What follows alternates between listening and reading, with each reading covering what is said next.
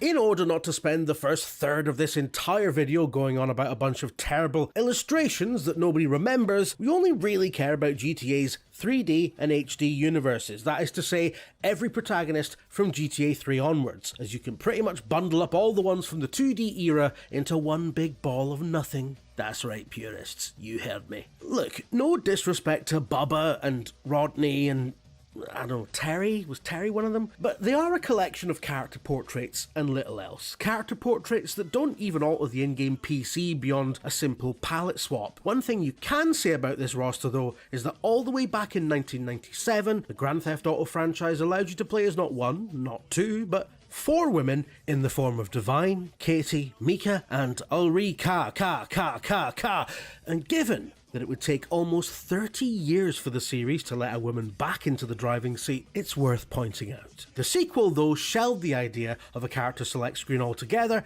and kicked off the more established tradition of a fixed protagonist. In the city.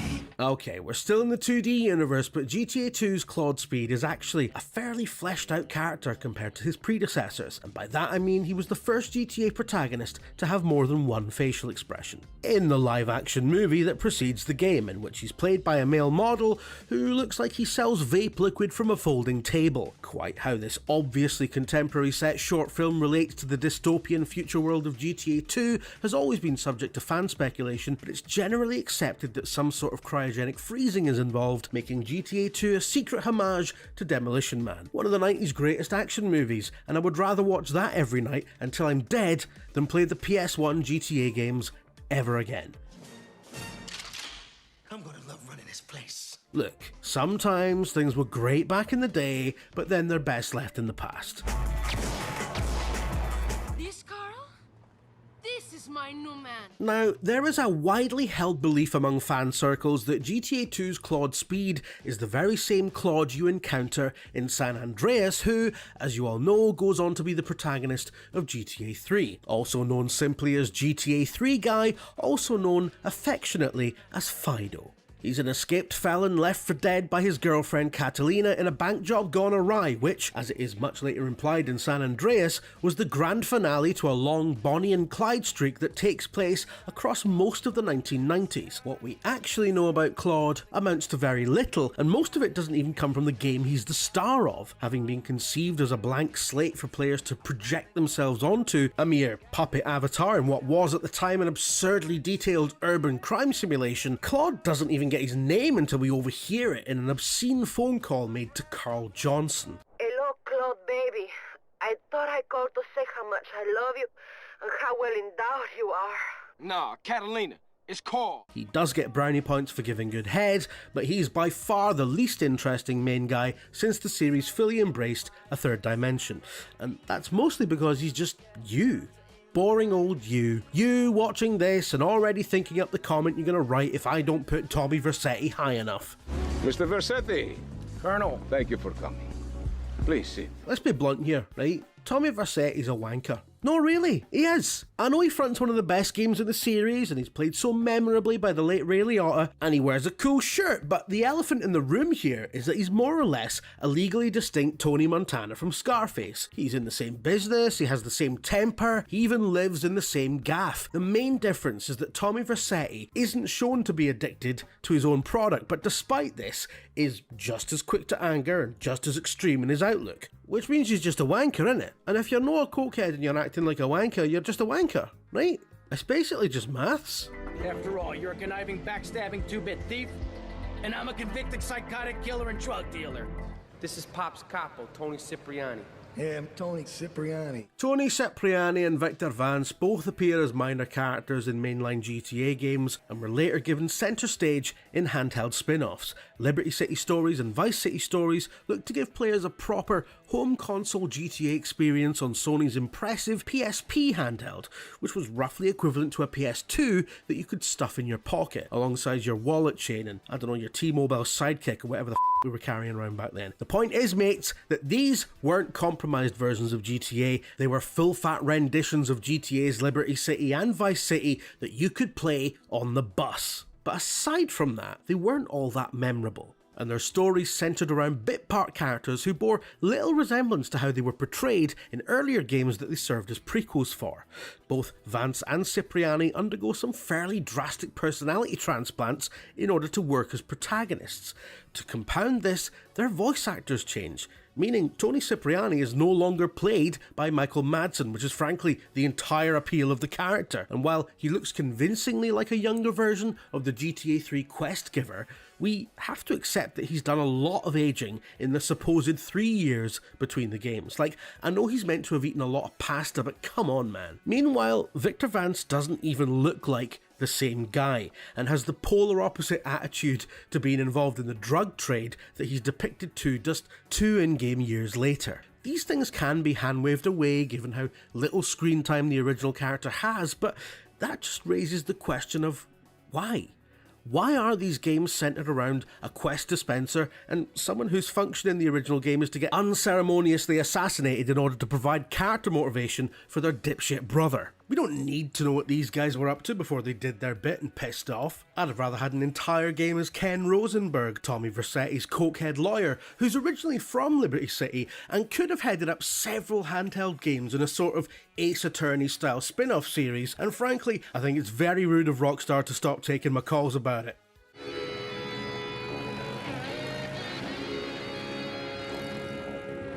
GTA 4's acclaimed single-player story expansions, remember those, centre on characters whose lives are entangled with the main story, often allowing you to see certain events from alternate perspectives, which is pretty cool. What isn't cool is that Johnny Klebitz is a biker, and therefore you spend the vast majority of Lost and Damned, as good as it is, locked into riding a motorbike, which are abominable things in any universe, but particularly in the GTA one, where driving is all about just haphazardly ploughing other vehicles out of the way with abandon, unless you're only on 2 wheels, in which case it's all about trying and failing to avoid getting flung off the thing. The bike mechanics were tweaked to account for this somewhat, but it was still a pain in the saddled arse to have to learn how to get good on them. That's not really a criticism of Johnny Klebitz as a character, but because he's a biker, he's also a smelly bastard who doesn't wash, and that's not conjecture. His personal hygiene issues are portrayed in the game.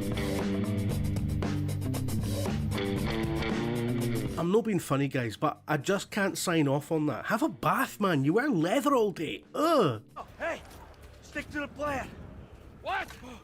Stick to the plan. As the de facto leader of the trio that front GTA 5's single-player story, Michael may be one of the most relatable characters in the entire series, in the sense that he's middle-aged, a bit past it, and depressed. And you know what? He's a likeable guy. He's funny, and in his own way, he's a good dad, so much so that even his awful, ungrateful, airheaded Californian Waynes can't sustain their built-in malevolence toward him for the entire story, which nowadays would make him a sort of millennial icon. Unlike most millennials, though, he's loaded and has his own swimming pool, a yacht, and several luxury cars, and apparently enough money to pay for a therapist who operates from one of those Lego houses on the beachfront in Santa Monica, making him, unfortunately, part of the bourgeoisie and therefore despicable.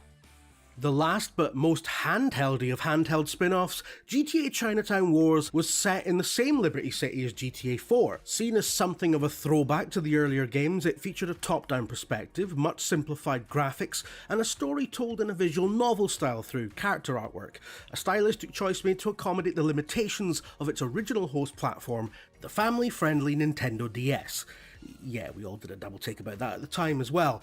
The later PSP version looked and played a lot better, but that really shone a light on how perfunctory the story was. It's a fairly forgettable collection of cutscenes about Huang Li's rise from small-time drug dealer to triad golden boy. He's avenging his father, someone's nicked a sword, it's a bunch of tropes in a blender, but to his credit, Huang Li is fairly unique among GTA protagonists in his fierce loyalty to just one faction, as opposed to just being a sort of freelancer slash serial murderer slash one-man guerrilla war against the entire police department sort of guy. Hey, what's your name, son? It's Luis, man. Louis. Oh no, you take me where I gotta go, which is back to Liberty City again, this time in its final expansion, The Ballad of Gay Tony, which is perhaps most well known for the titular character being a blatant homage to Fast Love era George Michael, God rest him. It ties together GTA 4's so-called impossible trinity of main characters whose orbits collide during the infamous diamond deal that is attended by Niko Bellic, guarded by Johnny Klebitz, and ambushed by our Louis. GTA 4's intricate trilogy comes to a head with Gay Tony, and you can see the protogenesis here of what was to come in GTA 5, a game whose trinity of main characters play out their stories simultaneously in real time. Three characters who all feel markedly different to inhabit, with different motivations and attitudes to crime. Louis is a smartly drawn, conflicted character who feels uneasy about his criminality and has ambitions of legitimacy. Also, his campaign displays a perceptible shift from the grimy pseudo-realism of Niko Bellic's world to something more resembling the Hollywood spectacle of GTA 5, another way in which this trilogy foreshadows the delights to come. And he's also not a smelly bastard biker, so you know. You're still banned. What about these two? Whoever wins gets banned. Trevor Phillips. GTA 5's Trevor isn't a biker either, but he probably smells even worse, and speaking of bikers, he infamously arrives on the scene and immediately murders a fan favourite one, none other than Johnny Klebitz. It's a brutal and unsettling scene in which a new GTA protagonist beats a previous one to death. Groundbreaking in that sense. San Andreas had a historic first when a former and current protagonist butted heads on the racetrack over a love interest. This encounter makes that rivalry look like a pleasant afternoon tea, and again it's an argument started over a love interest. I use the word love interest in the loosest sense. Johnny's murder is the catalytic event that kicks off the first act of Trevor's story, a breakneck rampage against remnants of the Lost Biker Gang and Trevor's hostile takeover of every criminal enterprise in Hicksville. And it's at this point we all fell in love with him, an irresistible combination of Charles Bronson and Begbie from Trainspotting, hilariously depraved and more or less a self-insert for every GTA player, rampaging through the world in the exact same way as you have always done, even when it made little sense in context of the story. As Victor Vance, as Louis Lopez, as Niko Bellic, Trevor is a middle finger to the common criticism that GTA can't have compelling characters without massive ludonarrative dissonance. He's awful but lovable. He's a deranged substance abuser that lives in a rusty trailer, but he's clever, cunning and quick-witted. We love him because he's extreme to the point of absurdity, but ultimately we love Trevor because he is us. And the implications of that are probably a whole video essay on its own, which I'm not going to make, by the way. I can't be bothered. Ooh, honey. Y'all telling me? Oh, he here. We living on top of each other, and it ain't right. GTA 5's Franklin is a class act. As a professional car thief, he's probably the most Ron Seal of Grand Theft Auto frontmen, and as a young, polite, generally unassuming guy from a humble background who's just trying to get on in life against the backdrop of endless financial crises and an America in a permanent phase of decline, he's actually quite relatable. Probably the most relatable of them all, in fact. That he's named after America's two most diametrically opposed statesmen is probably not a coincidence. Benjamin Franklin may be most famous as a mere euphemism for cash money, but he's one of the USA's most revered founding fathers. a scientist, a diplomat, a staunch public servant, even an early advocate of vaccines. By contrast, Bill Clinton is a guy from Arkansas who's mostly remembered for playing the saxophone and getting Blown by an intern, possibly at the same time. These are the two Americas and a chart of its downfall. Franklin represents a generation just trying to make ends meet within the death throes of an empire. But at his core, he's just a petrolhead, man, and canonically such a good driver that his special skill is the ability to slow down time while behind the wheel, a feature I'm pretty sure most GTA 5 players forget about around 5 minutes after it's first introduced.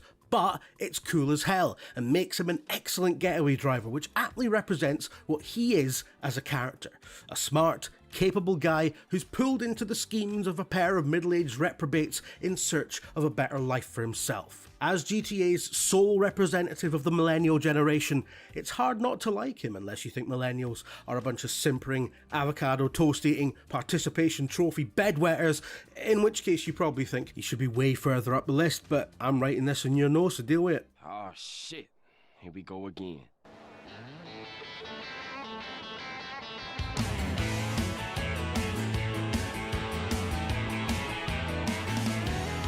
It was 1999 on... For my money, San Andreas is the absolute best game in the 3D universe, and that is in no small part down to Carl Johnson. CJ, the wisecracking Californian hailing from the heyday of gangster rap, represents, much like Franklin, a generation of African Americans who came of age during a period of social unrest and biting economic hardship, which doesn't seem to have ever ended. Weird that. Still, as CG, you get to ride bicycles along the sun-kissed Santa Monica beachfront, do dance competitions in modified lowriders, and something that no GTA before it had ever managed to pull off: road trips. Honest to goodness, vast stretches of highway linking three enormous GTA cities. Well, they felt enormous at the time. Also unique to this incarnation of GTA is character customization. CJ is a fixed character, but through various mini-games and activities, players can change his vital statistics and level up his strength, his size, his athleticism. You can, by investing considerable time and effort, be the CJ you want to be. And in a rare show of body positivity for the series, all shapes and sizes are valid. In fact, there are even situations where being a big, huge, fat guy is preferable, in the dating simulator for example, or when voicing a ranked list of GTA protagonists. Oh wait, hang on, I might have confused myself there.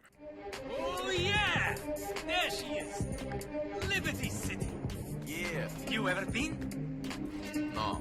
Crazy place, Nico. You knew this was coming, and you might think it's the Sude's choice, but Niko Bellic is, without a doubt, Grand Theft Auto's most compelling, most quintessential protagonist. A perfect blend of anonymous player insert and narrative nexus with an established personality. He has all the things that a GTA protagonist should do. He's funny, he's ambitious, he's a reluctant scumbag, and at the start of the game he, like the player, is a new arrival to Liberty City, an illegal alien in every sense of the term, apart from, spaceships and anal probing and all that. Niko Bellic finds America as bewildering and baffling as we all do, even most Americans I think, but brings a stoic Eastern European detachment to proceedings that spotlights the absurdity of these brash, loud personalities that become Niko Bellic's friends, allies and enemies over the course of the game. In a series that is explicitly a satire of American excess, Niko is the perfect send-up of the American dream. Arriving into New York on a boat, ready for a new life in the capital of Western civilization, and it kinda sucks. And the problems he left back in his homeland don't disappear. In fact, they follow him to Liberty City and collide spectacularly with the various conflicts that are already happening there. I mean, that's not a metaphor, that's a Ken Burns documentary. GTA 4 remains the smartest, most ambitious, and adjusting for the passage of time, most technically impressive GTA ever made. And it's Niko Bellic that pulls us through it, that gives us all the proper context and imbues it with a much more profound sense of satire than could be achieved if he were simply yet another American going about his American business in America. He's the best protagonist, not just because he's the best written, not just because he has the most interesting backstory, and not just because his character model is subject to the forces of the most complex physics simulation that the series has ever had and sadly abandoned by the next game. He's the best protagonist because he's an outsider looking in. He is Grand Theft Auto personified, the perfect avatar through which to explore this exciting, enormous, absolutely deranged, and impossibly intricately detailed European view of what America is like. Well, Scottish, which still counts as European despite all that business a while back. And so concludes our definitive ranking of GTA protagonists, apart from Mike from GTA Advance, because he's in a 2D game set in the 3D universe, which makes him frankly too much of an anomaly to think about. And it's not like any of you noticed, the 12 people who played this would rather forget, so yeah, definitive. Pop over to Eurogamer and subscribe for more IGN affiliated content like this. Over the past decade, the Battle Royale genre has exploded, making it one of, if not the most popular genre of video games on the planet. Of course, one of their marquee features generally involves tossing dozens of players into a map to scavenge for resources, weapons, and gear while trying to outlast the rest and become the last one standing. While this gameplay is still at the core of most Battle Royales, many have added additional features to spice things up, and the best of the best have earned their spot on this list. To lay down some ground rules, we're only looking at modern Battle Royales, or games that are currently still available to play. So while they were good during their time, we won't be featuring things like H1Z1, Spellbreak, or Ring of Elysium. We're also not including any games that feature a smaller Battle Royale mode as a side dish to its main offerings, like Fallout 76's Nuclear Winter mode or Civilization 6's Red Death mode. So, without further ado, let's commence the Battle Royale of Battle Royales in our ranking of the top 10 Battle Royales.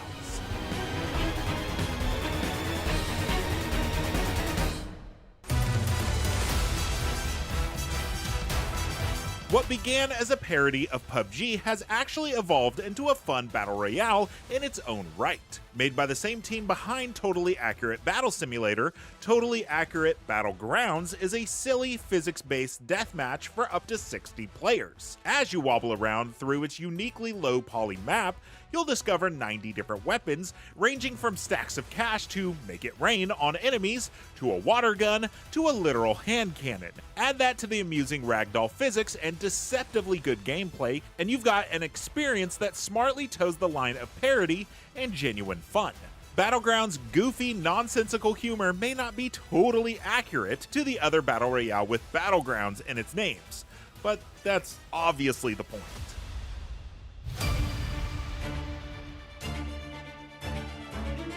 Before Vampire the Masquerade Bloodlines 2 arrived, a spin-off to the long-in-development RPG sequel was released in the form of a bloodthirsty battle royale, Blood Hunt. Set in the beautiful European city of Prague, Blood Hunt lets you dart across its moonlit rooftops and battle through its cobbled streets in order to become the last bloodsucker standing. A fun combination of both melee and ranged weapons, plus a host of vampiric abilities to wield, gives Blood Hunt a distinct feel when compared to the other games in the genre, along with its PvPvE wrinkle, as an AI-controlled vampire hunter roams the map as well as your opponents. This also adds an interesting layer of stealth to the mix, as you attempt to mask your true identity from the humans.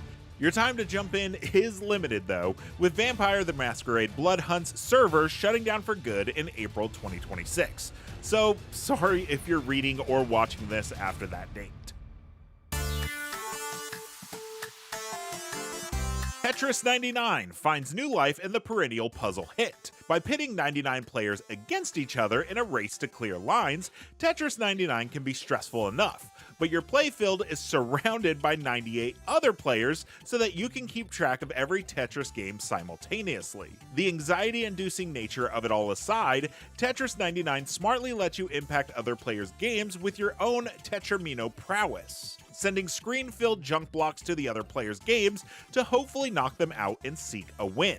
And despite initially launching as a limited game for the Nintendo Switch Online players, Tetris 99 has become a permanent staple, receiving a continuous stream of themed events and DLC to ensure that this new T-spin on an old classic stays fresh.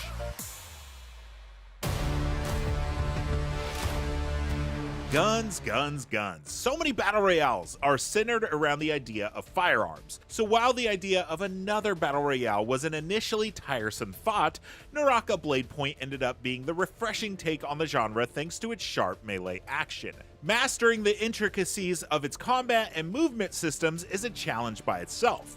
But throw up another 59 players in its ever-shrinking map, and the skill ceiling gets raised as the circle gets smaller. With over 20 characters loaded up with skills, vast arsenals, and tide-turning ultimate abilities, Naraka Blade Point can take a little time to get your head around, but master its melee-based combat and pixel-perfect parry maneuvers, and the satisfaction will soon follow. If you fancy a challenging battle royale free of build wars and machine guns, Naraka Blade Point provides a genuinely clever spin on the genre's familiar formula.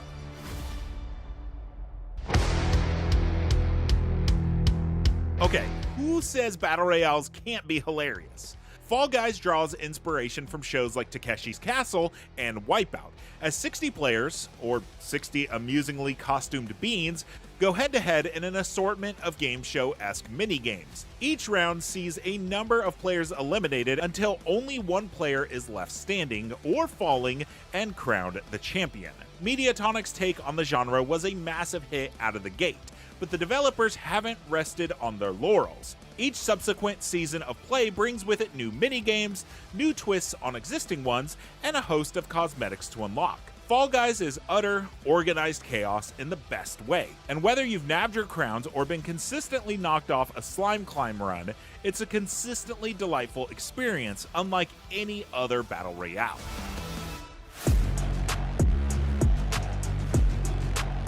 In theory, the large-scale warfare of the Battlefield series is a perfect match for the Battle Royale genre. Each aspect of the long-running EA shooter, from its verticality, vehicles, and penchant for environmental destruction, is suited for an ever-shrinking map begging to be navigated and broken apart as is your wont. But 2019's short-lived Firestorm mode, which launched exclusively to owners of Battlefield 5, proved this theory wrong as it struggled to hold a captive player base, with its servers eventually shuttering. But redemption for Battlefield Studios comes in the form of RedSec, the fresh new swing at a battle royale that rights all the wrongs of its first draft. Fort Linden is a map brimming with possibilities and a welcome variety of missions to complete within it, each smartly converting the long-loved Battlefield formula of squad-based objectives and sharpshooting into something that works here. The traditional last team standing offering is also joined by the excellent Gauntlet mode, which transplants the game show-like thrills of Fall Guys into the much less colorful, militaristic surroundings of Battlefield 6. It's surprising tweaks to the established rules of the Battle Royale like this that give Battlefield RedSec a chance to stand out from the rest, especially to the much compared Call of Duty Warzone, and gives it a chance to finally prove the theory of being at home in the genre.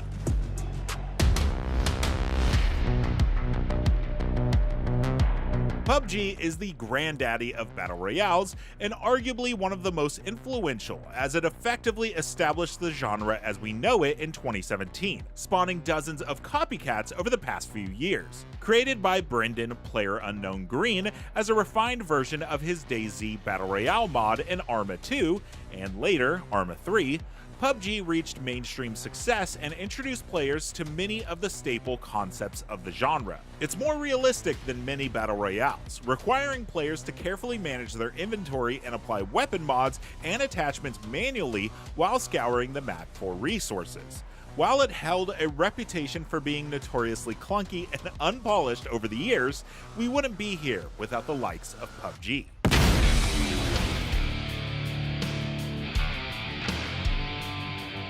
Given the genre's boom and attention, it's no surprise that one of the biggest shooter franchises around wanted in on the action.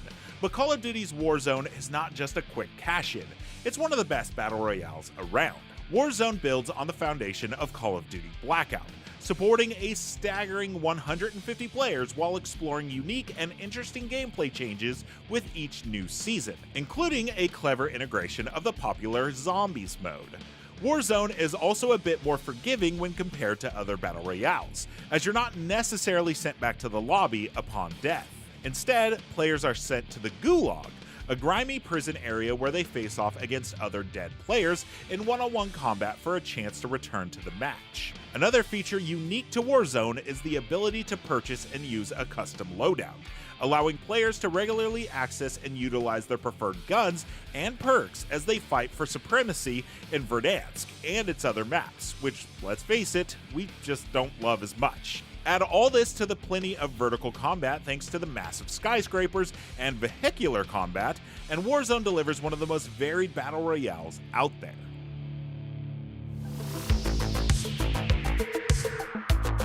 Created as a spin-off of Fortnite's cooperative PvE survival mode, Save the World, Fortnite Battle Royale burst into the scene in 2018 and catapulted the genre into a phenomenon. Not only is Fortnite responsible for creating the Battle Pass system that so many games, Battle Royale or not, have implemented since, but it's also paved the way for true crossplay and cross-progression between consoles, PC, and mobile.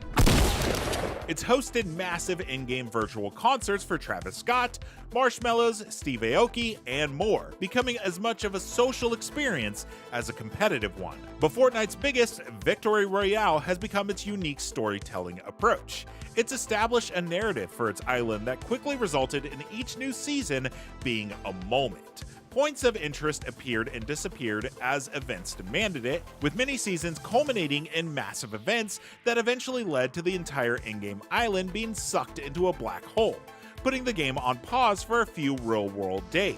Now, in its second chapter, Fortnite has established itself as a consistently unexpected but thrilling hallmark of the genre that is still a blast to play, and one that features the biggest pop culture.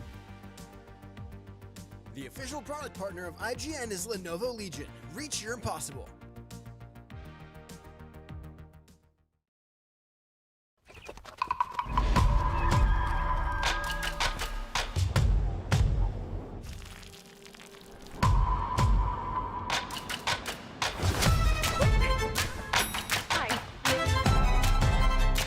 The Game Awards. Coming up is IGN's pre-show previewing everything we know about the event before it kicks off. The biggest surprises are still to come. The game of the year. Stick around for our recap show with our team of industry experts. Lots of big announcements to get to. I am so excited. This is going to make PCs cry. Plus, exclusive looks at new games we can't even show you yet. The Game Awards coverage starts right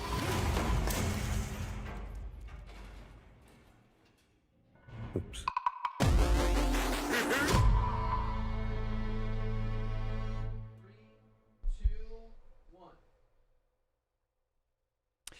Hello and welcome to IGN's The Game Awards Countdown Show. I'm your host, Damon Hadfield, along with co-host Aliak and Nick Lamone. What is up, everybody? Hello, I'm so excited to be here. Same, it's a great day to be at IGN, Damon. This is becoming a holiday tradition for us. Get together in December, watch the Game Awards, and watch a lot of big, exciting game announcements, stuff that we're going to be talking about and looking forward to over the next year. Couple years, maybe even more than that. Lots to look forward to coming up tonight. A lot of games have already been confirmed to be part of the show. Some games have leaked. We know Lego Batman, Legacy of the Dark Knight, huge reveal from Gamescom earlier this year. That's going to be on the show. We know Saros, which is the next game from Housemarque, follow-up to Returnal, is coming up.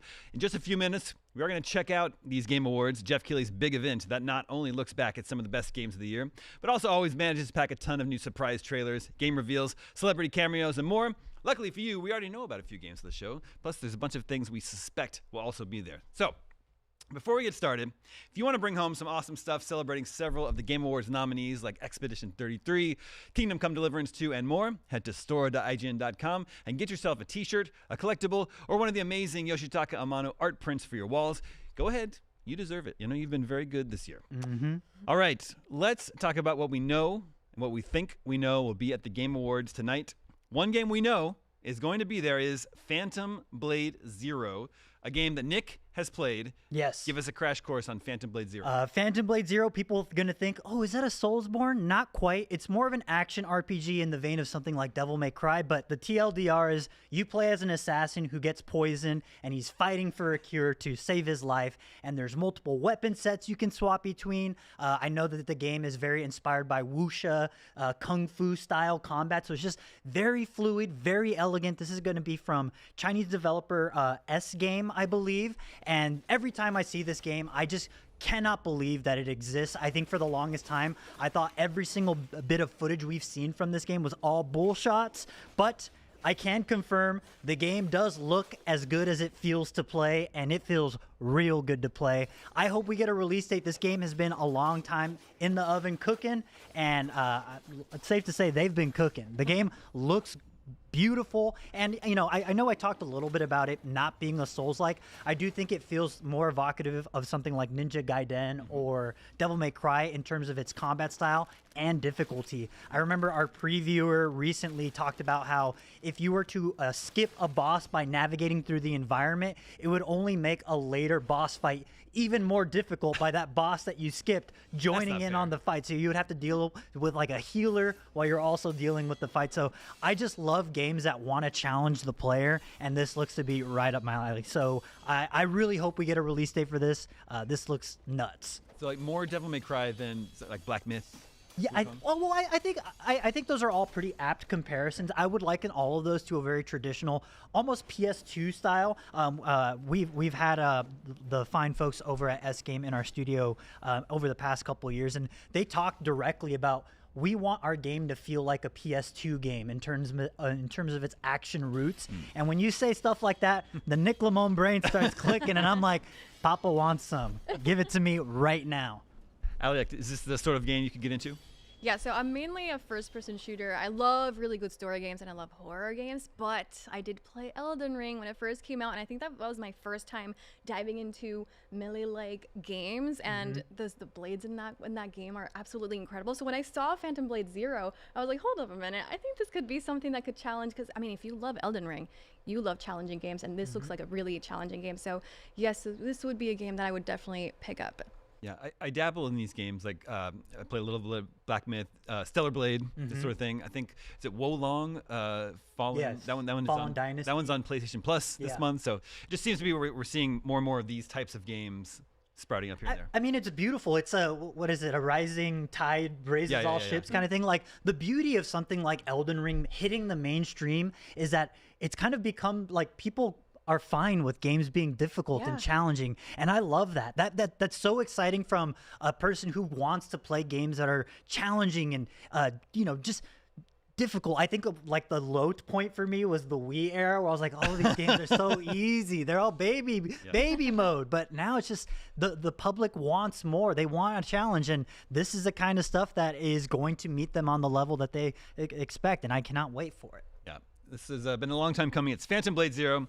We had it on IGN Live 2024. Yes. A year and a half ago now. So hopefully we do get finally a release date for this one.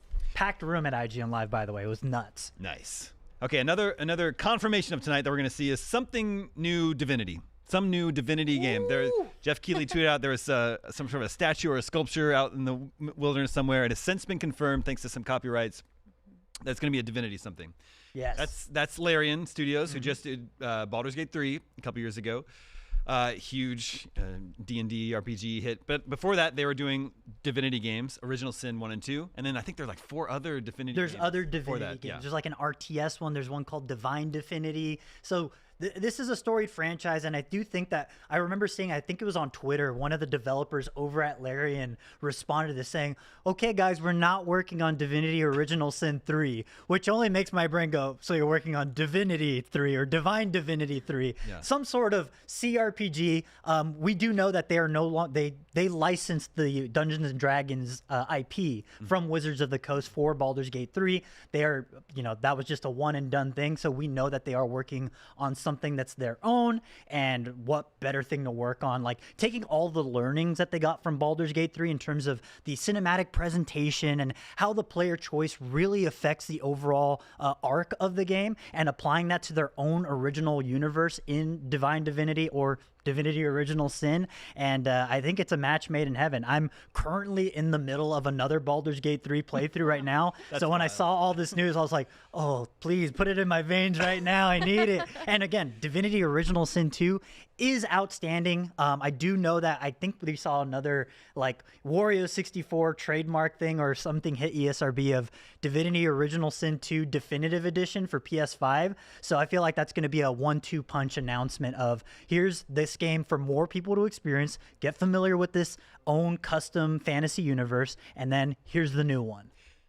Alec, I think there are very few types of games that Nick Lamone does not want projected into his brains, because he's like, give me all the games. Wuxia character action games, hardcore CRPG games. If they had a brand new JRPG game, he'd probably want that in there too. So he's a very well-rounded gamer. But what about you? I know you said you dabbled a little bit in Baldur's Gate 3. Yeah. And you haven't played Divinity. So no, I have not. I didn't realize it existed until the hype started showing up online. I was like, what's this Divinity game? So I asked Nick. Obviously, he was very excited about it. And then he told me about the D&D connections. And I love playing D&D. So I should probably finish Baldur's Gate first. And then should I do Divinity first? Clear at least 100 hours for Baldur's Gate. Yeah, I'm at 50 hours in on my current playthrough. But one thing that's great, though, and Damon, you brought this up earlier, is Larian does such a good job of doing co-op campaigns where you can play a game with your buddies, and it is or online or locally, I believe. Yeah. And it is just like playing Dungeons and Dragons with a very experienced and like critically acclaimed dungeon master. So great stream game. I think it would do very.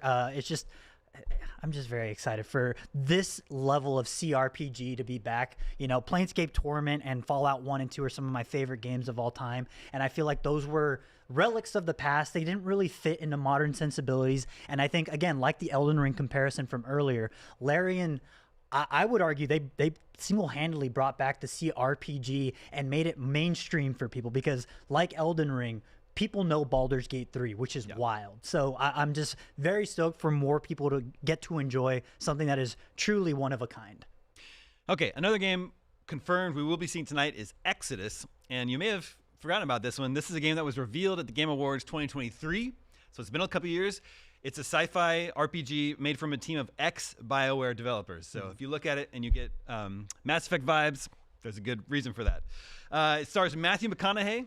And it's all about time dilation. So you make choices, and then you see the impact of your choices over the course of not just days or weeks, but years, decades, maybe even centuries. So this definitely looks cool. We were talking a little bit about this before. There's some big BioWare Mass Effect fans here on this panel.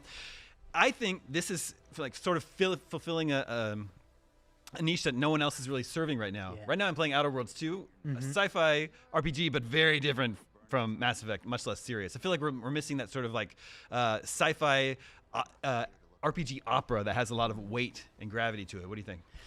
Yeah, no, I completely agree. I think the one thing that has me the most interested about that game is the kind of like interstellar, like planet time dilation stuff of like a choice that you make on a given planet by just virtue of space travel being taking a very long time. These things are going to warp and evolve over time. So what you do in 1 year will ripple, butterfly effect hundreds of years later.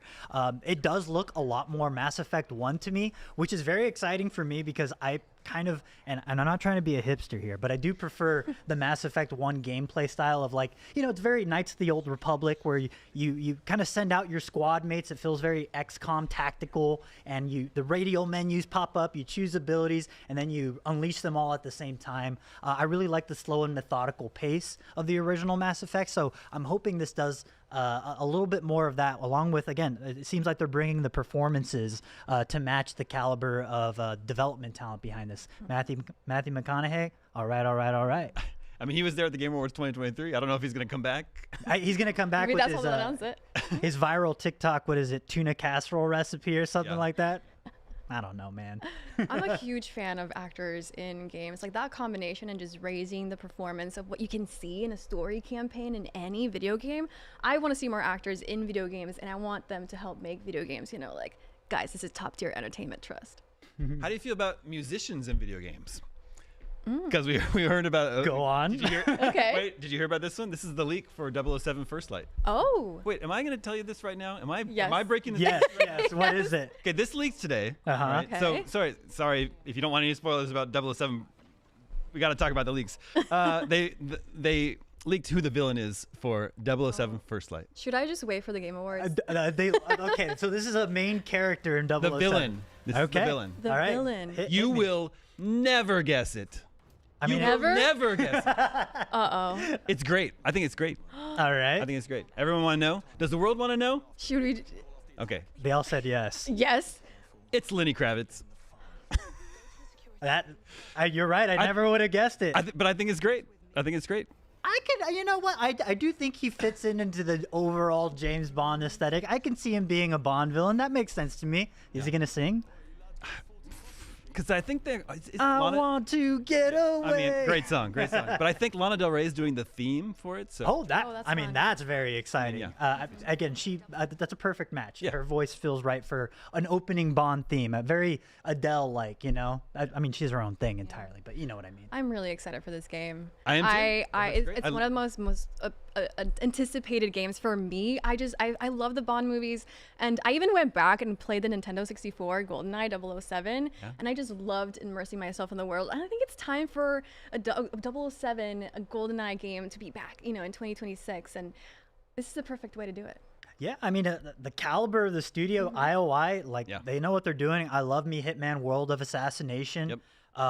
One thing, Hitman games are very distinct in that you are essentially the wrench that gets thrown into the level of the cog of the machine, and the fun is watching it all unfold. Yeah. But I always found myself wondering, what if Agent 47 was a little more agile or flexible? What if there's some more fun? It's usually fail state or I restart, that kind of thing. So having that flexibility of James Bond to be able to improvise combat on the fly, which based on that PlayStation, was it a PlayStation Direct where they showed an extended gameplay? I want to say, yeah. That looked outstanding, and it just everything I was hoping the game would be. And the person that they cast for the new Bond, the young Bond, seems like a good choice. Very charming young man. From Dexter Original Sin, actor, yeah. Okay, we're about 15 minutes away from handing you over to Geoff Keighley's Game Awards, so make sure to stick around after the Game Awards to see some exclusive looks at even more games, brand new trailers, plus deep dives at some titles you'll see at the show tonight. Now, another game we know we're going to see more of this year is Lego Batman Legacy of the Dark Knight. We got its initial reveal at Gamescom a couple months ago, 2025. Before we talk more about that, let's take another look at that reveal trailer.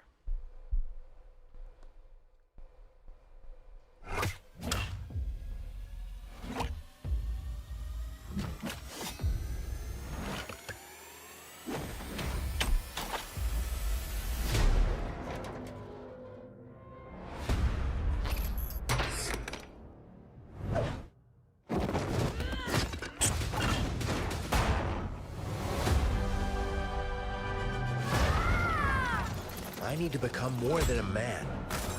I need to become a symbol. What did you have in mind?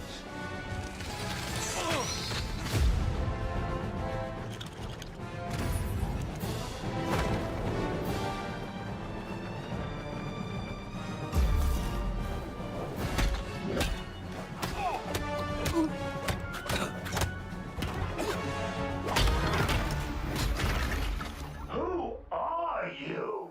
I'm Batman.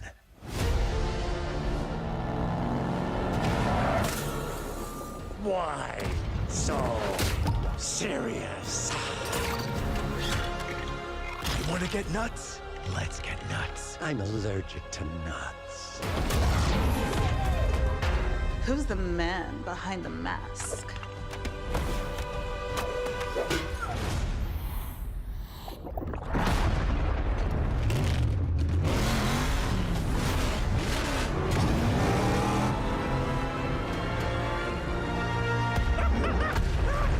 I got you!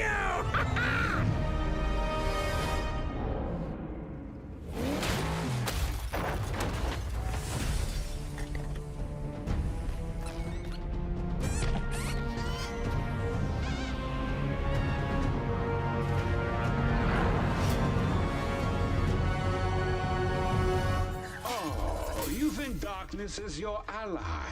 You merely adopted the dark. I was born in it, molded by... Ah!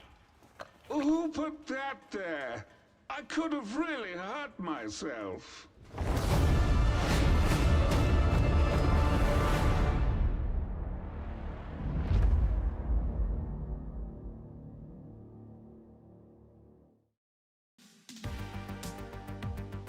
The official product partner of IGN is Lenovo Legion. Reach your impossible.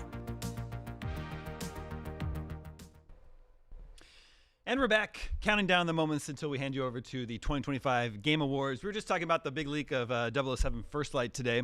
There's another big leak that happened today that we'll get to in just a bit.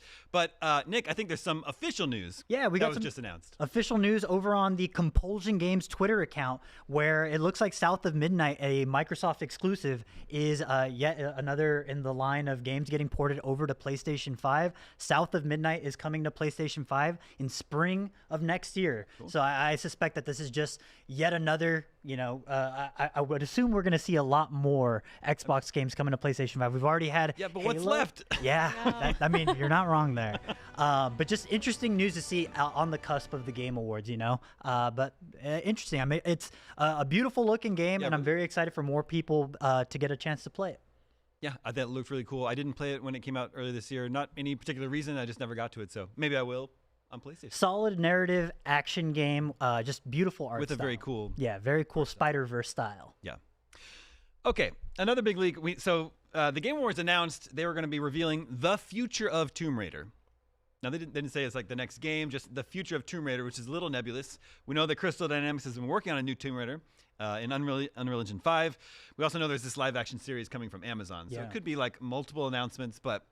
There's a big leak on Tomb Raider today. It's going to be Crystal Dynamics is doing a remake of the original Tomb Raider with a Lara Croft that sort of looks like they're splitting the difference between old school Lara and the 2013 reboot trilogy. And I think it works, it could work out remaking the original that just comes after the 2013 reboot trilogy.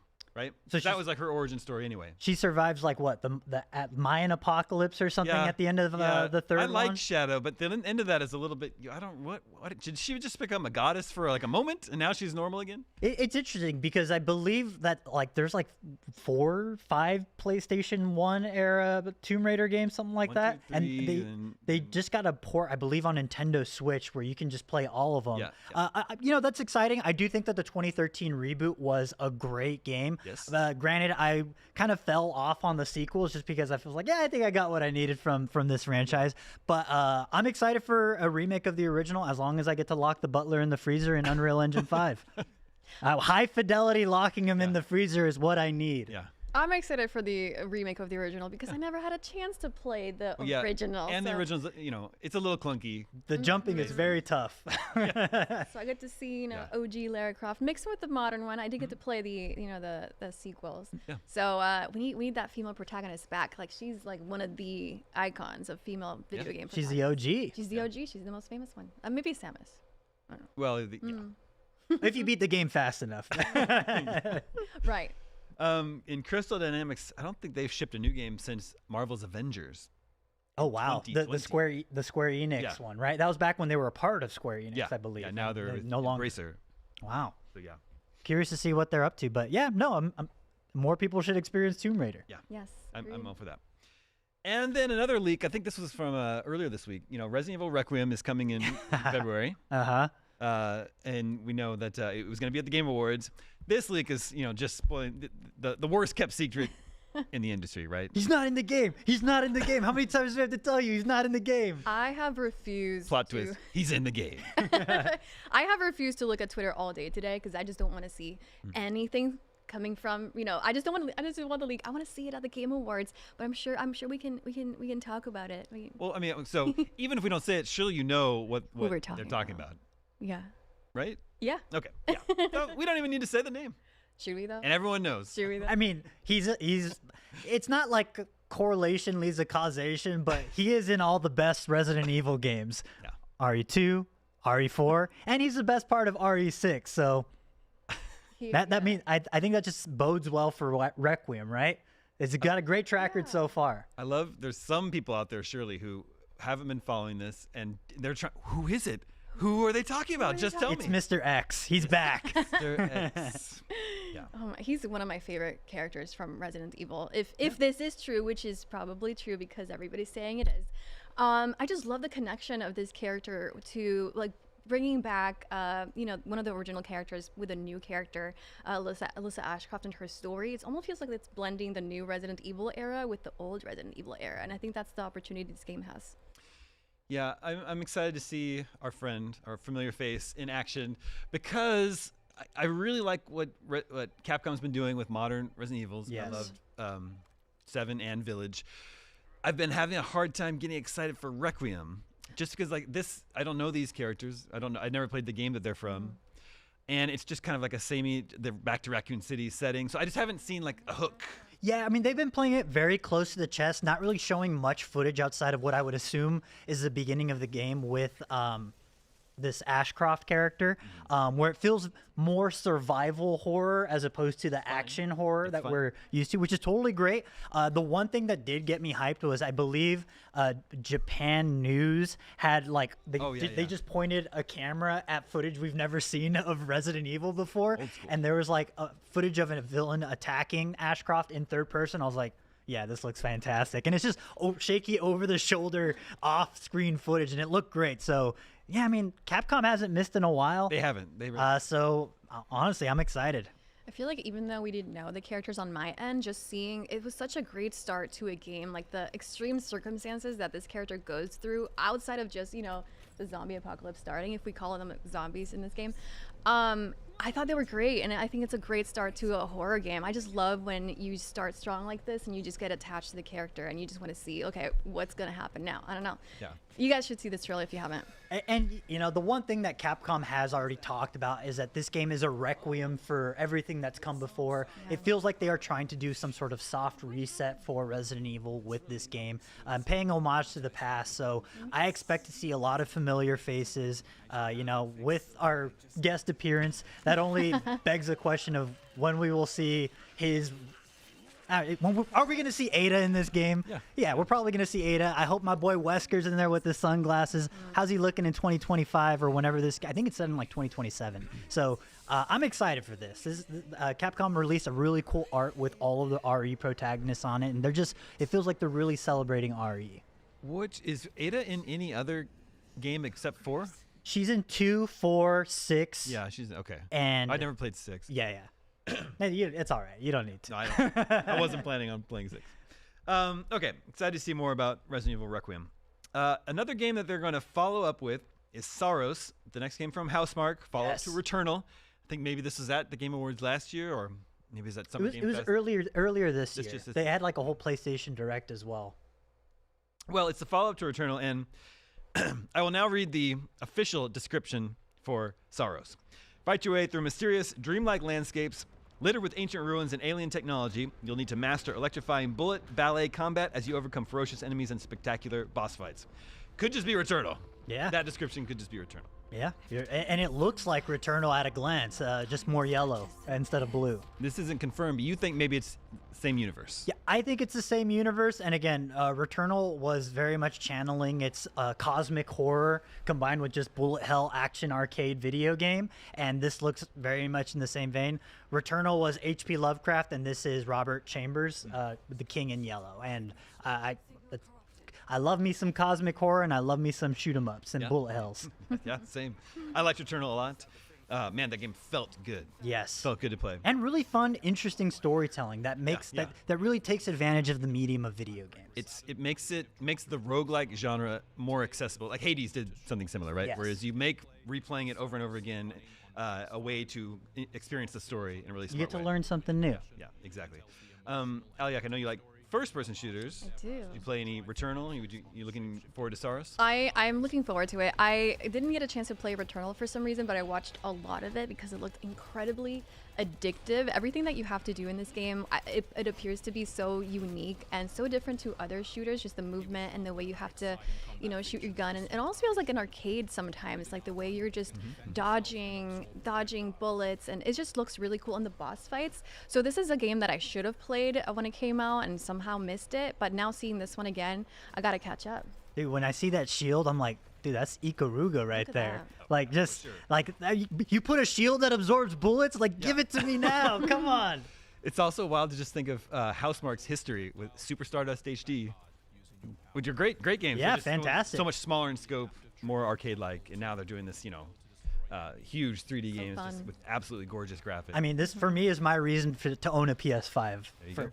Yeah. Okay, we're just a few minutes away from handing you over. That's all. I think that's everything that's been officially announced and has leaked for the Game Awards. If we were to think about what other surprises we might have in store, maybe we put on our what types of games and developers tend to show up at the Game Awards, and there's always the Kojima of it all. Yes, for sure. Kojima's going to be. I mean, we have to see a little more of OD.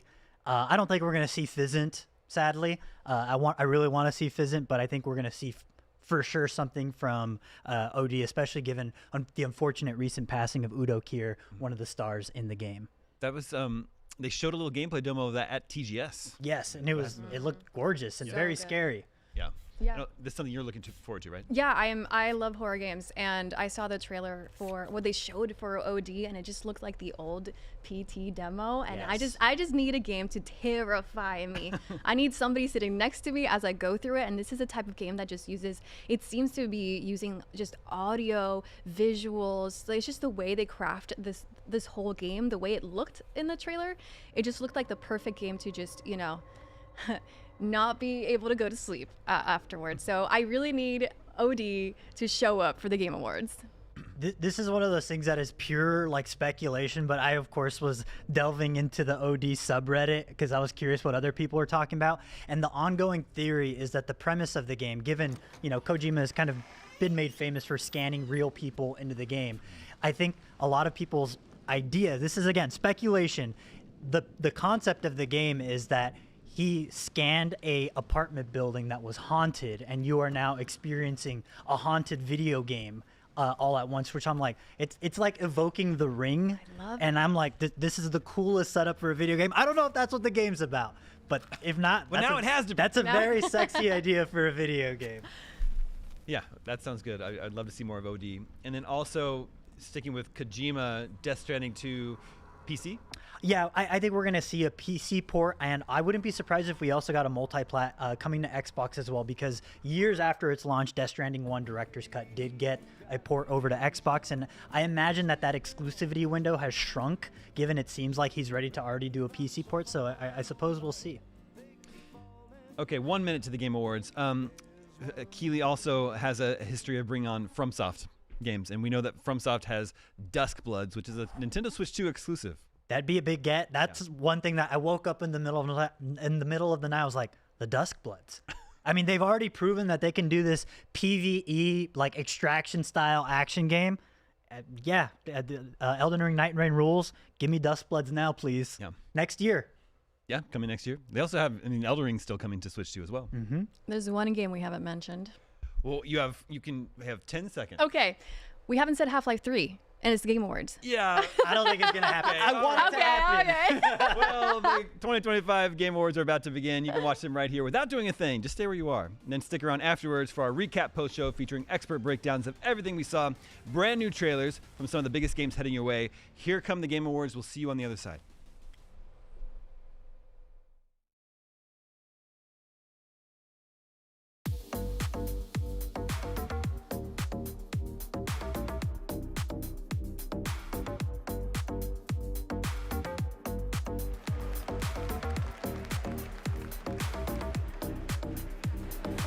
Welcome to the 2025 Game Awards opening act.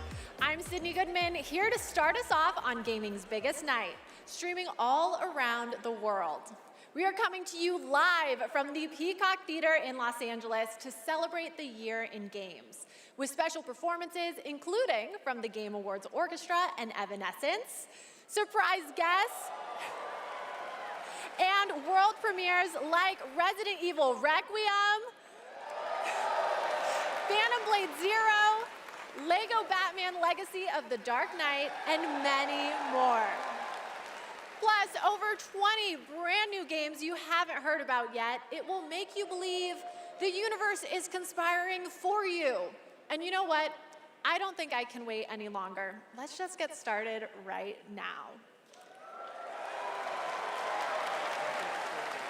Tonight is a very special Game Awards because 3 of our Game of the Year nominees are from indie studios. So we're going to start things off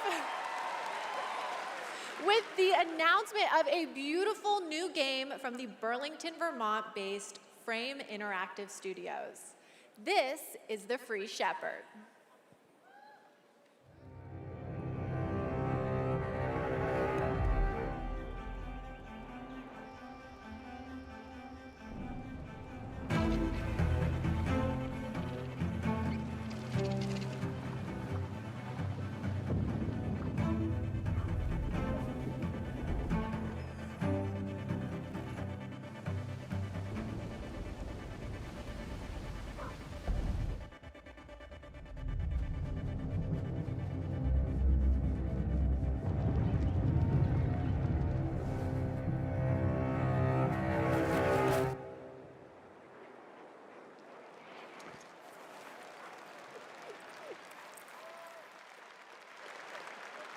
Okay, I'll say it. The protagonist is not only powerful, but I'm proud to also confirm it is adorable. And now it's time to give out our very first Game Award. Here are the nominees for Best Family Game. Donkey Kong Bonanza, Lego Party, Lego Voyagers, Mario Kart World, Sonic Racing Cross Worlds, and Split Fiction. And the Game Award goes to Donkey Kong Bonanza.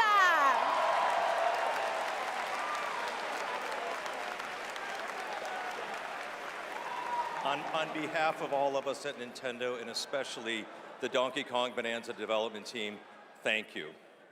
With this game, the team had an objective of creating a thrilling game where players could feel the strength of Donkey Kong as he smashed through obstacles and discovered how music would shape his overall journey. As a lifetime fan of Donkey Kong, I think they delivered on that and so much more. We're grateful to the fans and to the Game Awards for this honor. Looks like smashing things is kind of fun. Thank you very much. Congratulations. And now we have 2 more world premieres ready to go. Up first is another independent game that hails from a solo developer in Sweden who's a hardcore Souls fan. He's built a brutal melee combat experience set against a gothic backdrop. Spooky. This is Decrepit.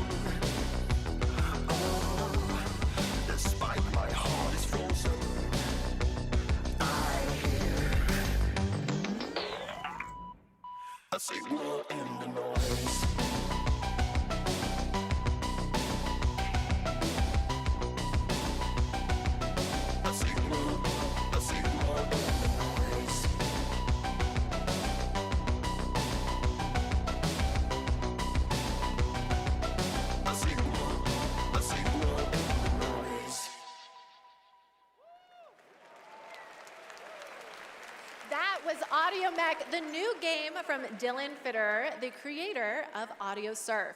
And starting tomorrow, you can play an Audio Mech demo available on Steam. If you want to check out that demo, other Game Awards demos, and wishlist games showcased tonight, we made it easy for you. Check out the Game Awards page on Steam. We'd like to take a moment to remind everyone that tonight's Game Awards broadcast is available on YouTube with dedicated ASL and descriptive audio feeds. And in that spirit, it's now time for our next award, Innovation in Accessibility.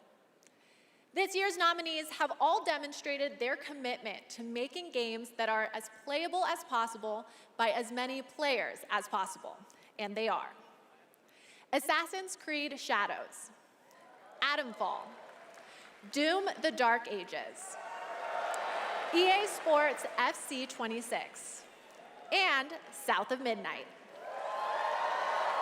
And the Game Award goes to Doom: The Dark Ages.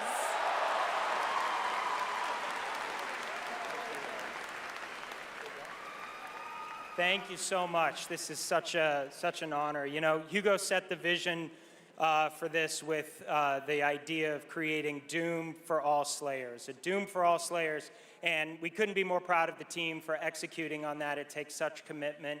Thank you also to Xbox for their commitment to accessibility and the support of the game, and as well as our partners at ZeniMax. User research, QA, our dev team, our accessibility consultants. We couldn't have done it without you. Thank you so much. Congratulations, Doom: The Dark Ages. Still to come, more brand new game announcements, awards, and at the top of the hour, maybe Geoff will finally reveal what that statue in the desert is all about. I'm thinking it's probably not related to Miss Piggy, who will also be here later. We'll be right back.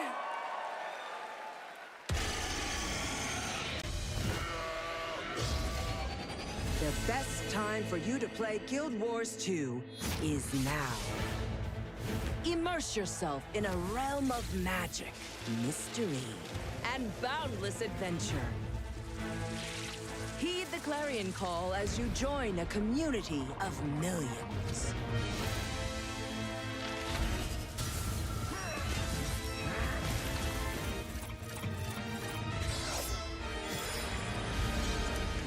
Dive deep and explore a wealth of lore. Celebrate the release of Guild Wars 2's newest expansion, Visions of Eternity.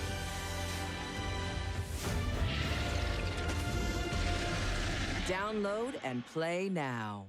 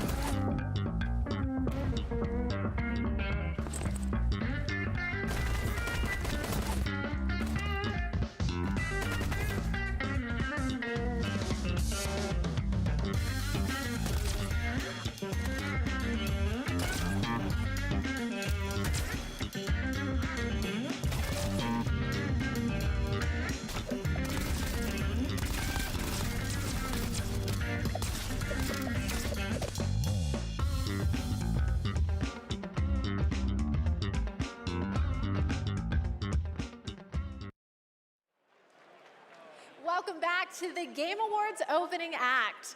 We are counting down to the big show, so I signed an NDA, but I'm going to risk it all just for you. So here's a hint about what's coming up.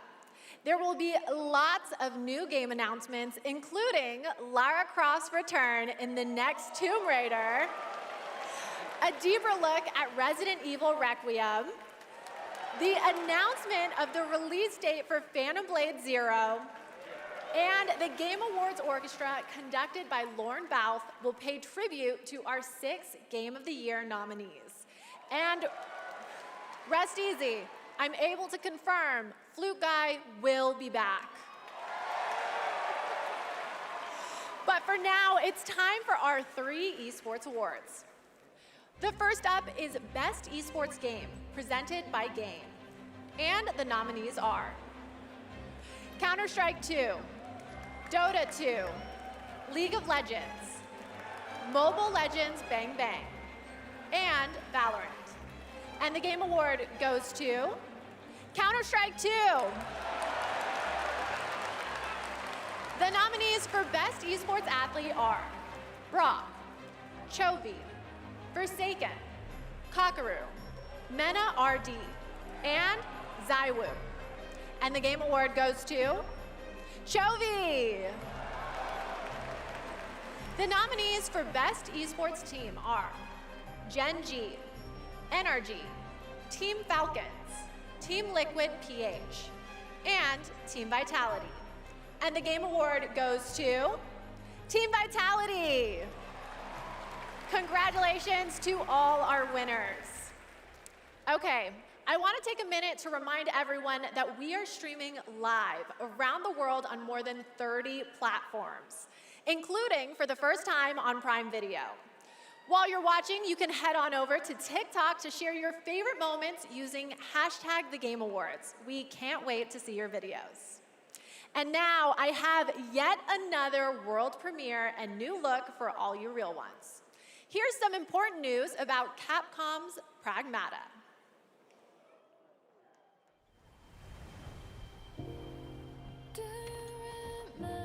You've been to the sea before? On Earth? Of course I have. Got a house with a view and everything. You just gonna stay here when this is all done? What do you want?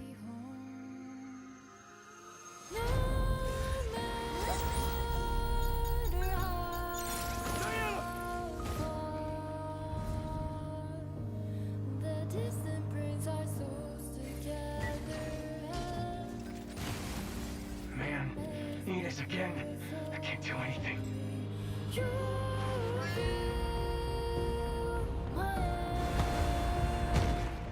Hello, unregistered guests. Your presence here is a violation of Cradle Security Protocol.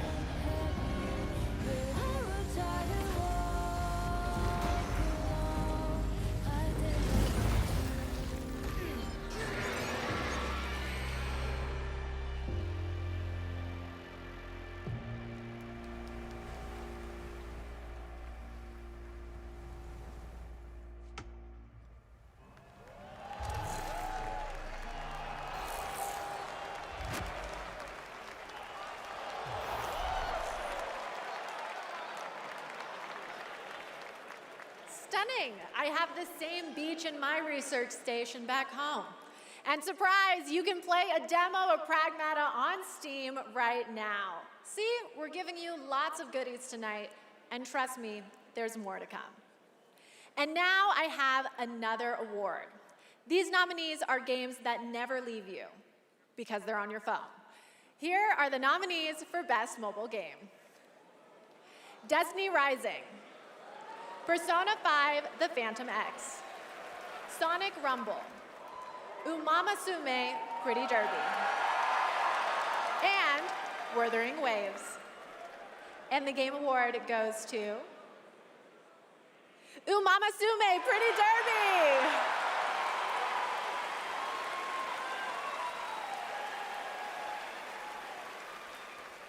It is a tremendous honor to receive this amazing award. This was only possible with the support of our fans. I deeply appreciate all the Umamusume trainers out there. To the people who are not familiar with games, we are dedicated to being the best entertainment. We will promise you more wild contents coming, so stay tuned. Thank you so much. Thank you. Congratulations. All right, I think I have to take a quick break and play Umamasume. It's not my ADHD, it's professional development and my ADHD.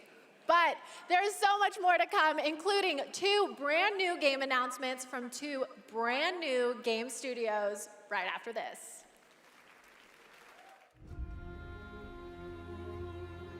My dear children, I write this letter to you as testimony of my undying love. Theorcus, my beloved, you will honor our goddess more than I ever could. Ricard, my cherished, find your father's steel and face the challenges ahead. What happened? She knew Marike was coming for her. Never forget, the bonds that tie the 6 of you will be your strength.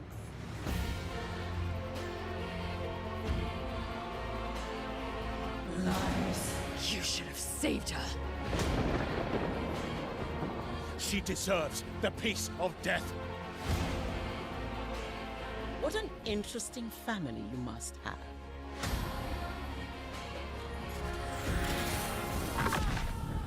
Is that fear I sense?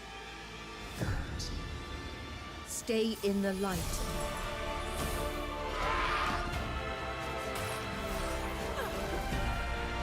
Never give into darkness.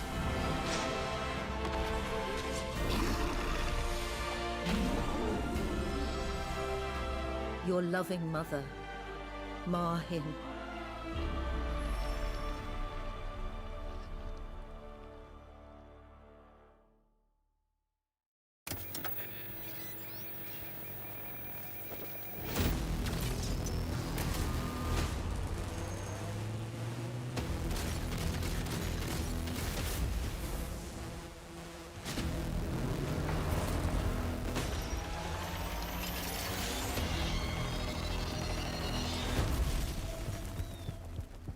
I know we've never quite seen eye to eye.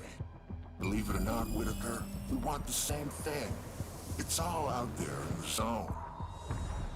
You never know what you might find.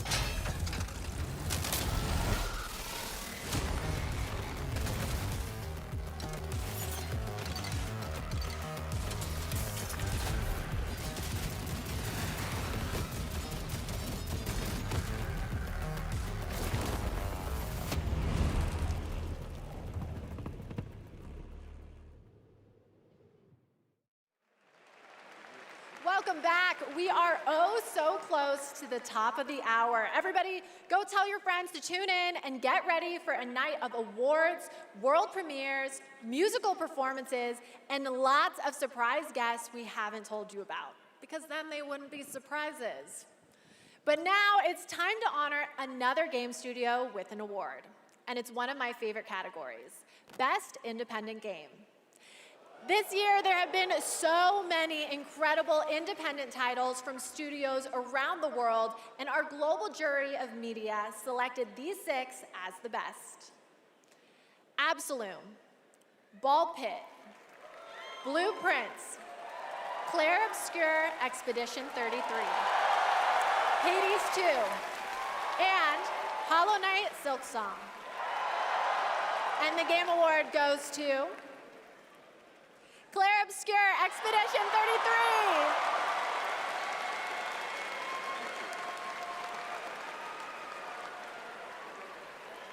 Thank you. I remember Sunfall beginnings in early 21, just 4 of us painting the walls of the small office we had just rented. We wanted to make a small game then, but with big ambition and creative independence. It was challenging every day. For most of our team, present here tonight, Expedition 33 is the first game we've ever shipped. We couldn't be prouder of what this team has achieved, and we dedicate this award to all the indie teams around the world, to those who put creativity first, to those who push forward with limited resources, also to those who never make it to the release, and also to those who bring extraordinary games to life every year. You make our art form richer, and you continue to inspire generations of creators and players. Thank you. Congratulations. Speaking of independent teams, this next game is a special one from a brand new independent studio. It comes from Day for Night, a new studio from the lead designer of Red Dead Redemption and the creative director of Mario plus Rabbids. We're excited to share this global announcement with you for this action-adventure game that blends exploration with mind-bending free-form puzzles.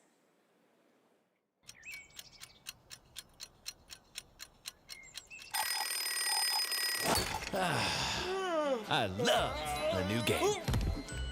Okay, sunshine, check.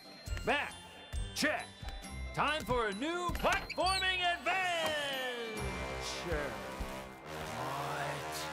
What? My village was gone. All I wanted was to go back home. Badgerborn. Tried exploring. Did some jumping around. You know, the classics. It's what I do. Quick decision.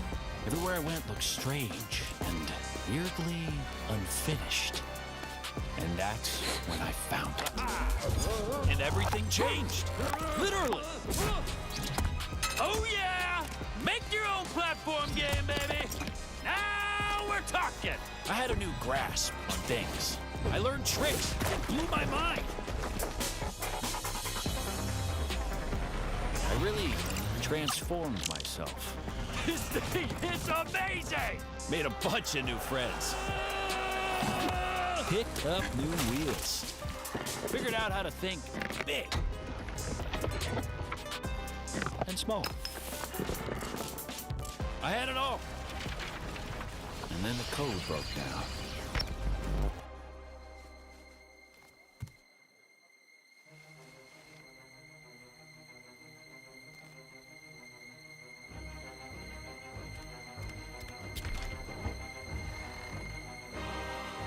Are they?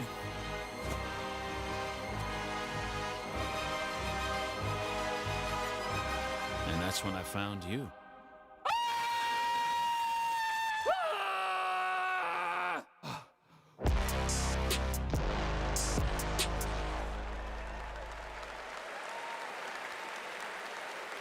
Okay, so I always expected it to be the AI chatbots that achieve sentience first, but I'm down for an animated Badger Singularity.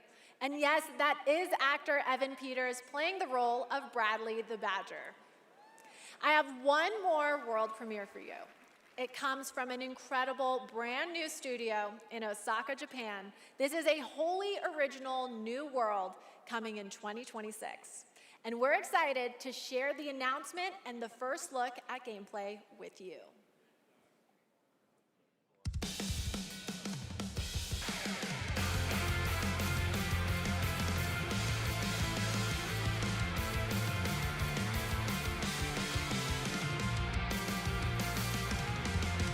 In love, first sight to alone despair. Fiercely blaze my heart, even these frozen air. Dark and cold, the place that's on your face, I fell in love. Don't even know I got your name, girl. I don't mind, even care what you illusions. Shattered dreams, now it's seen, no salvation, boy. I'll take all the way, we're rising, conquer fate. Hold me close, I can feel our connection. Hell appears, push your back, you won't come around. The serpent won't die, never die away. I will break through the wall, I will stand tall. With you here in my heart, I will never fall. Step in love, will not die.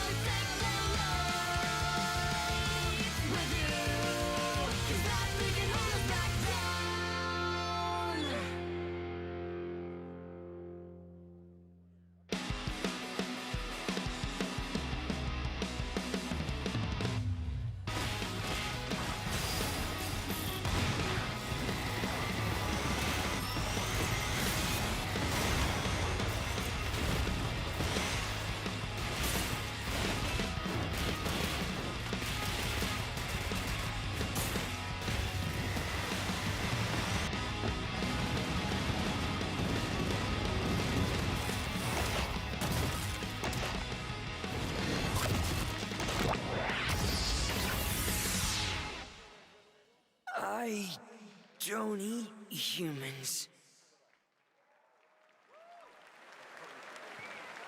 Okay, if that doesn't get you hyped for the main show, then maybe you're the problem. That was Stupid Never Dies from GP Track 50, a studio made up of action game lovers who have worked on titles such as Devil May Cry, Dragon's Dogma, and Resident Evil, creating action games for action game fans. Okay, we're minutes away from the main event. We have one more award for you. A category that celebrates other media that took video game IP and made movie and TV magic. Here are the nominees for Best Adaptation. A Minecraft movie, Devil May Cry, Splinter Cell Death Watch, The Last of Us Season 2, and Until Dawn. And the Game Award goes to The Last of Us Season 2!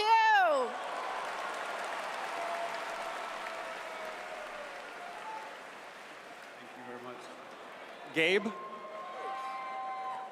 I want to thank all the original devs that worked on The Last of Us Part 2, all my homies back at Naughty Dog, our outsourced partners, our fans, our video game fans. This opportunity wouldn't exist without you. Thanks to all the support we got from PlayStation Productions, Sony Pictures, HBO. Do we need to thank Netflix or Paramount or whoever our streaming overlord is now? But most of all, I really want to give a big shout out to our crew, our incredible cast led by Pedro, Bella, Isabella, Gabe. They really threw themselves at this and did their best to bring our world to life in live action, and we're super proud of what they've done. Thank you to the Game Awards. Thank you very much. Congratulations, The Last of Us. Okay, my guys, we have reached the end of the opening act, which means it's time for a new beginning. The Game Awards main event is imminent, with big awards, even more world premieres, and amazing performances, surprise guests that even I don't know about, because if you guys remember, I violated my NDA earlier, and they decided I couldn't be trusted. But you know you can trust me to be absolutely losing my mind when we get to Lara Croft's long-awaited return, the announcement of the next Tomb Raider, which is just minutes away. And that's just one of the announcements we've told you about. There are a lot of other ones that are so secret, all I get to see are a long list of code names. I'm being completely serious. Anyway, thank you for going on this journey with me, and congratulations again to all the winners so far. Trust me, the fun is just beginning, so buckle up. The 2025 Game Awards starts now.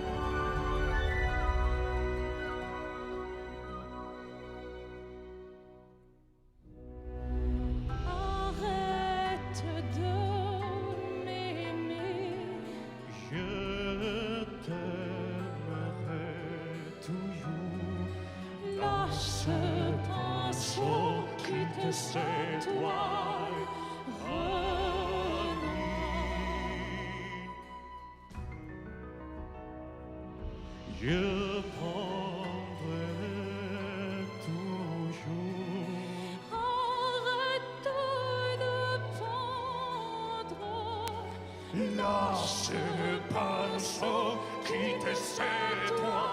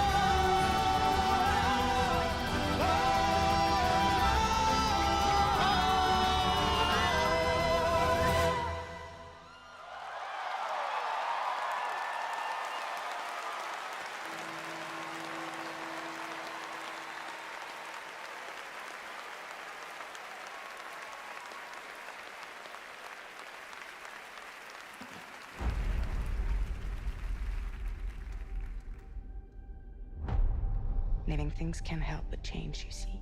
They can't stay the same forever. That's what living is. To change and to embrace change.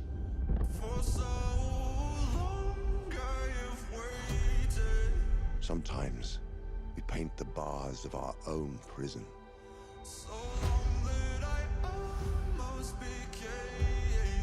You chose a hard road for yourself.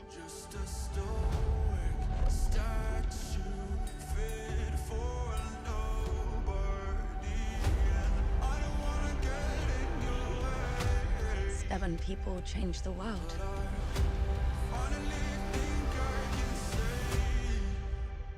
Say the thing you're afraid to say.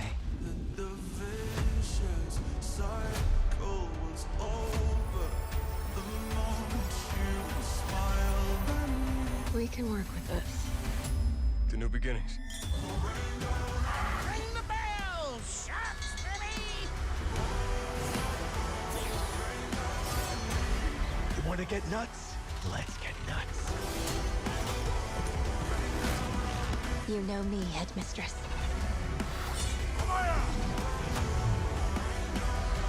I know enough to get me into trouble. Is this what my tomorrow will be? For those who come after. Welcome to the Game Awards 2025. Now, here's your host, the creator of the Game Awards, Geoff Keighley.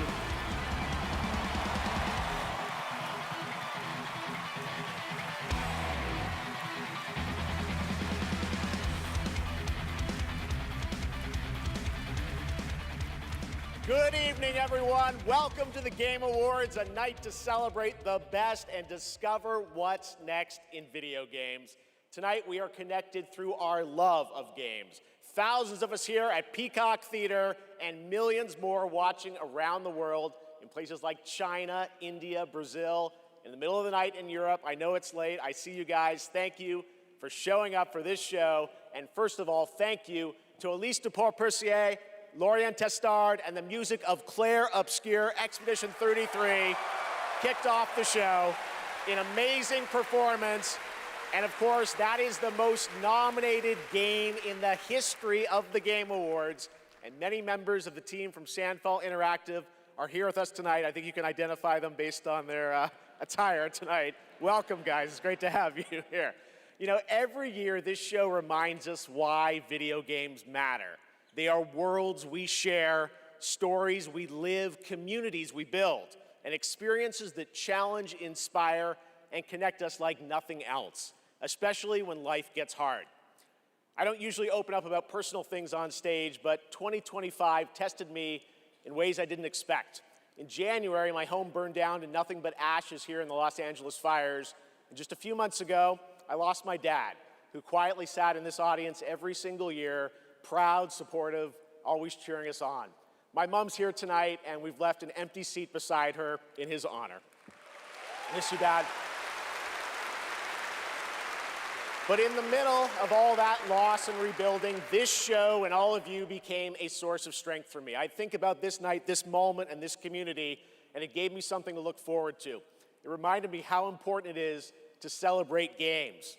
Games have this incredible ability to hold us when we're hurting, to lift us up when we feel small, to give us somewhere to go when the real world feels unsteady.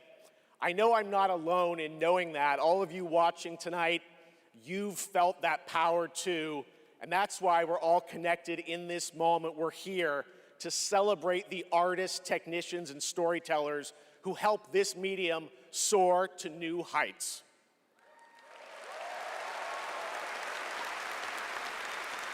Tonight, we're going to honor over 100 nominees and celebrate a record-setting 3 independent titles up for Game of the Year. That's right. And we are going to have some fun, of course, too, with a whole slate of brand new game announcements that will hopefully get you excited about the limitless future ahead. So let's get going. To present our first award, a father and son, 2 remarkable actors. He is one of the finest performers working today, from Isaac in The Last of Us to Chase in Dispatch, and his son, brings young Chase to life in Dispatch as well. Please welcome to the Game Awards, Jeffrey and Elijah Wright.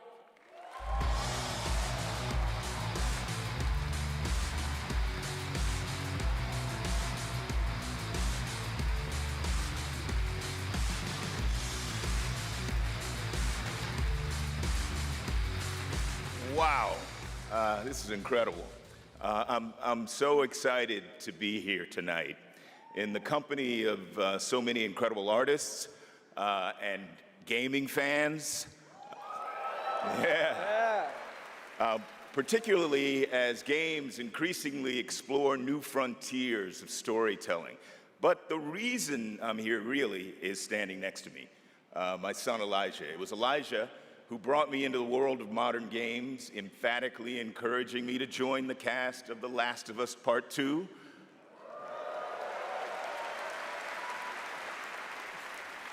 And now he's joined me in voicing Chase and Trackstar in Dispatch.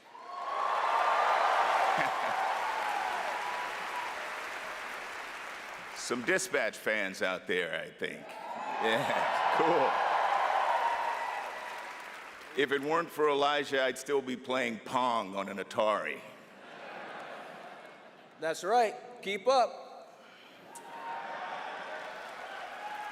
I can't believe I'm standing on this stage today. As an artist, I'm thrilled. I grew up with video games, and getting to work in the world of gaming has been a dream of mine. I mean, I guess it's nice that you're here too, Dad. Thank you, Elijah. Gotcha, I got you. The next award honors games that are high octane, high action, and combat heavy. Here are the nominees for the Best Action Game. Best Action Game.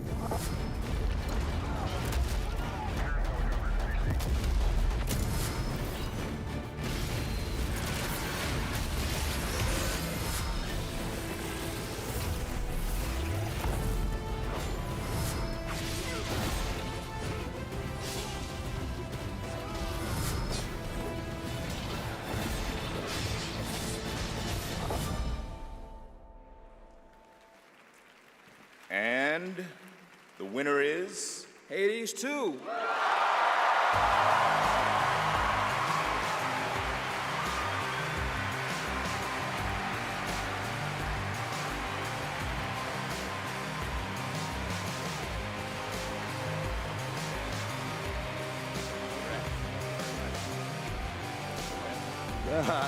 Thank you.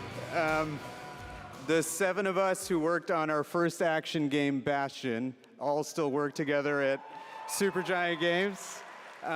We've been joined by so many people who helped make Hades 2 and the original Hades what it is.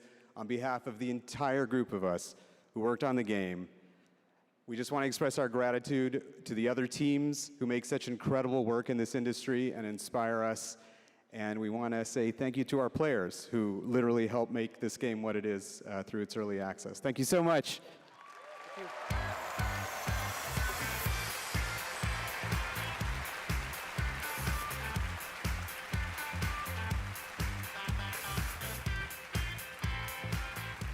Congratulations, Amir, Greg, and the whole Supergiant team. That's amazing. All right, now we move into one of my favorite and, yes, sometimes very dangerous parts of the evening. The moment where we look ahead at what's coming next from some of the world's most talented game creators. All year long, there's speculation online about what may or may not appear on that screen tonight. And as always, my only advice is enjoy the journey. Maybe you'll witness the birth of a brand new universe or the long-awaited return of a legend. That's the magic of this show. Anything can happen. So, let's get started. It's time for our very first world premiere. Something truly special that we're honored to debut here at the Game Awards.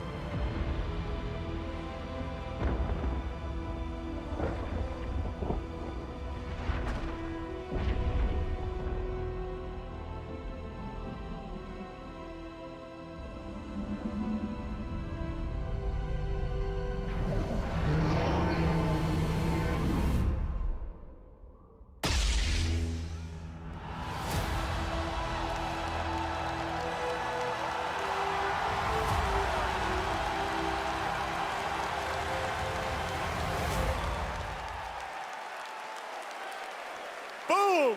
Star Wars Fate of the Old Republic is a brand new single-player action role-playing game set in the Old Republic era, of course, and directed by Casey Hudson, who's joining us here tonight. Casey was, of course, the director on Star Wars Knights of the Old Republic and the Mass Effect series. And we are so excited that Casey and Star Wars are back together again. All right, we have many more game announcements to come. Going to be hard to top that one, but right now we have a very special guest I'd like to bring out. Please welcome Miss Piggy.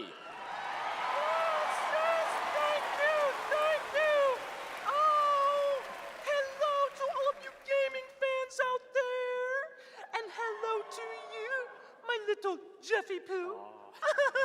Piggy, it is so great to have you here at the Game Awards, and thank you for accepting our invitation. I really appreciate it. You know I would never turn down an invitation from you.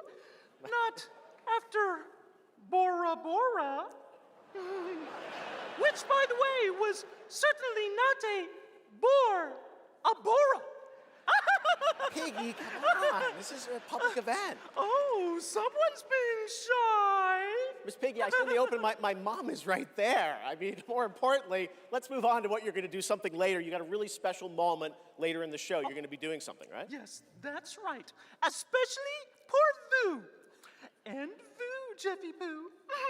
Okay, well, I can't wait, Miss Piggy. We'll see you later. I am so excited. Yes, gotta run.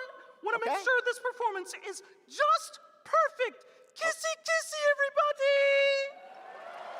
Miss Piggy, everybody! We'll see her a little bit later, and you guys are gonna love it. All right, we have so much Game Awards ahead. The surprises do keep coming, I promise you. More awards, and later, Evanescence rocks the stage. Here for survival training? Of course you are. Pathetic! Now, we've compiled some valuable training materials, so you can stand a chance against the hungry undead. We can just run around those, right? Silence, both of you. Out there, you'll need more than your foolish instincts to escape the monster's claws. Or to pick a fight with a martial arts master. Well, I do love a good fight. But do you like winning them? Dude. You'll face samurai and demons and viruses. I'd like to talk more about the samurai and demons. Oh, well, this is survival training, not survival talking. And lucky for all you helpless half-wits, we've cut the price on some top-notch materials. So study up, fools. Let's jump! This isn't Conquest. It's Red Sec. It's a lot of fun. Yeah, and it's free. Free Red Sex? Do you think anyone here said sex? He said sex. You said free. Redacted Sector. Really? Yeah. Is that the name? It is. We gotta jump! Am I supposed to have a big gun? No, you're gonna find big guns down there, and we might even get a tank, noob. Oh, a tank? We're not getting a tank if we don't jump! Oh, we need to jump. Yes! Go, go, go! Yeah, Red Sex! It's Red Sec!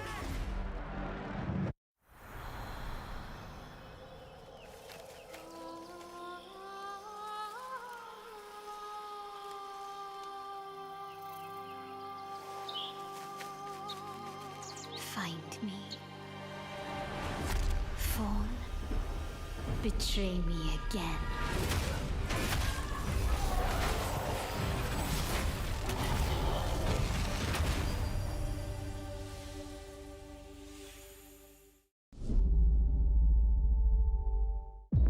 I've got bad news for you. Yeah, of course you do. Zombies are real. I need new pants. Famous last words in a zombie apocalypse. They can't hurt us if they can't catch us. We gotta get out of here right now! Let's go, Commando!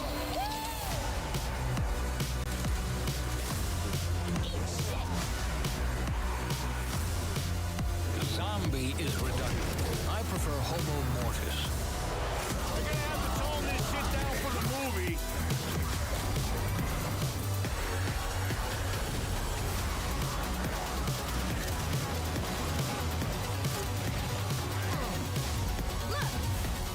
Shit! It's a zombie apocalypse!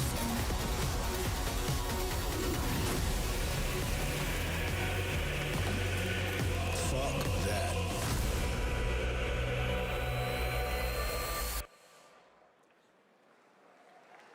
All right, now it's time to put an end to gaming's most controversial mystery.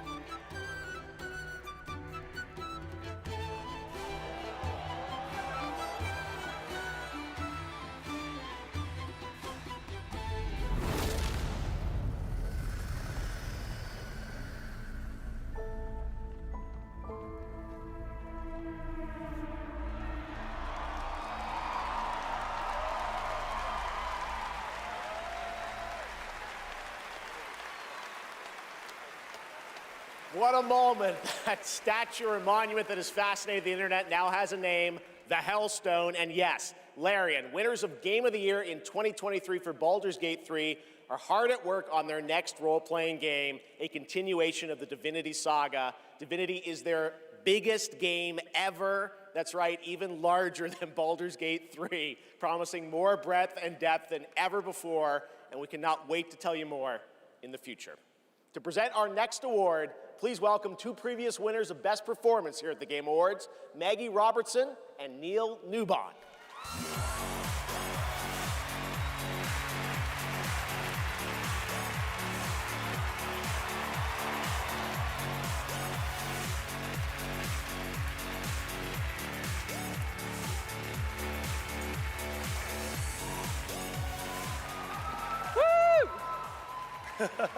For the record, Neil said that he was wearing the dress this year, so I wash my hands of this. Anyway. I just don't know why they keep pairing us up. All right. Right. Acting. They say acting is the art of pretending. Well, actually, Mags, I personally think it's the highly disciplined craft of being dramatically truthful on purpose. Convincing strangers you're someone else and then winning awards for lying. Listen, I actually based my entire career on this. We really need to have a chat. Neil, it's called comedy. Lock in. Okay, so we're here today to recognize the amazing performers who convinced us through their lies and deceit, really, that they were warriors on a quest for vengeance in feudal Japan. Dashing archaeologists with a penchant for fedoras and whips. Pseudo-French revolutionaries holding baguettes for some reason. And teenage girls forced to survive extraordinary psychological and physical terror. The point is, acting is serious business, and we are serious actors here to talk about acting seriously. Ready? Let's do the thing. Okay. Here are the nominees for Best Liar. I mean, Actor. Best Performance. I didn't make the rules between you two. We'll break the cycle so she can't steal anyone else's future. I will find every member of the Yote Six. I swear it. I thought I was used to losing people.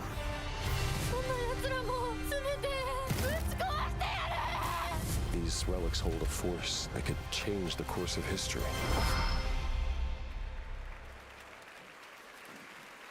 And the Game Award goes to... Jennifer English!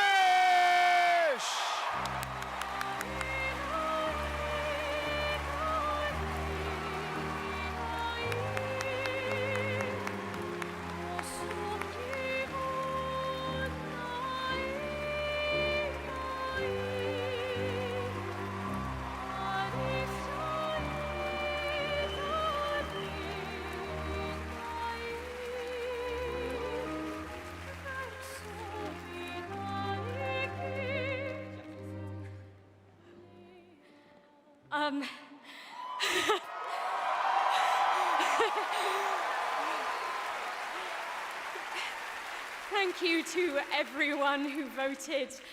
Wow, this is loud. This is not just my award. This takes a village. And oh my God, I love my passionate, beautiful-souled, artistic, clever, beret-wearing village. Every single one of you. Guillaume, Jen, special shout out to Charlotte and Adeline, and of course, my wonderful Ben, who has been my ride or die throughout all of this, my big brother. Thank you. Thank you to my beautiful girlfriend. And I just want to say to every neurodivergent person watching this in this room, because I know there's probably quite a lot of you, and at home, to all of you that feel like life is stuck on hard mode, this one is for you, and thank you so much to the games community and industry for giving us, so many of us, a home. For those who come after, thank you.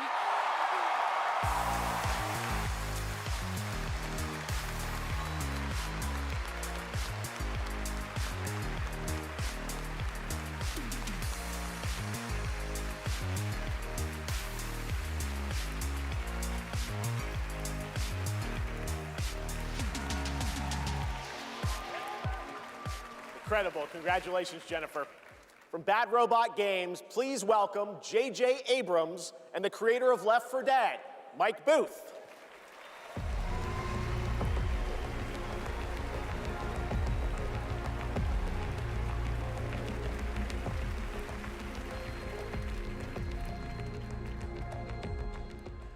We've been so lucky at Bad Robot to get to work with some incredible artists to tell stories on stage, TV, and film.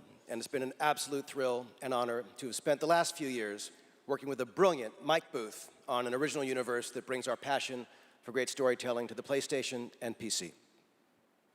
Thank you, JJ. At our Bad Robot Game studio, working with our friends at PlayStation, we've been creating a new kind of co-op game that builds upon what I learned making Left 4 Dead. The result is something entirely different, an unpredictable, challenging combat sandbox where you succeed through cooperation and improvisation. And now I am excited to share a glimpse into what we've been working on. In fact, we're also inviting all of you to sign up for early playtesting and check it out for yourselves. But first, welcome to 4 Loop. Welcome back, team. Now, I need you to brace yourselves. Earth was invaded. Lost in less than a minute. All of this was our fault. We're the only ones left who can fix it. And you must use our machine, the same machine that broke the world, to unbreak it. Now, I know what you're thinking. This bloke's gone insane. This plan sounds impossible, and we're probably going to die. But that's where you're wrong. You're definitely going to die. Reprinting. It's all part of my new plan. Every time you fail, I will use our machine to bring you back. Reprinting. Reprinting. If you can relentlessly experiment. Reprinting. Reprinting. Reprinting. Reprinting. Test strategies. Learn from your failures. You will become the world-saving team humanity needs you to be. Trust me, the voice in my head hasn't been wrong yet. From now on, nothing is impossible. Now get out there and fail to save the world. PlayStation.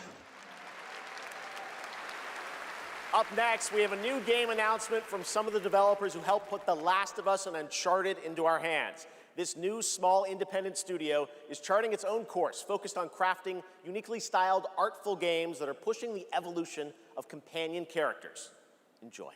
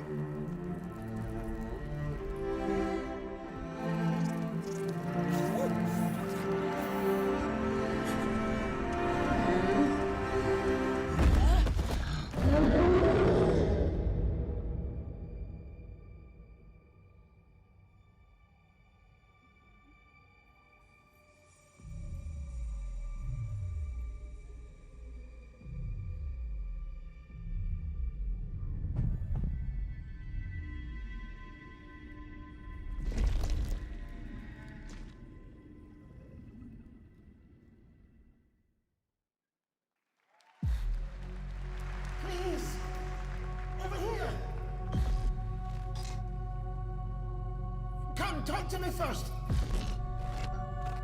I can explain what's going on.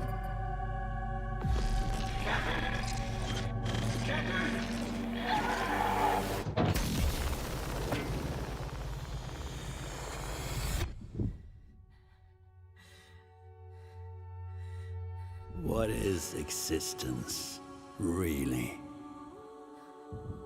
Surely a question without an answer. Your father thought he knew, and it inspired him to grant wishes. Who's there? Nightmare. Yes! That's why all of us are here. You want to understand, to know. Then you have to step beyond the walls surround you. Play your father's game. Push the very limits. Until even reality itself breaks.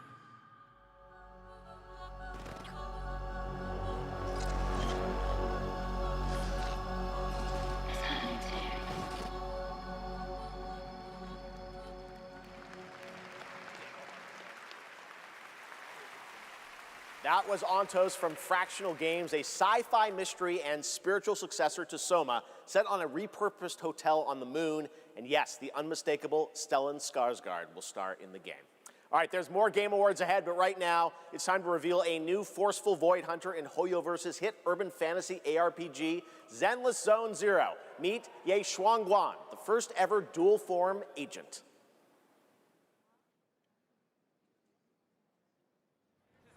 Every chosen heir of the Qingming sword is expected to become a hero.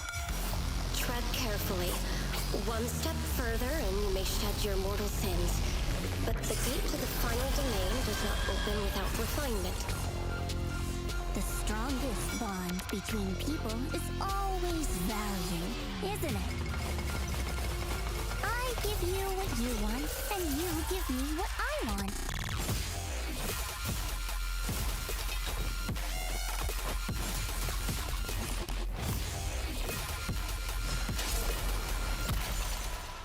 It was all a lie from the start. We never had a choice. I'm not fighting alone.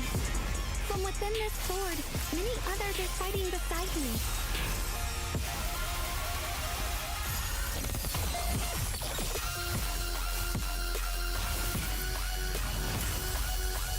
The more noble the excuse, the uglier the truth behind it.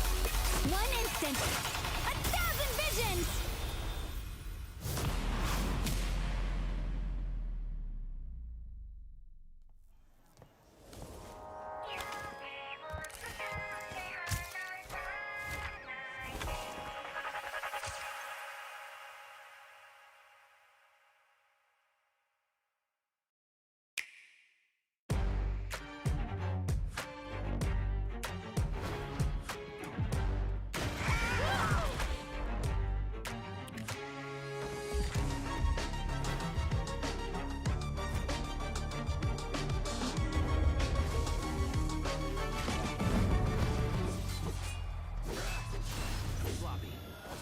Let's finish this.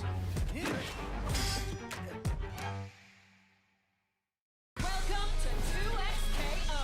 Let's go!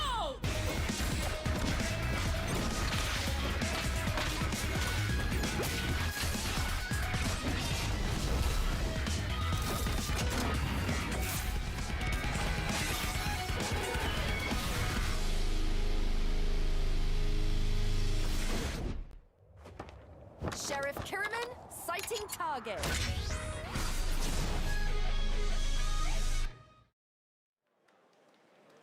For a limited time only, Prime members can go to Amazon.com/thegameawards to save up to 25% on select nominees, including Split Fiction, Sonic Racing Cross Worlds, and Final Fantasy Tactics.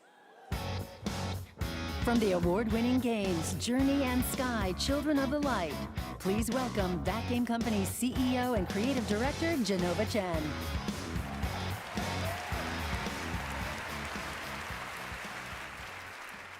At That Game Company, our mission has always been about creating the experiences that will inspire human connection. And tonight's Game for Impact nominees embody that spirit. Through stories of nostalgic childhood memories, diverse culture and identity, and grief and healings, these games remind us how interactive art brings us closer together. Here are the nominees. Games for Impact.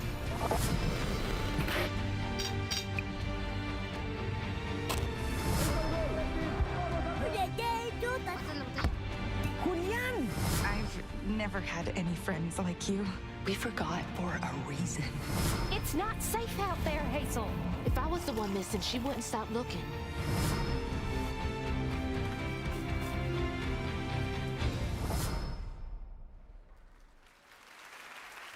And the game goes for Cells of Midnight.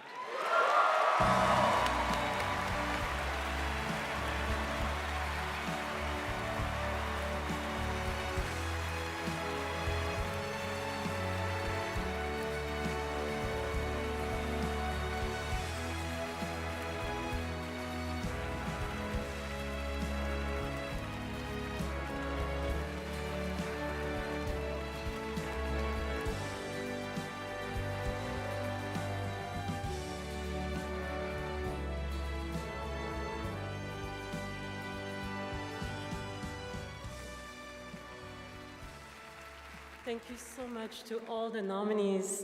I would like to share this award with all of you, and of course to our incredible team back home, and every single player who's been part of this journey with us.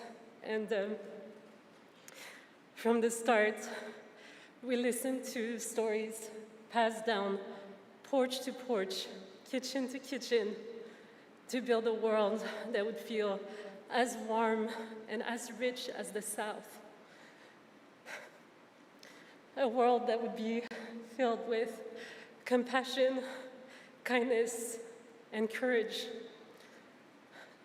So we're incredibly excited to launch this spring South of Midnight on PlayStation 5 and Switch 2. Thank you so much. Have a great night. Merci.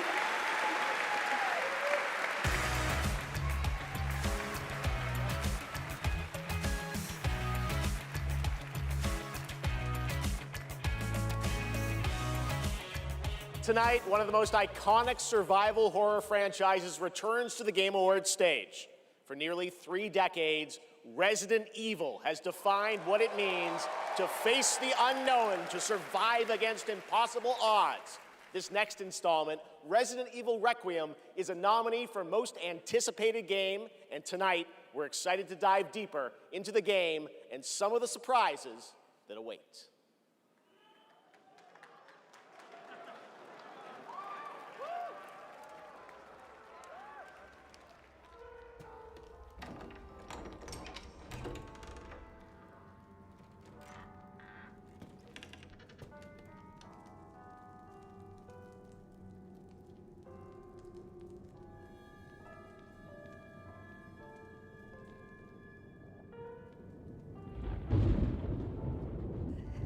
Hello? It hasn't been easy. But after much effort, here we finally are. Who are you? I know now that you're the one that I've been searching for. The special one. The chosen one. It's Ashcroft.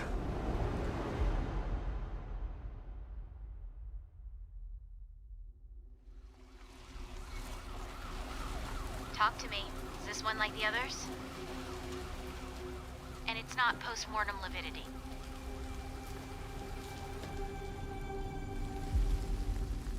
Hey, I just got a report of a missing police officer. It might be unrelated, but he disappeared near where the 5th body was found.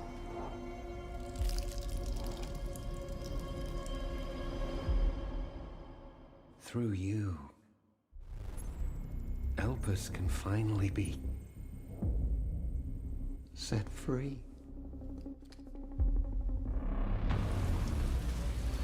settled on a person of interest. Someone with ties to Umbrella.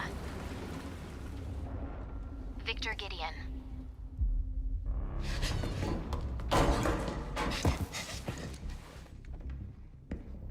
Grace! Grace! Victor purchased a building after Umbrella went under. I'll send you the address.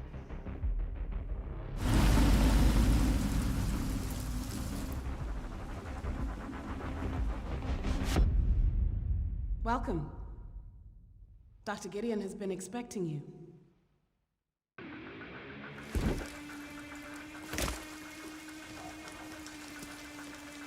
You there, Leon? Yeah.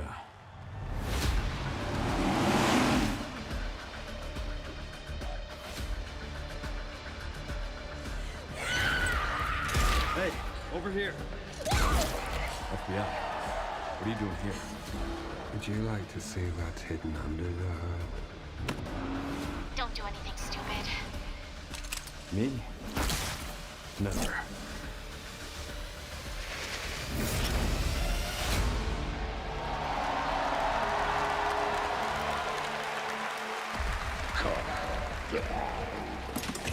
Think I want a second opinion.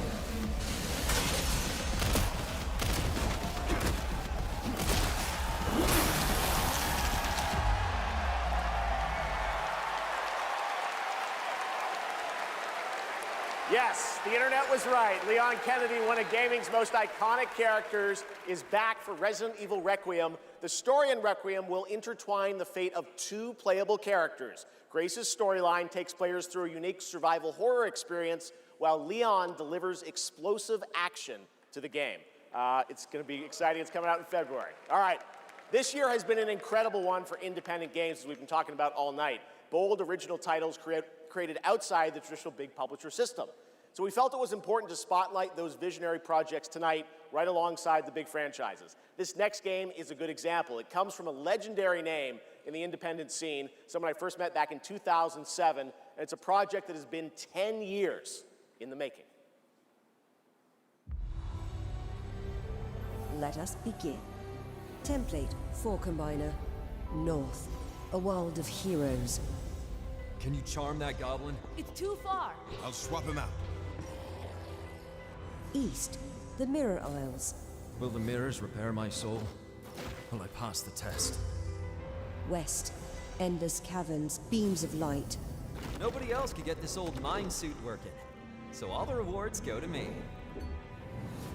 Skipping stones to lonely homes. I'm close to the treasure. Just a few more minutes. If you don't get back before that storm hits, we're both dead. Fuse and grow. We will it so. Who are you? And what are these? Beams. They're very useful. Watch this. Can you push a stone back across the water? That's water?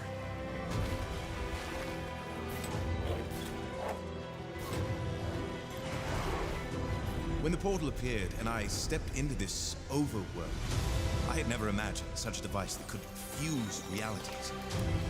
Not just mashing together terrains, it weaves the very laws of nature into a composite whole. The result surprises me constantly, but who has done all this? And what do they want with me?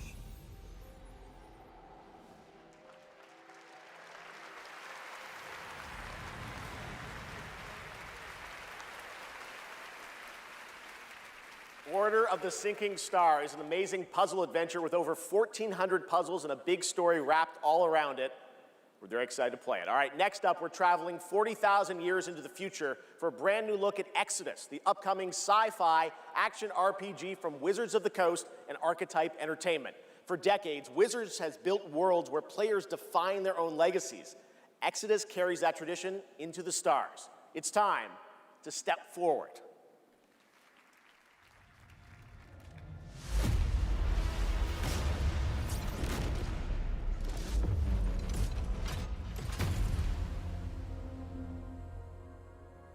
Who are you? I'm a friend. Celestials are the enemy of humanity.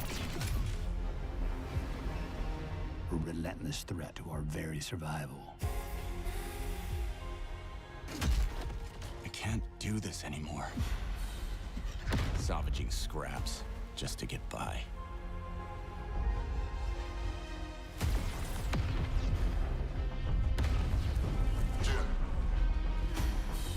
Child of Orion, fulfill the purpose for which you were crafted, and seize your destiny.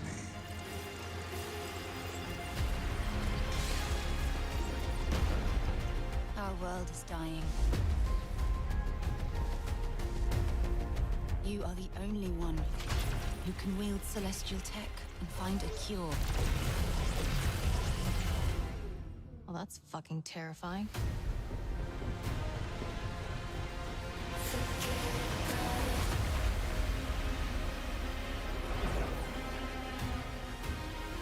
But with the right ship and the right crew,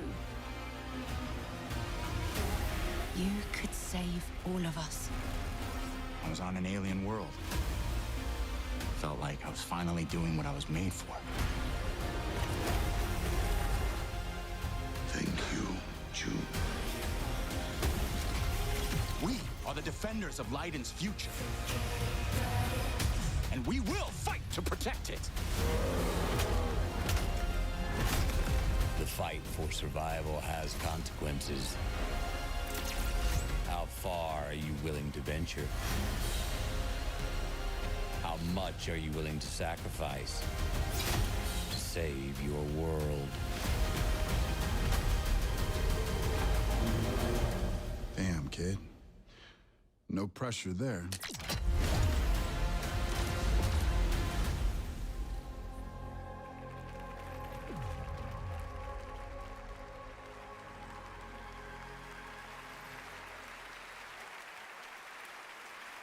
Exodus is coming in early 2027, and I'm very excited to play it. But that's not all from Wizards of the Coast tonight.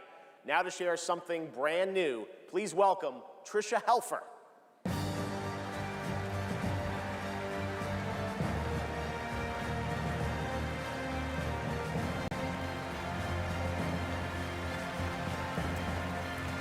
Hello, everyone, and thank you, Geoff. It's great to be here celebrating gaming's biggest night with everyone. I've been working with the team at Invoke Studios, a new Wizards of the Coast studio, where I play the main character that's unlike anything I've done before. Tonight, we're giving you a first tease of what we've been working on. Let's take a look. All of this magic, this pact we have forged. What is the cost?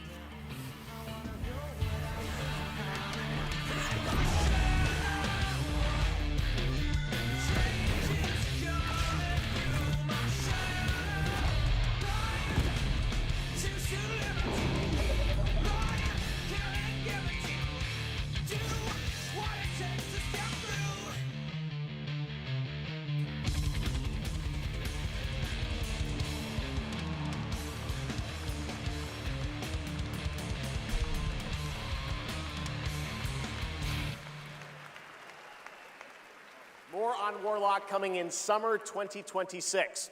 All right, still to come tonight, the return of Tomb Raider, Phantom Blade Zero, and a performance by Evanescence, who are also releasing a new version of their hit song Afterlife today on Spotify, alongside new video game-inspired singles from Labyrinth with Sonic the Hedgehog and Bill Murray, not that Bill Murray, different one, with Cyberpunk Edge Runners. Here's your first listen.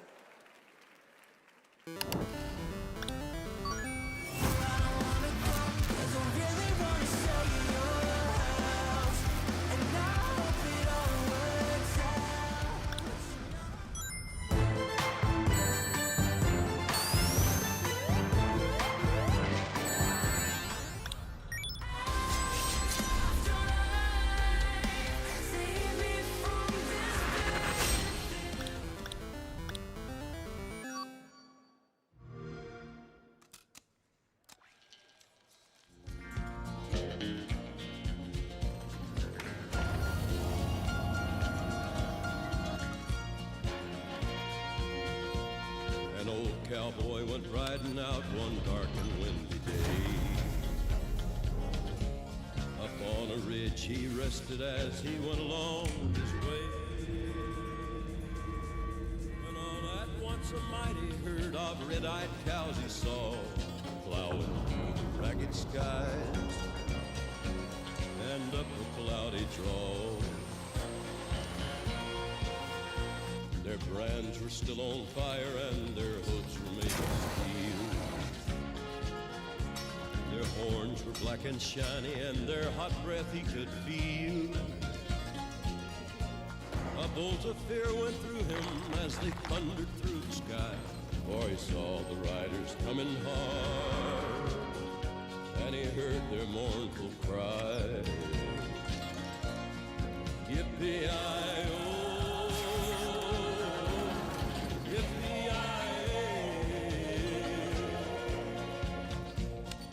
Ghost riders in the sky.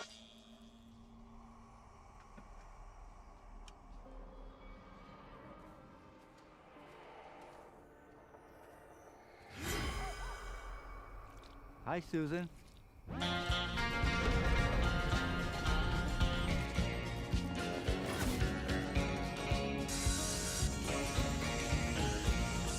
Yippee-i-oh,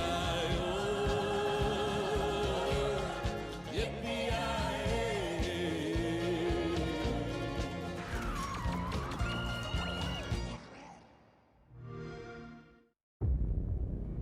He's here.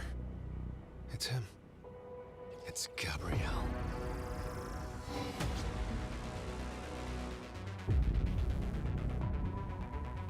We need cars.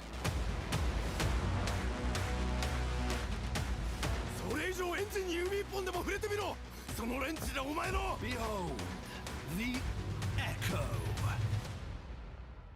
We have touched your anger, tasted your fury. It has sharpened you. It is your greatest weapon.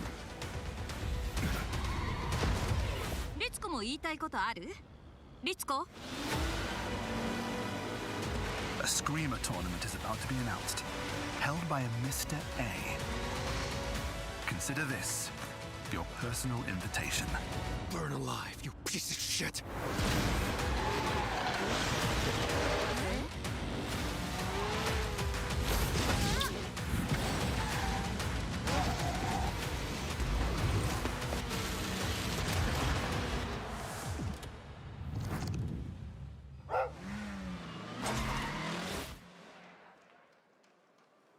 Welcome back to the Game Awards, and now it's time for a game announcement from a studio that continually pushes the limits of storytelling.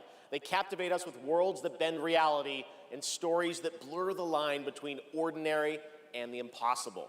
They're one of the most distinct voices in our industry, and whenever they show up, you know you're about to see something unlike anything else.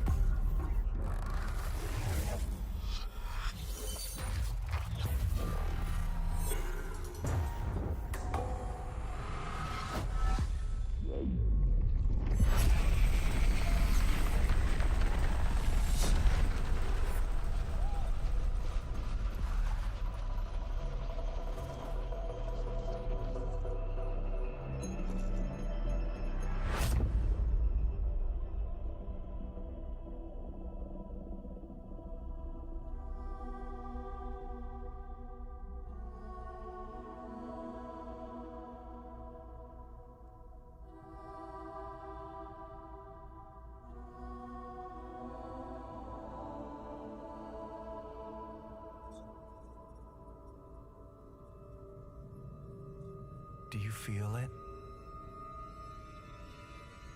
Something is coming.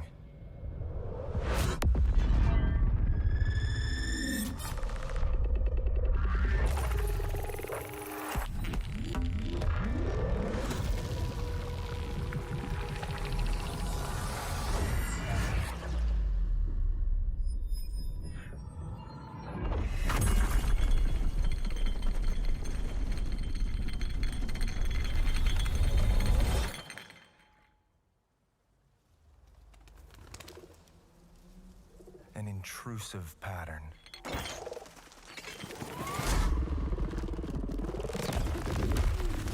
Of staggering power.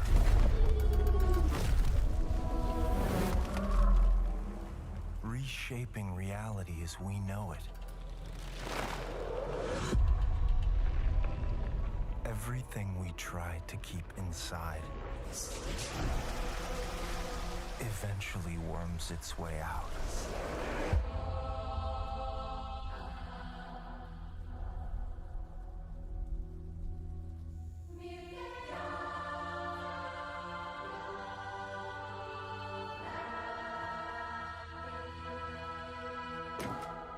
You must have had good reasons.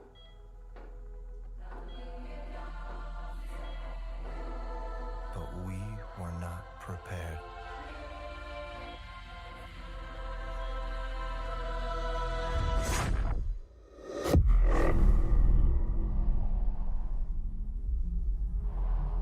For what would follow.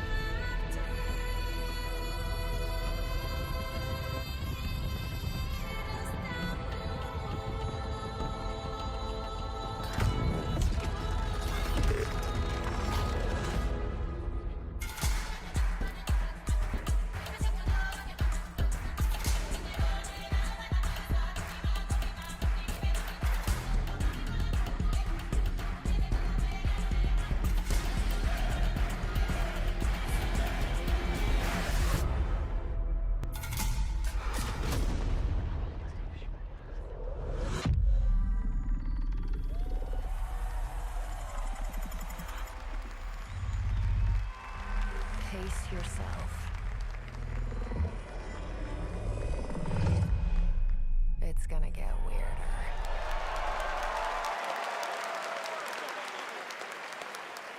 That is a good one. Control Resonant is coming in 2026 from the masters at Remedy Entertainment in Finland, whose last game, Alan Wake 2, won multiple awards here at the Game Awards in 2023, including Best Game Direction. It is always exciting to have past TGA winners return to our show to showcase their upcoming projects.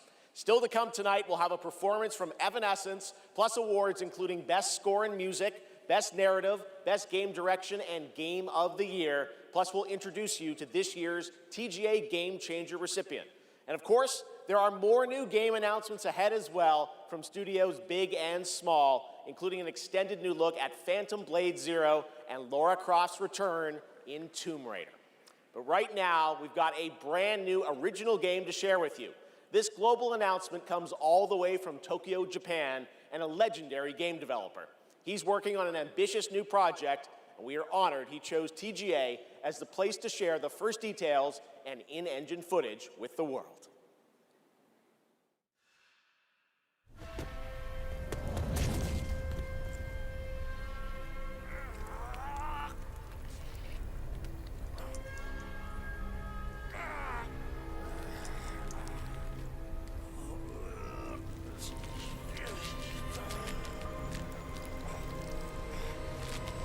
Motherfucker!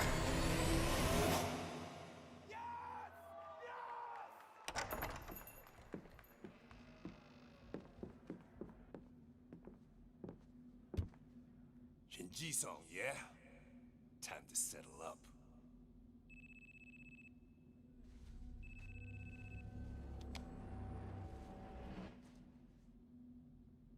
Hey, Daiki, when'd you make it back?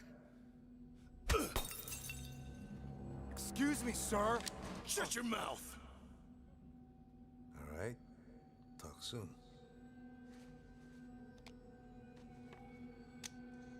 On your feet, now.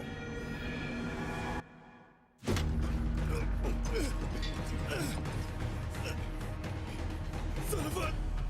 fucking Just kill him!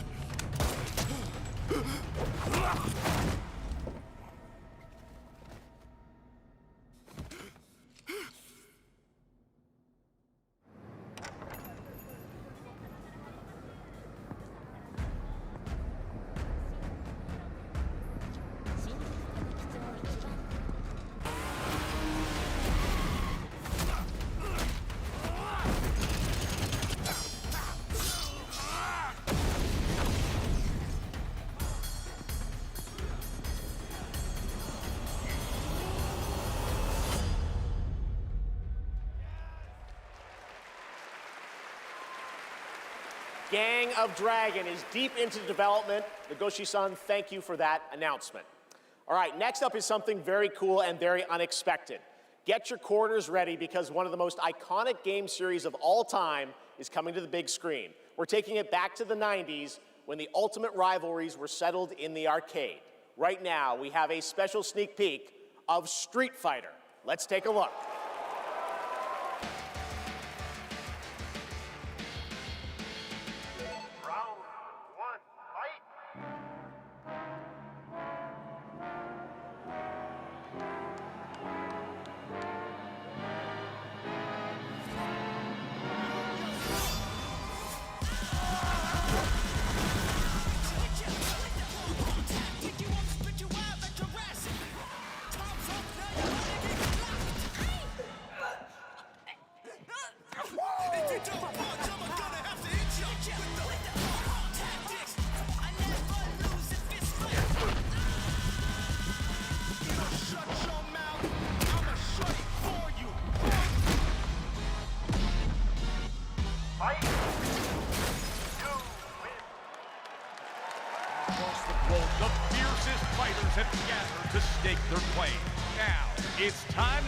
Some of the warriors stepping into the ring.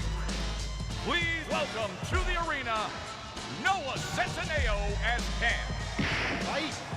Andrew Koji as Ryu. Kalina Liang as Chun-Li. Joe Roman Reigns Anoa'i as Akuma. Perfect. David Desmalchin as M. Bison. Cody Rhodes as Guile. Andrew Scholes as Dan Habicki. Bid-Yu Jamwal as Dalcine. You win. Orville Peck as Vega. Olivier Richters as Zangief. Reyna Vallandigham as Yuli. Mel Jarnson as Cammy. And Jason Momoa as Blanca. Ladies and gentlemen, the cast of Street Fighter.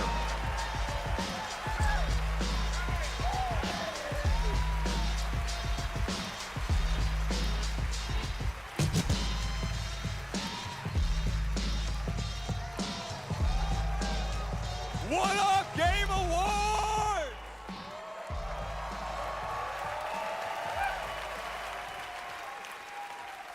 Now, I know our movie comes out like a year from now, but there was no way we were showing up without a sneak peek. We just wrapped a few weeks ago, and fortunately for me, I had the distinct pleasure of kicking half of these guys in the face. Legally, on camera. I kind of miss that, guys. We miss it too. As a lifelong Street Fighter fan, like legitimately obsessed, it's the only time in my career where I threatened to kill Kale if he didn't hire me to play Blanca. True story, words matter. Fucking believe it. Tell him, Ryu. It's Ryu! It's Ryu! Not Ryu, Ryu! Ryu. Okay, we're also here tonight to present the award for Best Ongoing Game.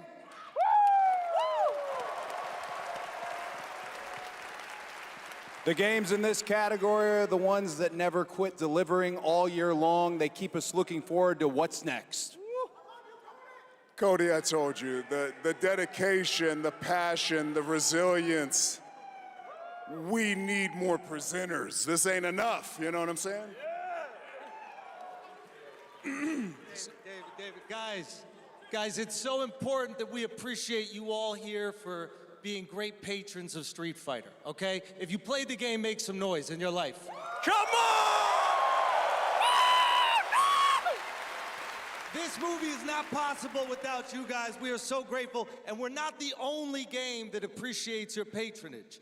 There's another game out there. They also flew from around the world to be here because they appreciate you. So give it up for the whole cast of Mortal Kombat 2! Yeah!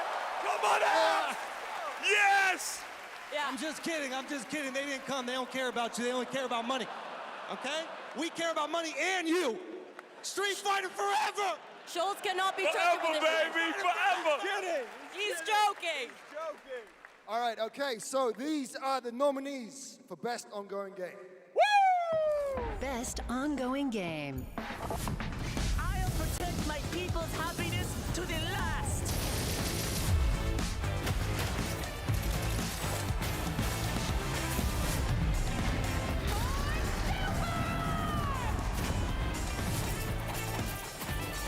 How embarrassing.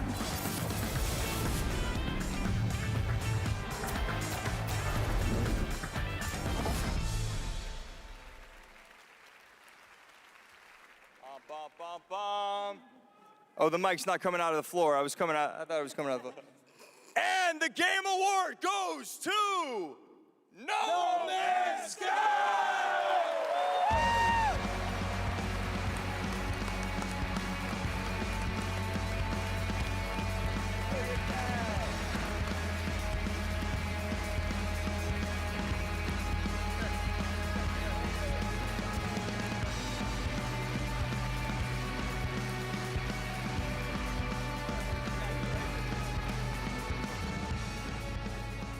Okay, well, this is wild. I guess, so thank you. I would say a massive thank you on behalf of the whole team at Hello Games who have poured so much into No Man's Sky. I also want to especially say a thank you from Sean, who for family reasons wasn't able to be here tonight. But I know he's probably watching this in whatever time zone it is where he is. I'm slightly jet-lagged myself. And he'd be very sorry he isn't here. And I'm also slightly sorry he's not here because this is way more nerve-wracking than he makes it look when he gets up. But, you know, just that our tiny, massive, impossible space game still means something to so many people, that we get to keep on making a game that we love. That is a real privilege. You know, that we are able to be here on a stage surrounded by so many incredible games. Like, that is really special, and, you know, the whole team is so grateful. It means the world to our team, so thank you so much.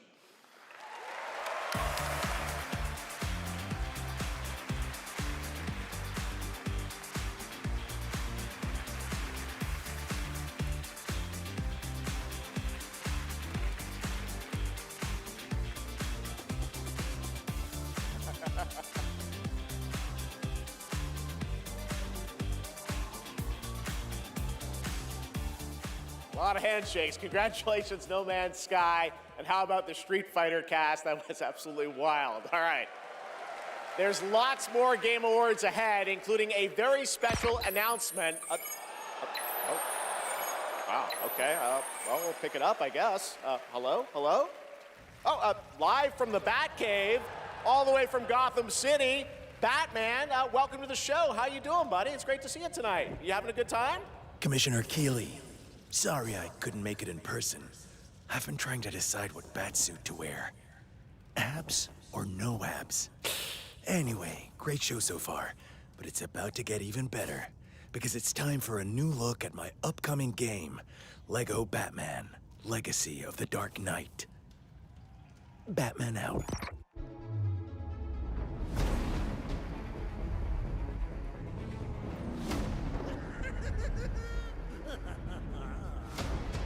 Make sure he stays secured at all times. You want to see a magic trick?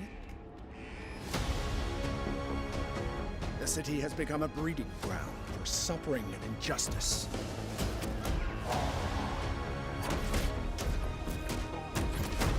It must be destroyed.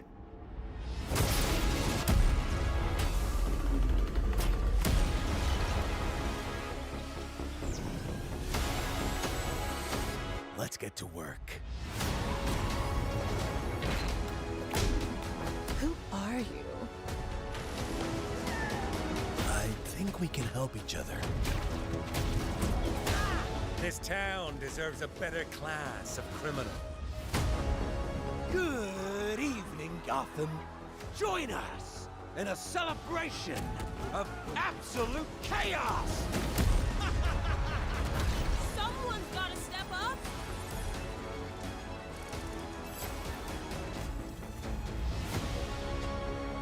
Let's get to the root of the problem. We don't do that. Sorry. Let's forecast. The freeze is coming. This is my favorite part.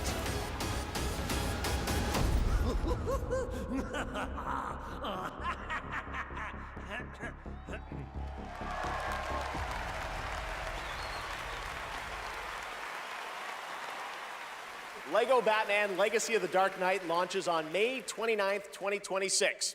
Now it is time to recognize a number of teams across the industry with the announcement of the winners in a few categories. Here are the nominees for Best Audio Design: Battlefield 6, Claire Obscure Expedition 33, Death Stranding 2 On the Beach, Ghost of Yotei, and Silent Hill F. This year, the Game Award goes to Battlefield 6. Congratulations.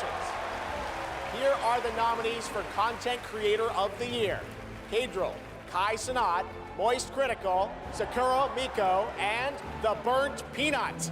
And the Game Award goes to Moist Critical. Congratulations. All right. Here are the nominees for Best Fighting Game: 2XKO, Capcom Fighting Collection 2, Fatal Fury City of the Wolves, Mortal Kombat Legacy Collection, and Virtua Fighter 5 Revo World Stage. The Game Award goes to Fatal Fury City of the Wolves. Now, the nominees for Most Anticipated Game: 007 First Light, Grand Theft Auto 6, Marvel's Wolverine, Resident Evil Requiem, and The Witcher 4. The Game Award goes to Grand Theft Auto 6. Stick around for more of the Game Awards. Some of tonight's biggest surprises are still ahead. And of course, later, the Game Awards Orchestra and Lauren Balfe pay tribute to our Game of the Year nominees. Ready for action. She-Hulk smash! Good old team. Now that's power! Come on, Web. We cannot be stopped. Feel true power.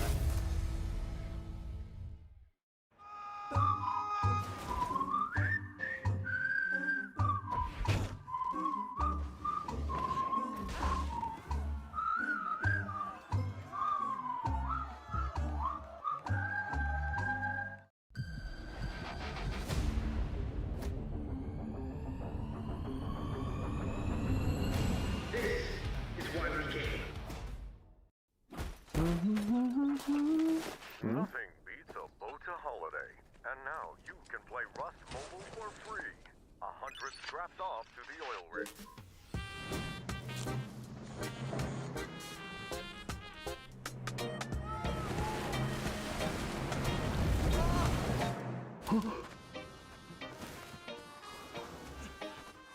Take it! Don't look back!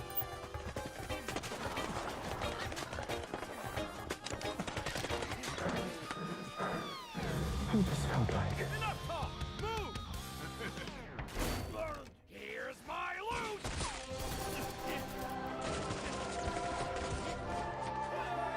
Wait. Anyone got a power bank?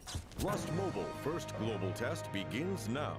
Join the test. Unlock the TGA limited skin. I wonder what the real one feels like. Please welcome actress, writer, and gaming creator, Felicia Day.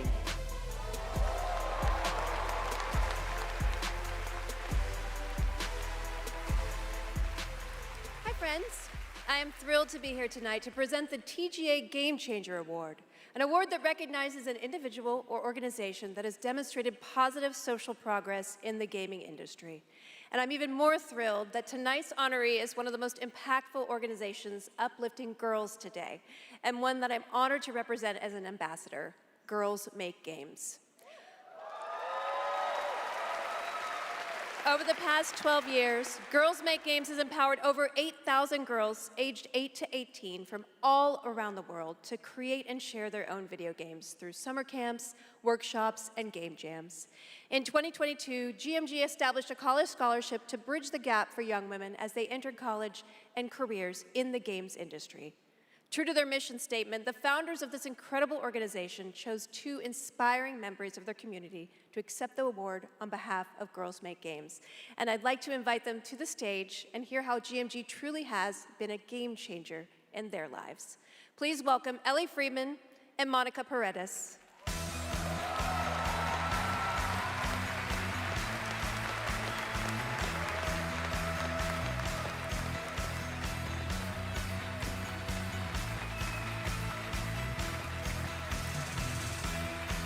Hey, you guys.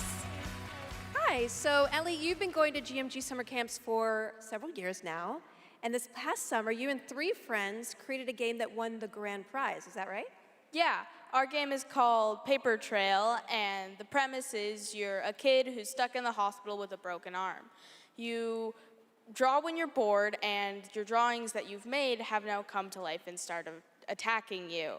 You have to go from room to room, solving puzzles in order to escape. And we wanted this game to be creepy, but not too scary, so that everyone can play.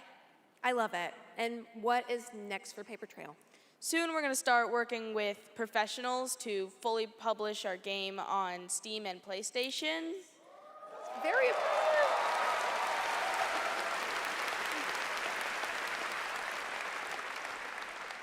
I'm personally super excited to see the prototype we made at camp turn into a full-fledged game. I mean, it sounds amazing. I can't wait to play it. I mean, hopefully with my daughter, because she's actually the brave, scary games girl, not me. I like to play cozy games and grow virtual turnips. Do you have turnips in your game?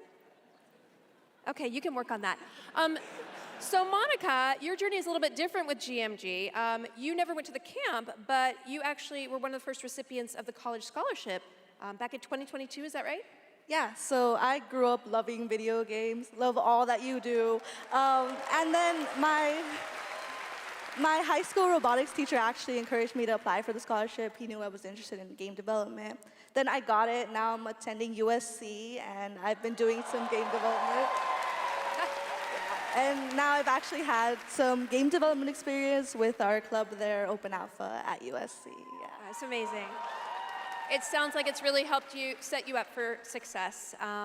Is there any message that you'd like to give girls out there who might dream of making their own video games one day? Yeah, I think if you're someone out there with an interest in making a video game, explore it, give it a shot. You never know where that interest could take you, and there's a ton of amazing programs like Girls Make Games who want to see you succeed.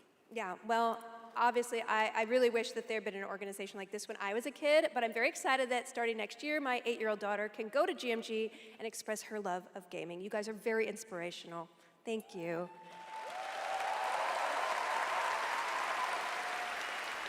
And now, oh my God, she's thick. Okay, it is my honor to present the TGA Game Changer Award to Girls Make Games. Congratulations and a huge thanks to Monica Paredes and Ellie Freeman for accepting on behalf of GMG.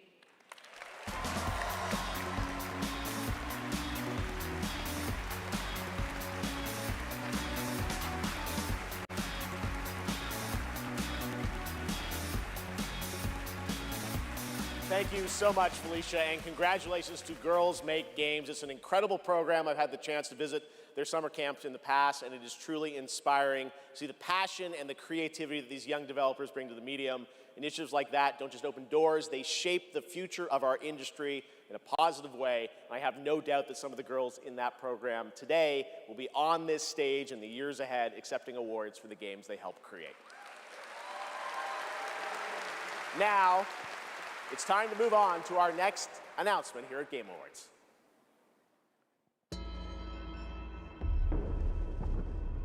The entire world knows your legend. You You survived the Dragon's Triangle. Crossed the threshold to Atlantis. I've heard a dozen tall tales that say you're unstoppable.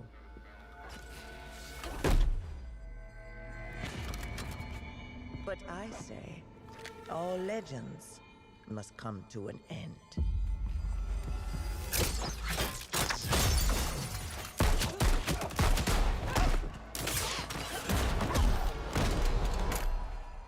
That's where you're wrong. I'm just getting started.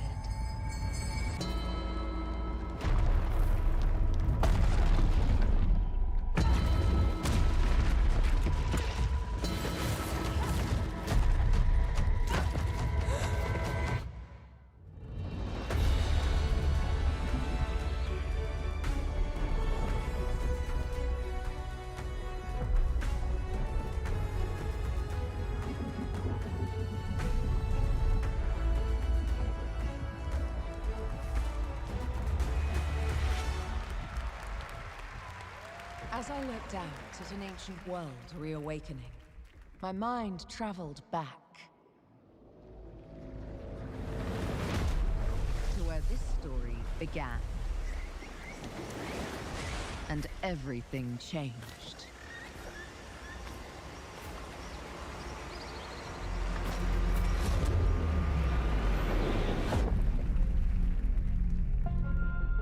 It's been years. But the events are still etched in my memory.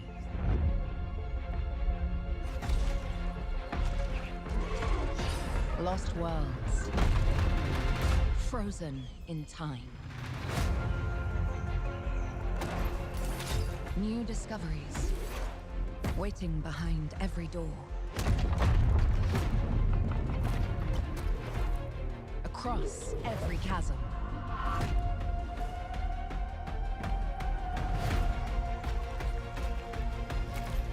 I didn't know then the path this adventure would send me on.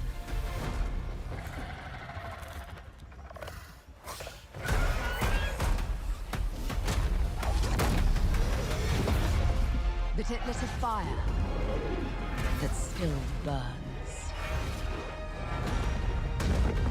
I need to see more. I need to go further. To uncover the secrets of Atlantis.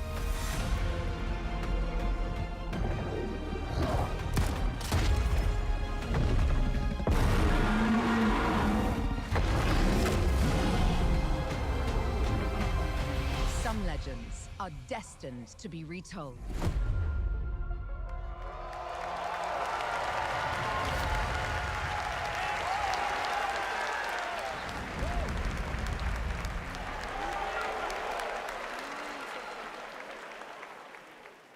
There you have it, not one but two Tomb Raider games. Tomb Raider Legacy of Atlantis, a reimagining of Lara's iconic debut from 1996 for the 30th anniversary in 2026 next year, and Tomb Raider Catalyst, a brand new game and Lara's biggest adventure yet in 2027. And now for something completely unexpected.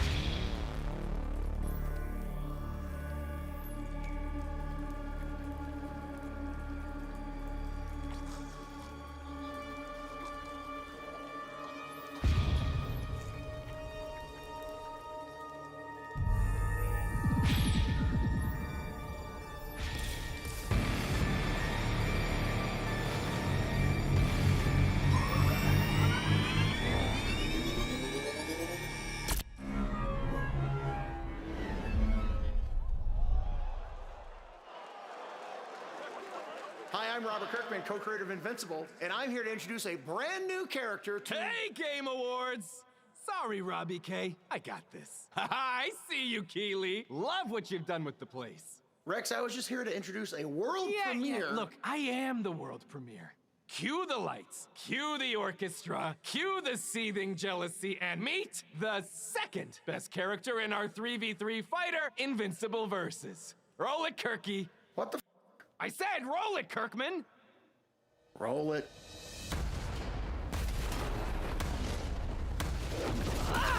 You don't know my name now, but you will once this is over.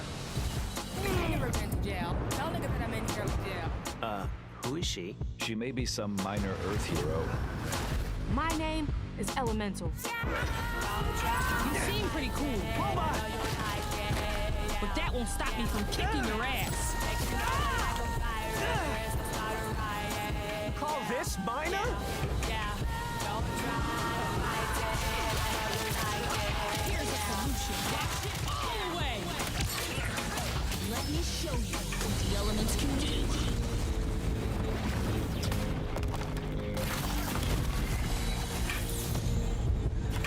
You want to skate?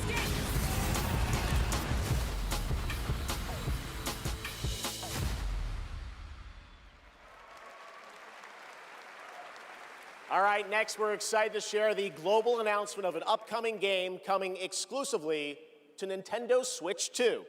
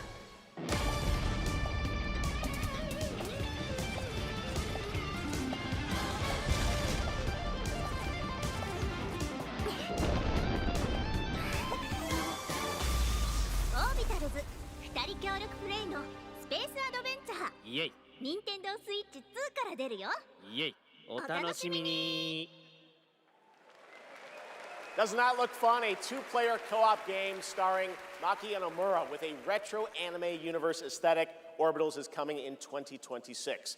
Now it's time to present some other... Geoff! Yes, Piggy? Geoff, Rolf isn't here yet. Rolf the dog? Yes, my accompanist, my companist, the piano player.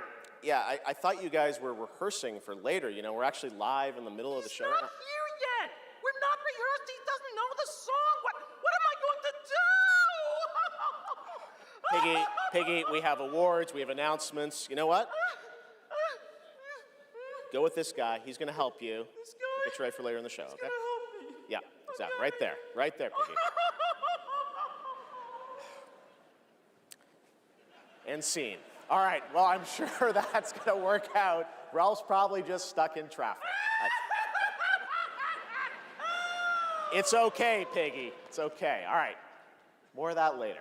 Now we're here to honor another group of nominees and winners. First up, here are the nominees for Best Action Adventure Game. Death Stranding 2 On the Beach, Ghost of Yote, Hollow Knight Silk Song, Indiana Jones and the Great Circle, and Split Fiction. And the Game Award goes to Hollow Knight Silk Song. See, you guys won. All right, here are the nominees for Best Art Direction. Claire Obscure, Expedition 33, Death Stranding 2 On the Beach, Ghost of Yote, Hades 2, and Hollow Knight Silk Song. And the Game Award goes to Claire Obscure, Expedition 33. Now, another genre, the nominees for Best Sim Strategy Game. Those are Final Fantasy Tactics, The Evilise Chronicles, Jurassic World Evolution 3, Sid Meier's Civilization 7, Tempest Rising, The Alters, and 2 Point Museum. This year, the Game Award goes to Final Fantasy Tactics, The Evilise Chronicles. Congratulations, Square. Now the nominees for Best Debut Indie Game. Blueprints, Claire Obscure Expedition 33, Despalote, and Dispatch. And the Game Award goes to Claire Obscure Expedition 33. Congratulations to all the winners. We'll have much more Game Awards ahead, but right now, here's a first official reveal of Wuthering Waves 3.0 coming on Christmas Day, and a nominee tonight for both Player's Voice and Best Mobile Game.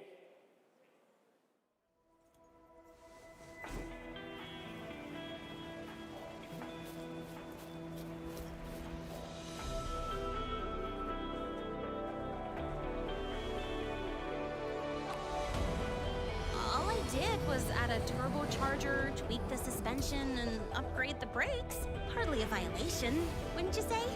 So, this trip's theme is back to school, huh? Welcome to Star Torch Academy. We did promise to witness it together, didn't we? I want you there to witness it. The rise of the new sun. Initiating criticality protocol. Don't blink! You'll miss the best part! The way to Lahai is open. It's time for you to return. Journey well.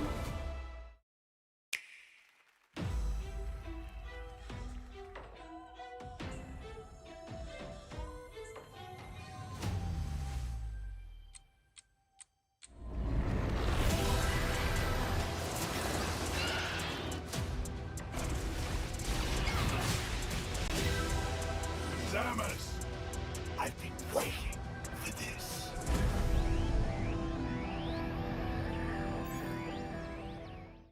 3, 2, 1. 'Cause no one can do it like we do it, like we do it, like we do it. 'Cause no one can do it like we do it, like we do it, like we do it. 'Cause no one can do it like we do it, like we do it, like we do it. There it is, the Google Play Point, the most valuable jewel in the game. Earn them by playing the stuff you love. Then trade them in for the sweetest in-game items. Score the latest IRL swag. Or up your game with limited edition merch. Victory is yours, and so are rewards. With Google Play Points, go reward yourself. Go play.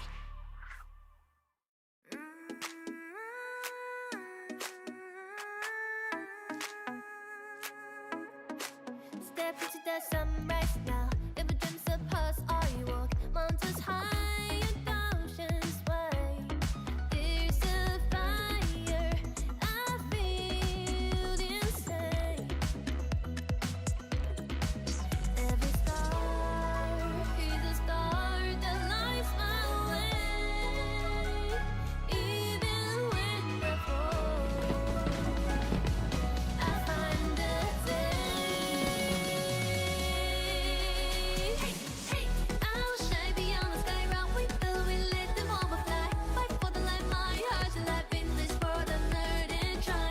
We strong side by side, chasing the dream that will never die. Loving courage in my eyes, together we shine beyond the sky.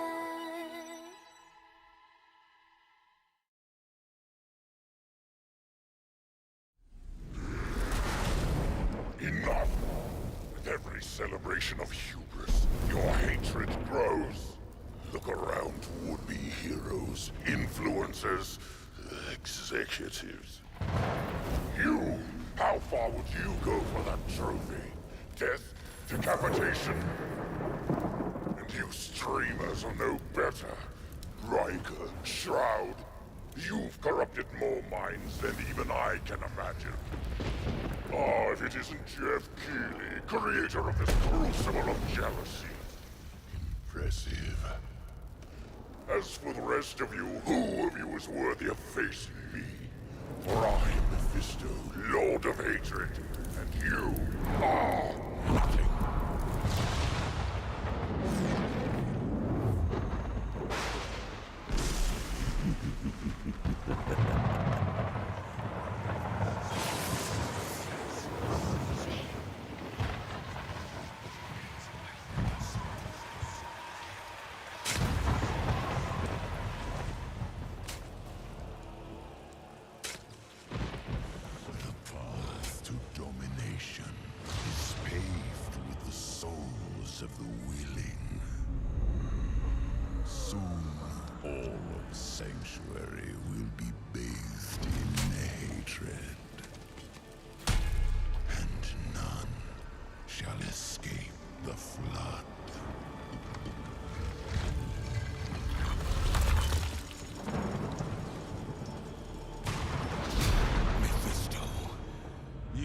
shall darken the world no longer.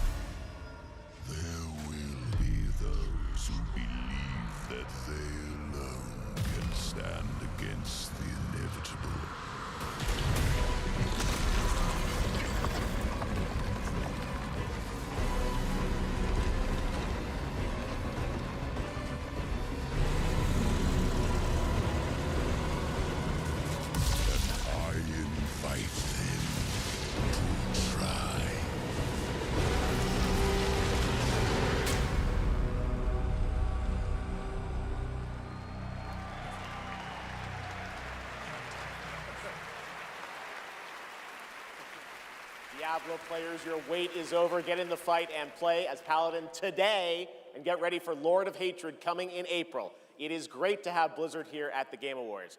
Want to know who else is here? Well, it's time for an update from Marvel Rivals, a nominee tonight for Best Ongoing Game about the latest Marvel hero set to join the game in 2026.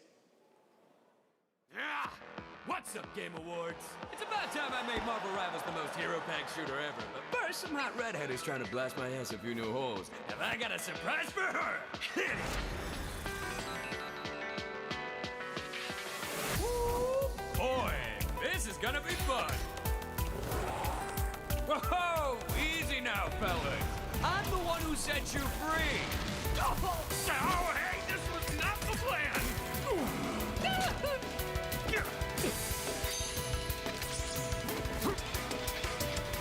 All right, you rejects. Get Tyrannosaurus Rex! Come on! I'm not even a...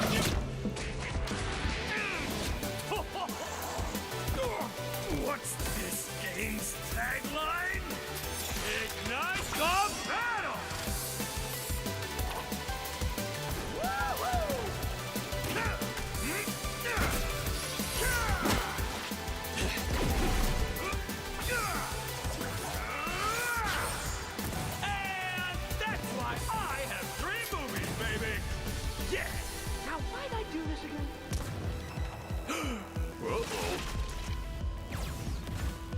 Oh, right.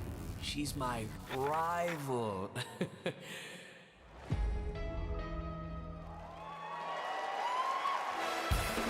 Please welcome actress, producer, and activist Gemma Chan.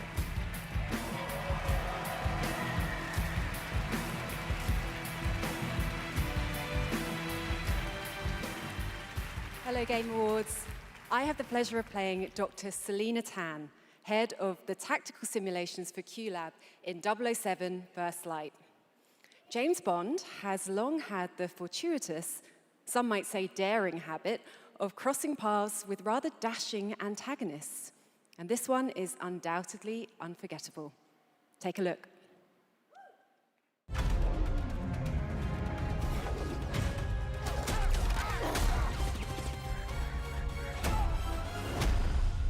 So this is a left. We're in the lion's den, Bond. Try not to draw attention to yourself. Me? Never. I am sometimes asked, Bafma, how is it that you hear every whisper in every corner of Aleph? And I answer, I built Aleph with my will, my blood, my whole self. This city is an extension of my being, my body. Today, it became infected. Easy, girls. Plenty of meat for everyone. Girls. Of course.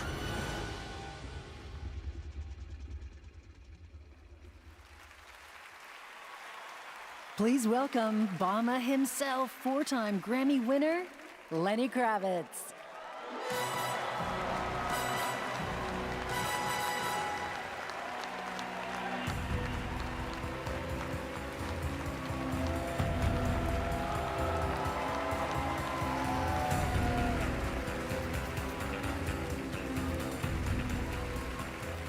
Good evening. It was a great honor to be asked to join 007 First Light for my first voyage into the world of video games. When IOI invited me to play Bavma, a wild, unpredictable pirate ruler of Africa's biggest black market hub, I knew I was stepping into something special. Where others see chaos, Bavma sees freedom. He rose from nothing, broke free, and built his own kingdom of Aleph, and his story is just beginning.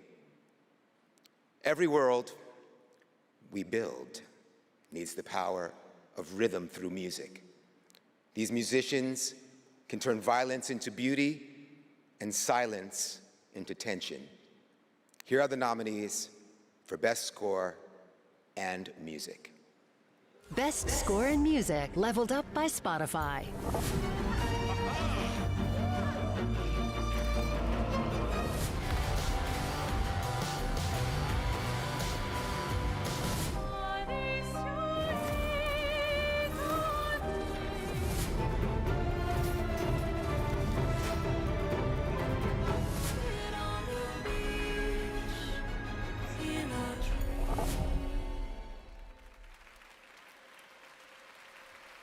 And the Game Award goes to Lorient Testa.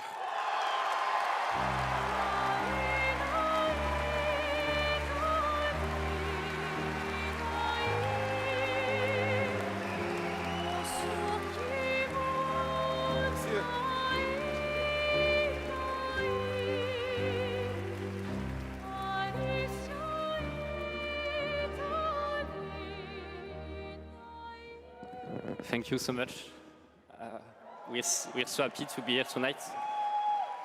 It was incredible to play in Viateme in live with you. It's incredible. Thank you so much. I have a letter I would love to read. Sorry.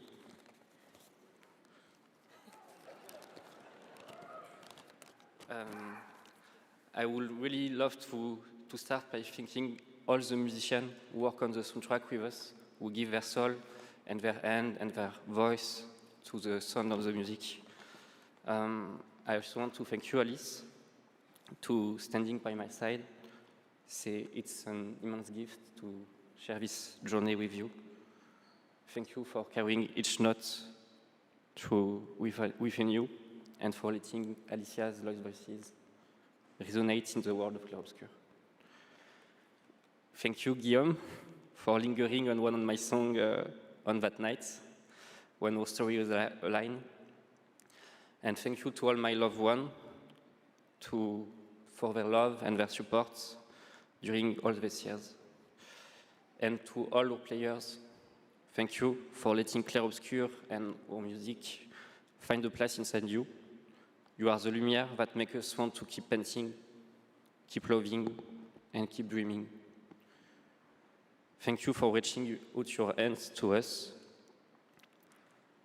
We don't know the colors of tomorrow, but we are ready to paint them with you.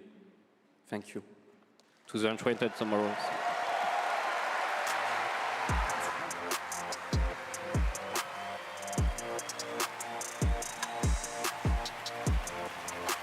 I would like to say something too. We are so grateful to receive this award tonight. It's a wonderful recognition of our work over the past 5 years. A hug thank you to Lorient, who made this world adventure possible. And a big thank you to Central Studio for their trust and unwavering support. Thank you, everyone. Tomorrow comes.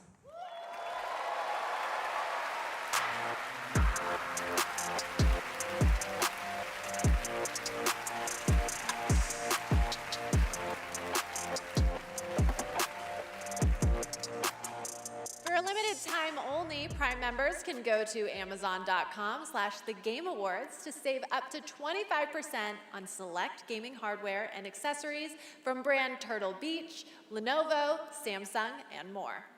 Please welcome from Warframe Community Director Megan Everett and Creative Director Rebecca Ford.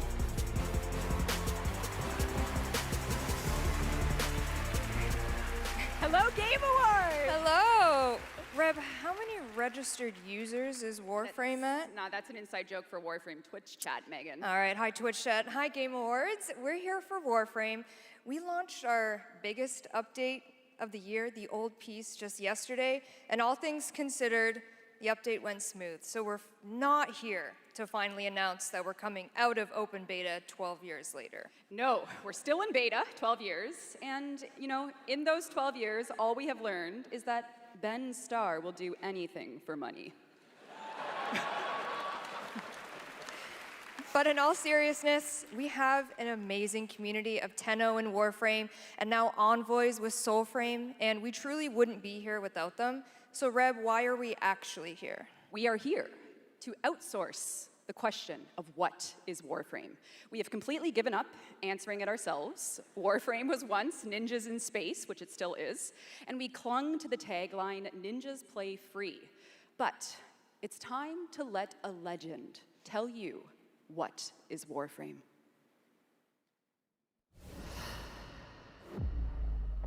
What is Warframe?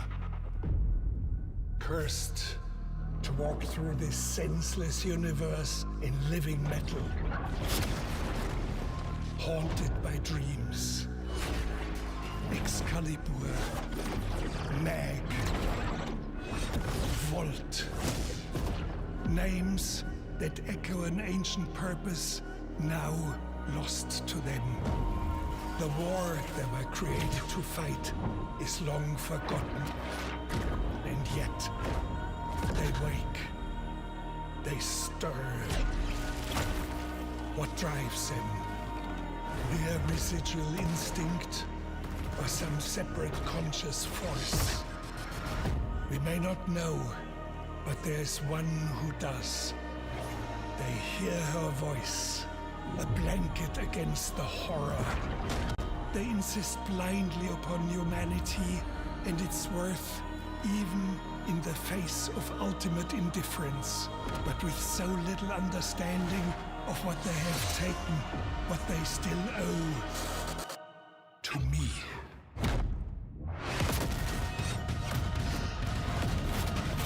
Wake up, Tenno.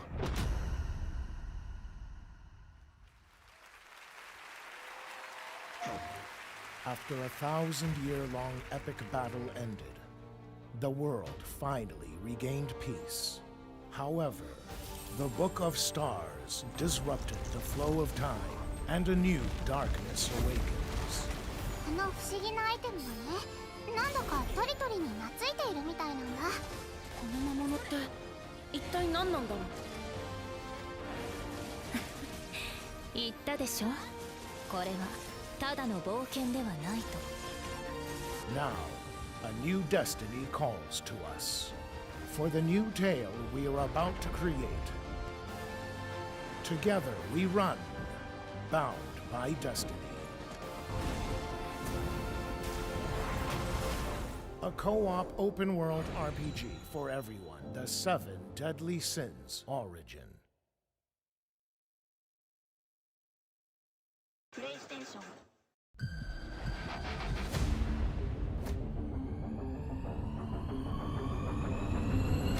This is why we came.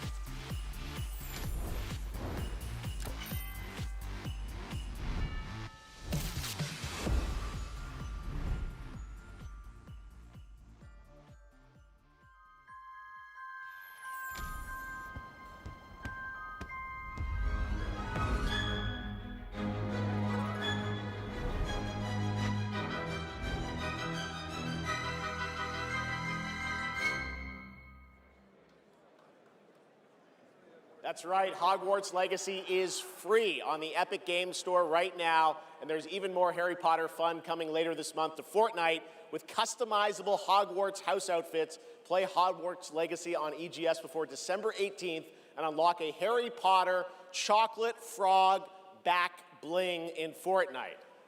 It's the world we live in, guys. All right, back in 2023, Lords of the Fallen surprised and impressed players with its brutal combat, dark fantasy world building, and stunning dual realm design.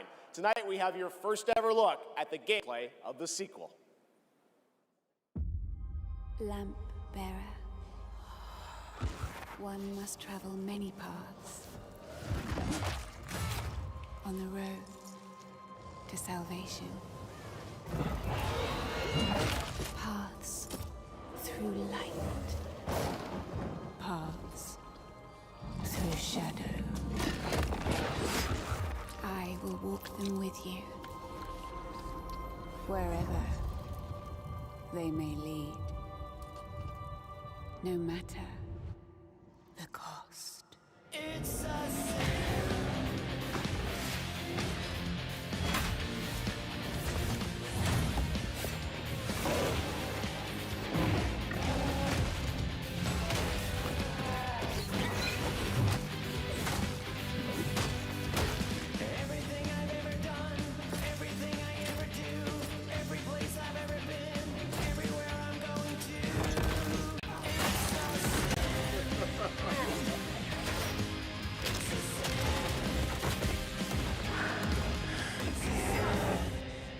Father, forgive me.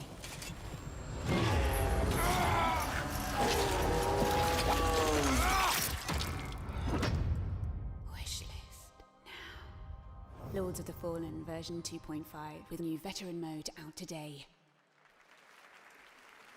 This next set of awards recognizes a diverse set of games across a variety of genres. Here are the nominees for Best Sports Racing Game: EA Sports FC 26, F1 25, Mario Kart World, Rematch, and Sonic Racing Cross Worlds. And the Game Award goes to Mario Kart World. Congratulations, Nintendo. Here are the nominees for Best Community Support: Baldur's Gate 3, Final Fantasy XIV, Fortnite, Helldivers 2, and No Man's Sky.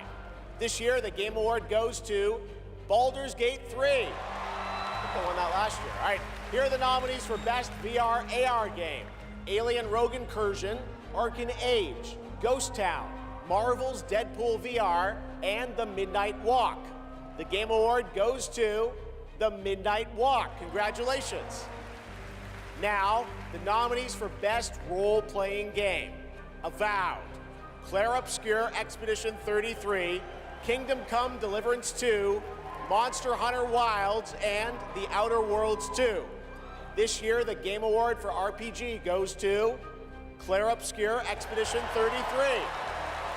And finally, here are the final 5 nominees for Player's Voice, a 100% fan-voted award: Claire Obscure Expedition 33, Dispatch, Genshin Impact, Hollow Knight Silksong, and Wuthering Waves.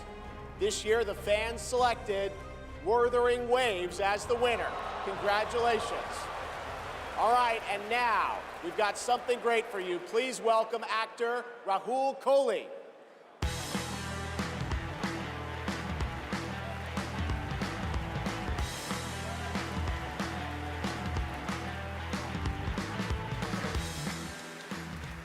Good evening.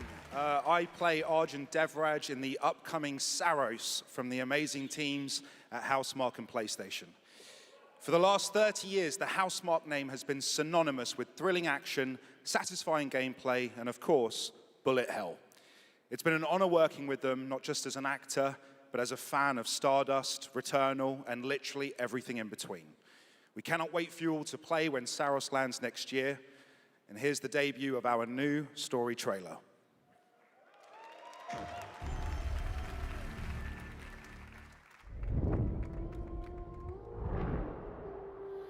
The sun is forever.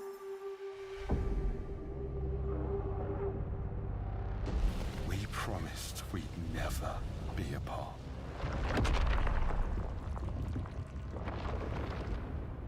It blazes. It was promised! I need to know that I just made the right decision. It's me, boss. Wait, how long? Since the last time the sun died, mate. You left us here. We've lost people. There's no way to get home, and you... Lies! This is what it does. It gets in our heads, and it twists, and it turns.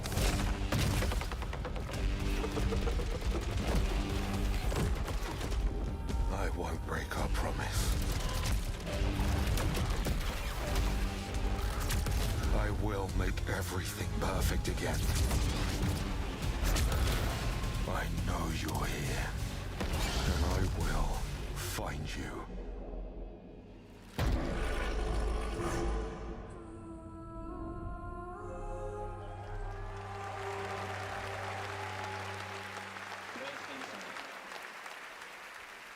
Saros looks great. It's coming next April, and I'm very excited that Rahul is starring in it.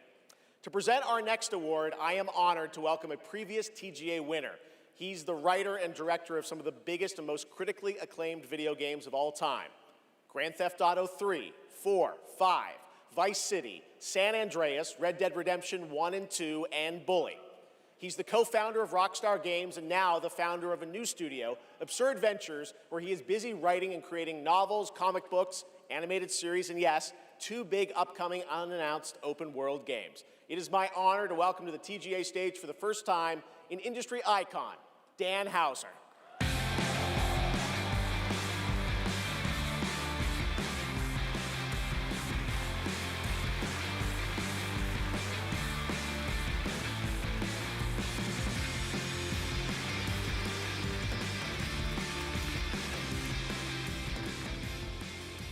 Thank you.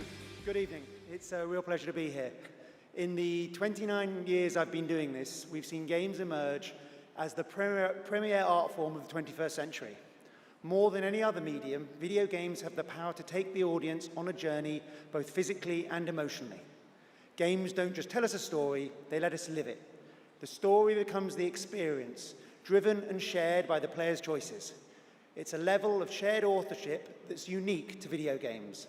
And when that all comes together, it's almost magical. And so here are the nominees for Best Narrative. Best Narrative. One stroke, and everyone of that age vanishes into nothingness. This thing between us, it was a mistake. I will find every last member of the Yote Six, and I will bring you peace. I always dreamt of leaving this place, becoming more than a peasant. I hate it all. I'll destroy it all!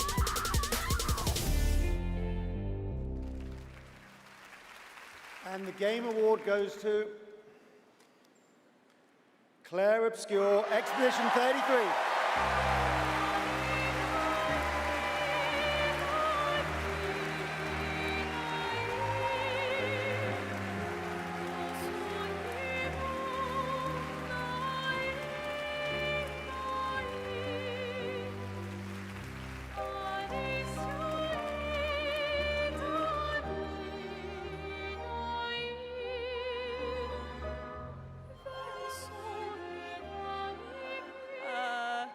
Wow, there are a lot of people here. Hi. There are so many people to thank, but first and forever is my husband. He is my light in the darkness. Thank you to our beautiful player community. Thank you for welcoming our characters into your hearts. In games, a story is a shared creation. It starts with words on a page, but the player experiences it through the work of each of our teams. Character and environmental design, quests, combat, UI, cinematics, acting, music, VFX, and through localization into other languages. All of that is supported by our producing and our technical teams. The last ingredient is our players, who interpret the story in the context of their own lives. and who keep our story alive through their own creative expression and discussions. The marvelous thing about games is that we create that experience together, our team with our players. Thank you so much.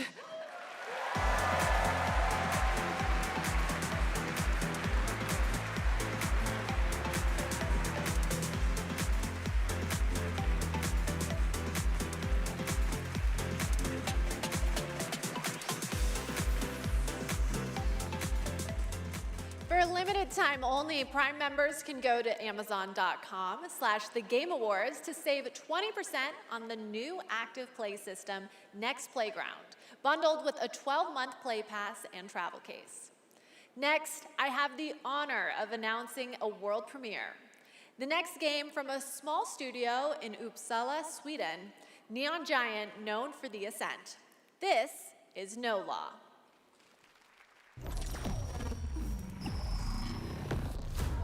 Port Desire. A city that don't belong to anyone, but everyone wants a piece. Oz. No oversight. Just the jungle creeping back in. Both the vines and the people. The mayor stepped in where the government couldn't. Said the city needed order, and they'd be the ones to bring it. Keeping the peace on their terms. I walked away from it all.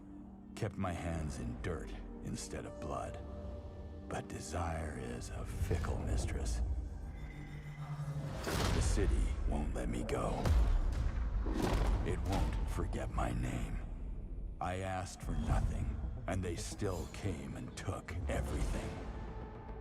The mayors and anyone that stands in my way, every last one of them. They're gonna learn something real simple.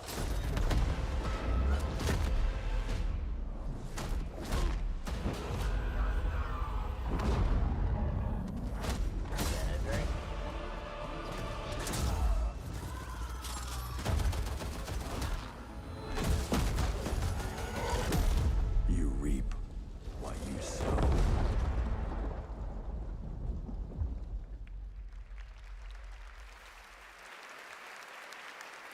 We'll all be looking forward to that, and good morning to everyone in Sweden and Europe. I know it's a late night. We got a lot more show for you, but coming up, we've got more awards like Best Game Direction. Todd Howard is here to present that from Bethesda, and more announcements, including one I promise you that nobody could have anticipated. But right now, Game Awards, get ready to get on your feet. Earlier this year, Netflix's Devil May Cry brought Capcom's iconic game franchise to life as an exceptional animated series nominated tonight for Best Adaptation. The show also featured a #1 single from our next performers who just announced their 2026 World Tour. Here to perform Afterlife, please welcome Evanescence.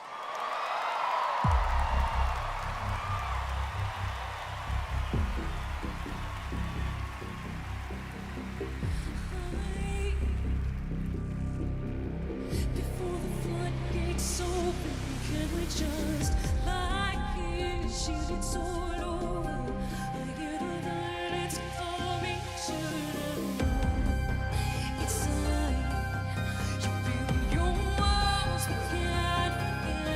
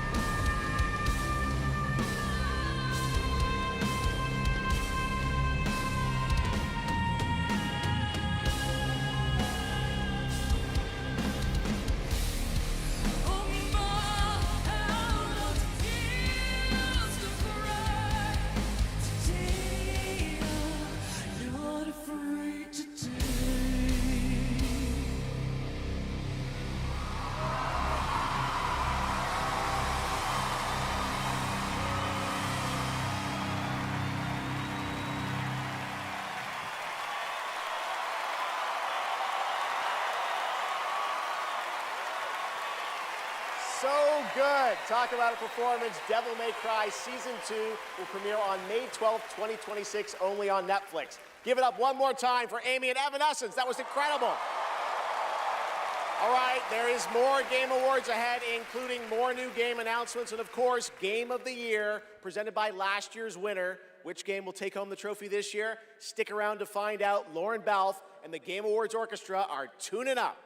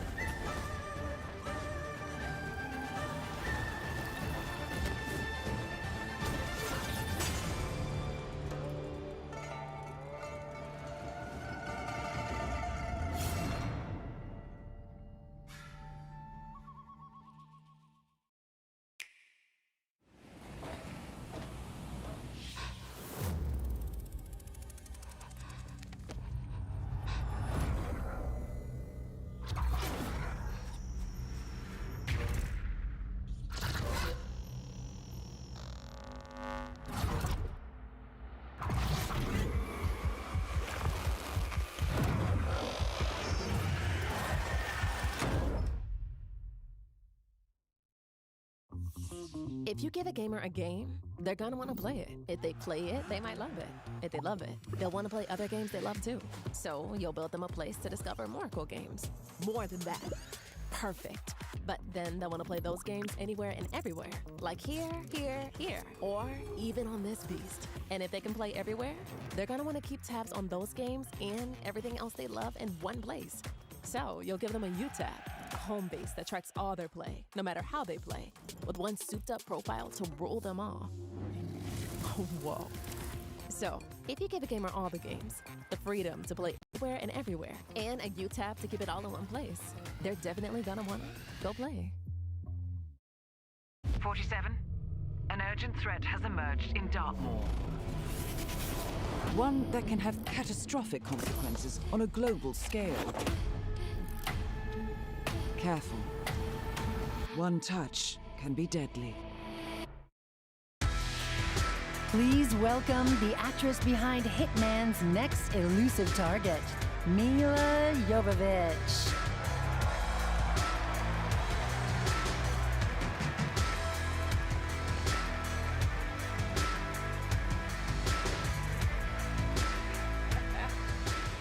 Hi, Los Angeles! And hello to gaming fans around the world. I'm thrilled to be making my debut in a video game as the next elusive target in Hitman: World of Assassination. The hunt begins February 2026. Now, I'm happy to present the Game Award for Best Multiplayer. Modern multiplayer represents a monstrous challenge in game design. I mean, imagine having to develop games that account for the absolute unpredictability of thousands of live opponents, or even worse, the persistent dumbness of a human teammate. It's no easy task. And tonight's nominees all pull it off in their own inspiring way. Here they are. Best multiplayer game. They said the world above had ended, so you learned to listen.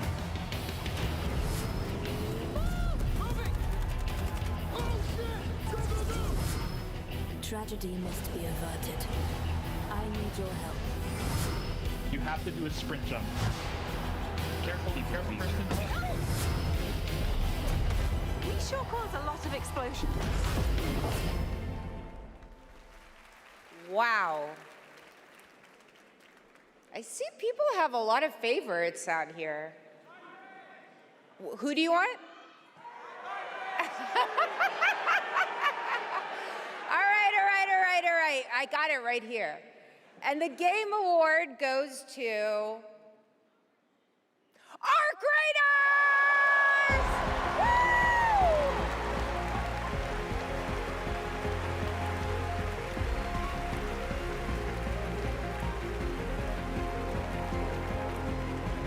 Congratulations!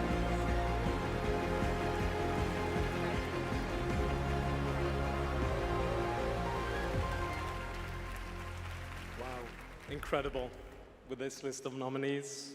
Who would have thought? First of all, thank you all. And on behalf of the Arc Raiders team, this incredible team, we'd like to thank our loved ones for supporting us and cheering us on along the way. Embark Studios as a whole, because as we all know, it takes a village, for the fearless leadership of our dear Patrick Sutherland, the partners in Nexon, whose unwavering trust in us took us all the way here and made it all possible. And of course the players, whose love and engagement just means the world to us. Thank you all.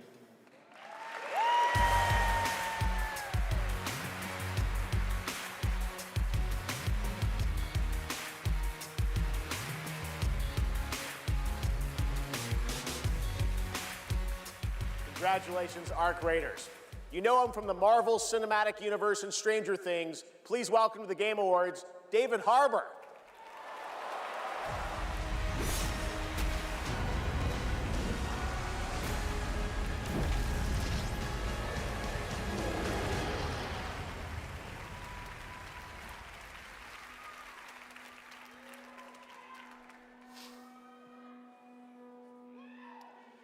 For 25 years, Creative Assembly has entertained millions of people all around the world with the Total War franchise. Today, I'm here to help announce where Total War is going next. And it'll be in a universe that is so close to my heart. I'm excited to reveal that Total War is headed to the grim, dark future with Total War Warhammer 40K!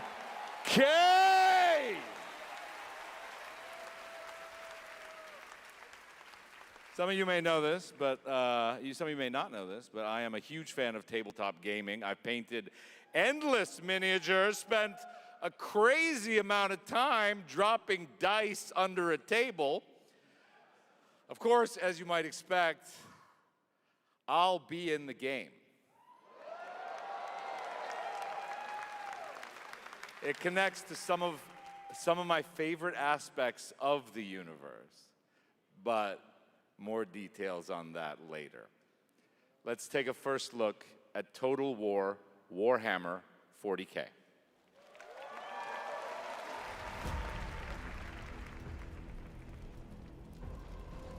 In the grim darkness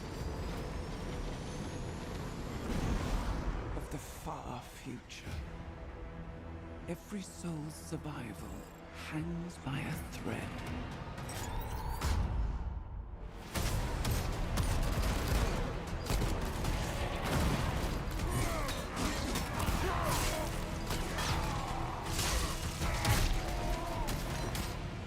Mankind is beset by endless tides of aliens, traitors, and demons.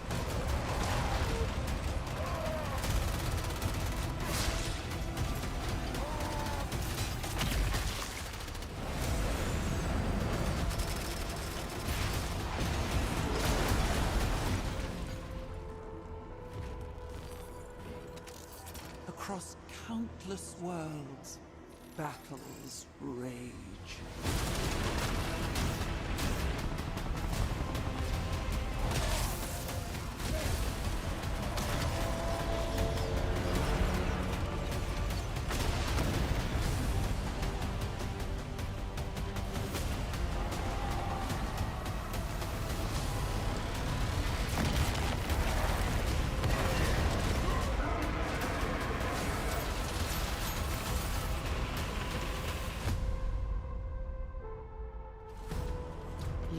your armies. Conquer worlds.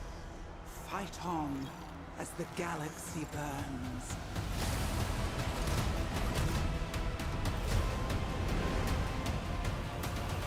For there is no peace amongst the stars. There is only war.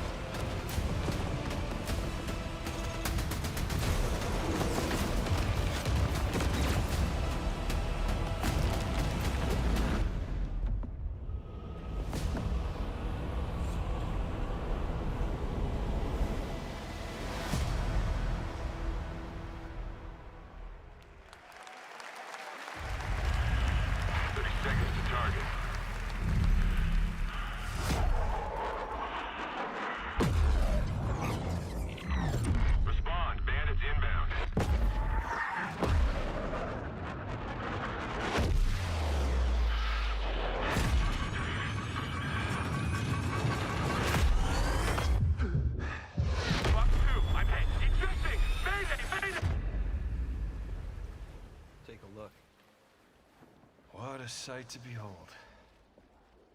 Whew, it's all over. The last lands of the FCU, the Federation of Central Usia. First of all, thank you for joining us on this ship. Hello there, my dear newcomer. You are very lucky, you know. Yes, we are critically undermanned on this ship. Don't worry at all. The man in front is Jan Rexco, the Wings of Thief. You're riding shotgun with a legendary ace of aces. He's a mass delusion fabricated by the rumor mill of social media. Radar contact. We think it's the shadows. Our lone target is Wings. All dogs fire. Time to pull out, 22. Roger that. God damn it. Start swimming, soldier. Make it home alive. Let's keep at it, Rex. Ray, heads up! On your orders, Rex. To keep Hope alive, Wings of Thief must stay on the mission. Must fly on. I can make up your kill count to be whatever. Right. From now on, you'll be the greatest ace pilot this war will ever know.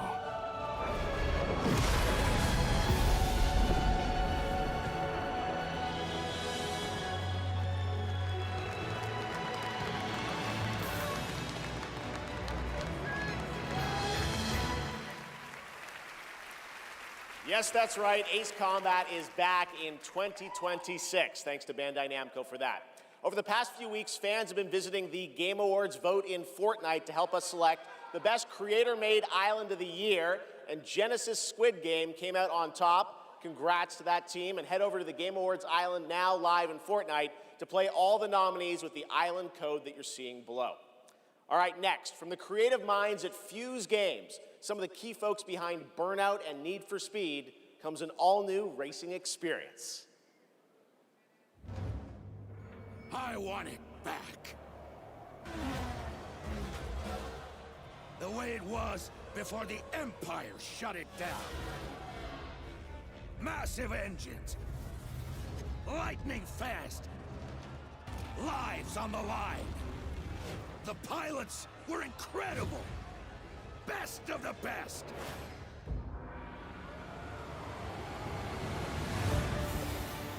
United by one beautiful dream.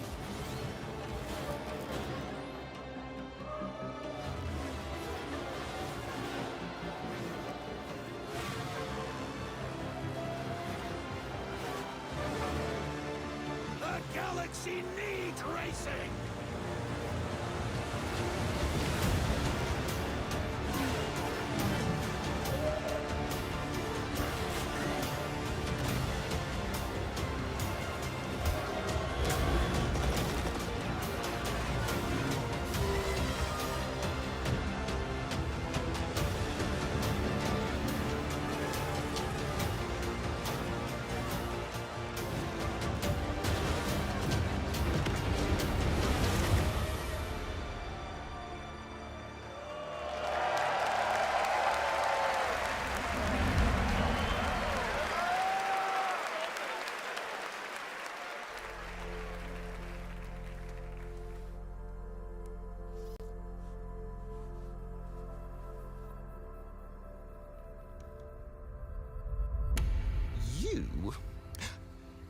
What were your names again? Well, I can't call you and can I? I shall give you names. Namey. Name or namey? Yes, Naomi. And you, Backboy. Yes, children, I have a feeling. It's a feeling of destiny. Follow me, Naomi and Bagboy. Destiny awaits.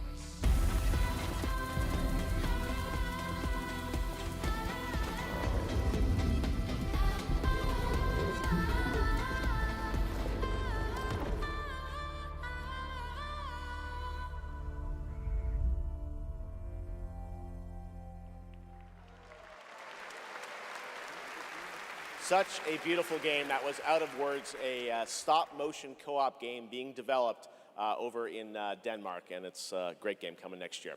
And now, I'd like to welcome back an icon, a legend who pushes entertainment forward with each of their new projects, someone I consider a dear friend and a friend of the show. Please welcome Miss Piggy.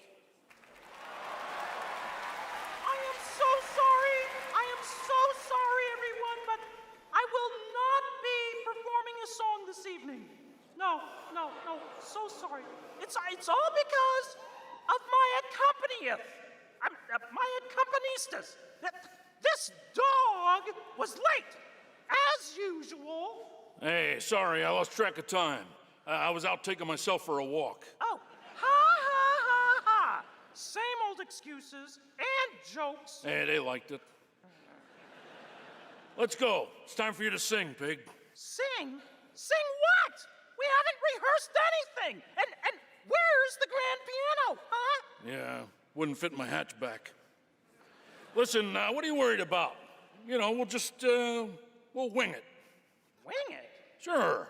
Who knows? Maybe it'll all work out. How about, something like this? In a world where gaming games are so exciting, waiting all year long until the time will come. Your turn. What? I can't just make up any words without some meaning. Pretty good. This is stupid. This whole thing is really dumb. Hey, you got it. So if you're looking for some friends, just stick around. Oh yes, the Game Awards will... Never let you down? Good luck. Excuse me? As we all now come together across the Great Divide. Oh, from Tokyo to London, we're all watching side by side. So if you're looking for some fun, the time is now. Here we go. Oh yes, the Game Awards will never let you down. Yeah, we'll see. What? Go ahead. It's a night of magic and online chats galore. Exactly. It's a shame that host Geoff Keighley's such a bore. Hey! Kidding. All the trailers and celebs and big awards. Really rigged. Oh. Don't forget about all our friends on Discord. Oh boy, I'm getting so excited about this wonderful world of gaming. Well, here's some awesome titles you simply can't ignore. You mean the names of all the games that I'll be playing? Yeah, now let's get ready, let's get set, you guys keep score. Let 'em have it! Oh, there's Mario, Minecraft, Legend of Zelda, Nominee, Donkey Kong, Bonanza, Kingdom Hearts Peak, Shovel Knight, Fortnite, Overcooked, Tomb Raider, and Tomodachi Life, Indiana Jones, Marvel Robinson, Shenmue, Fall Guys, XCOM, Undertale, It Takes Two, and I know you've all been waiting so long for the delayed release of Hollow Knight Silk Song. Whoa. Glad I didn't have to do that. 1, 2, 3. So when I'm Princess Peach, wearing my super crown. Oh yes, the Game Awards will always let you down. Stop it! Your turn. Oh, I can't think of anything now. I need to know. Oh, the Game Awards will never let you down. But the pig just did. You'll have a place to wear your sparkly gown. Everyone! Oh yes, the Game Awards will never let you down.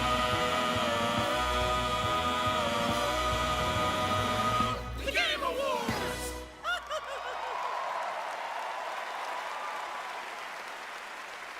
Gotta love them, the Muppets, everybody. Thanks, Miss Piggy and Ralph the dog. It all worked out in the end for them. All right, the Game Awards will be right back after this new look at Duet Night Abyss.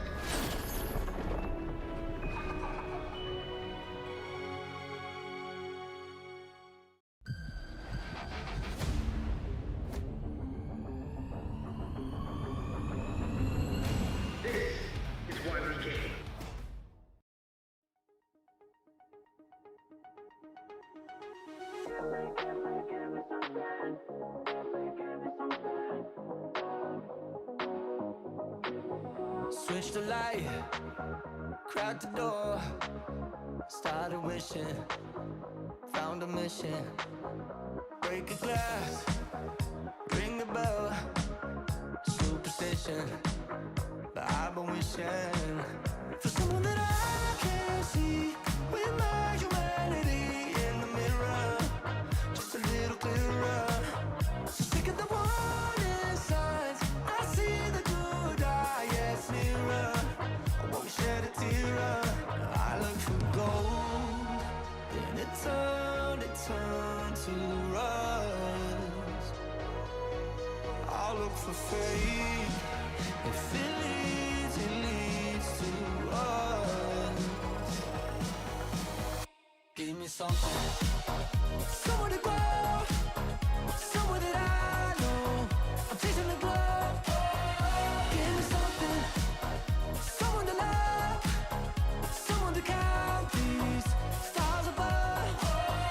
Give me something, tell me lies, make it up, paint the picture, take me with you. I don't care what you say, I'm making it deep today. It's a new world, it's a new world. I don't care where this goes, I'm making it highs and lows. It's a new world, it's a new world. Give me something, somewhere to go, somewhere that I know. I'm chasing the glow. Give me something, someone to love, someone to count these stars above. Give me something.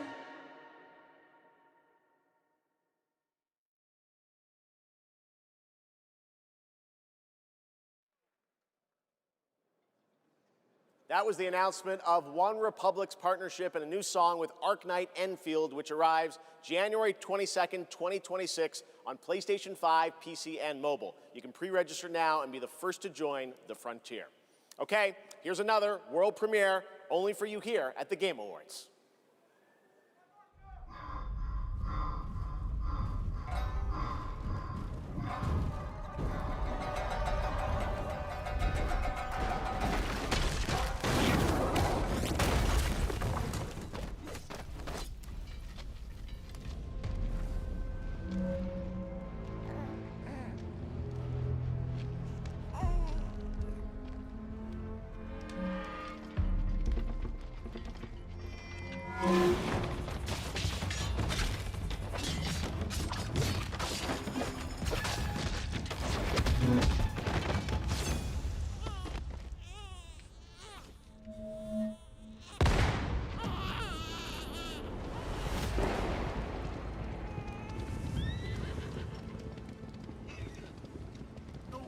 Near that place, at least not anymore. But you, like darkness, won't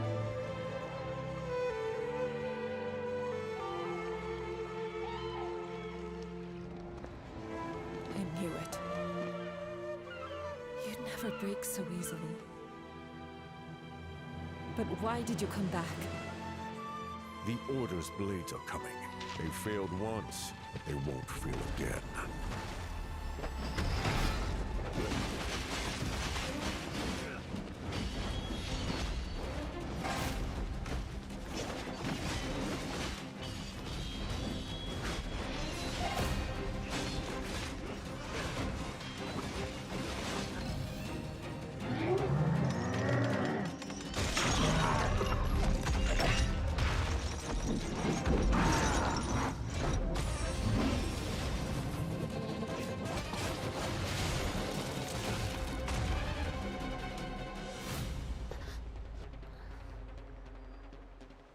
Please, take it. Save our people. The girl's nothing but a shell now. She'll never be the same. you broke my blade. But we broke your spirit! Phantom is movement. striking from where none expect.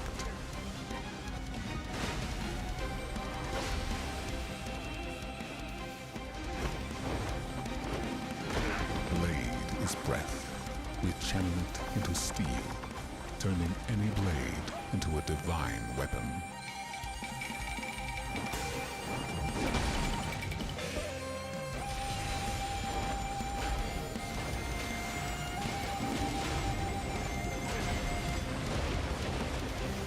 When Phantom and Blade unite, no enemy stands.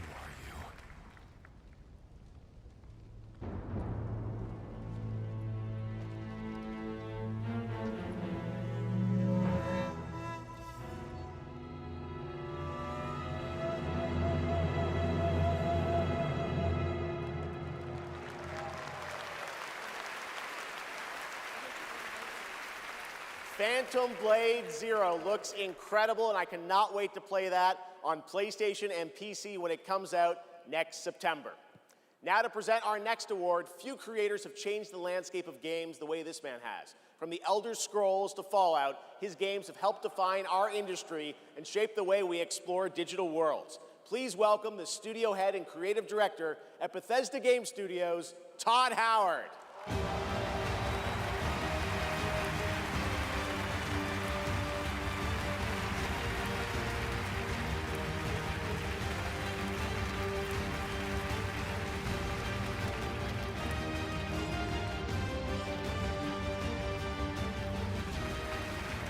Game development is the ultimate team sport. And it doesn't matter if it's a team of 10 or a team of hundreds. Art, design, audio, engineering, and more have to come together as one. Game direction is that glue. And the games that have had them all come together, well, they touch us. They become a part of us. And that's why we're here tonight, to honor them. Here are the nominees for Best Game Direction. Best Game Direction. Everyone vanishes into nothingness. I couldn't protect you. I found something new to live for. Time itself is against us. Holy crap!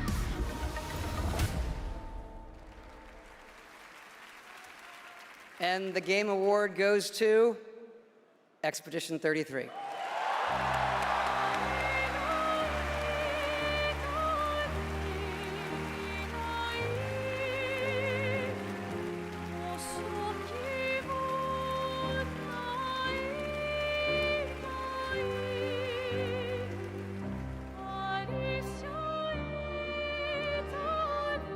Wow. Hello. Yeah, this is quite intimidating. Wow. Yeah, well, let's get to it. Yeah, so back in Brussels in 2020, I received a mail, just anonymously.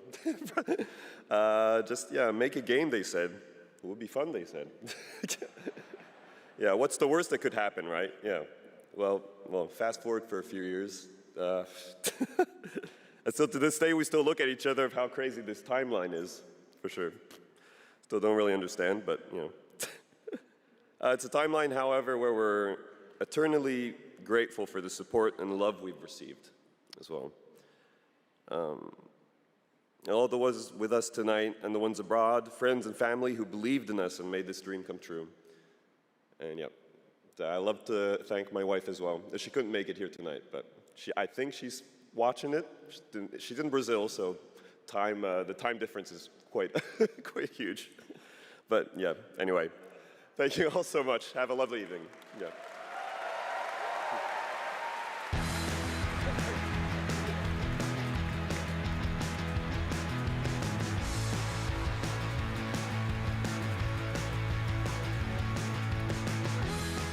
Congratulations, Sandfall, a big night for independent games. All right, we've come to a very special point in tonight's show, especially for those of us who have been playing games for decades.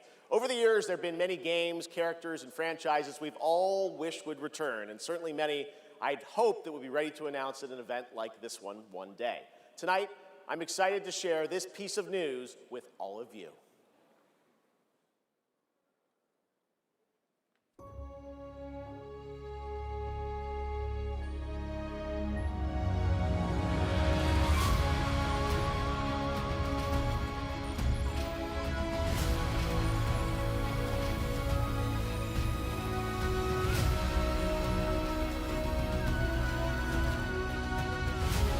The world needs you again.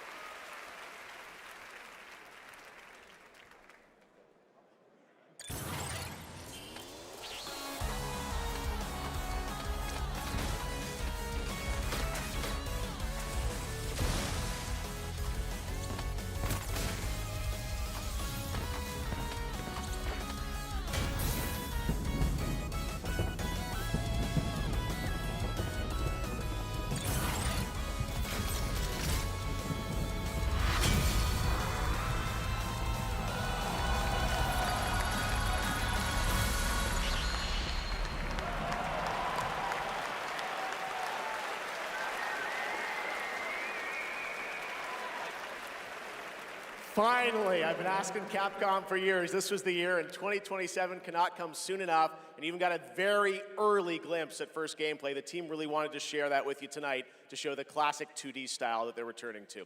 Coming up, Game of the Year, but first an exclusive new look at the Super Mario Galaxy movie coming to theaters next April.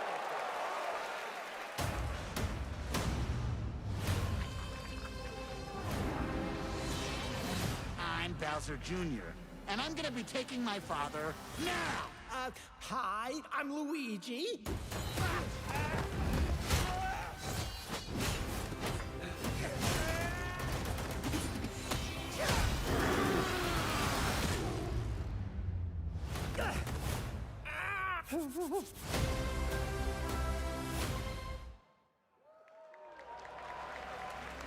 I trust you'll be able to rid us of this crucible.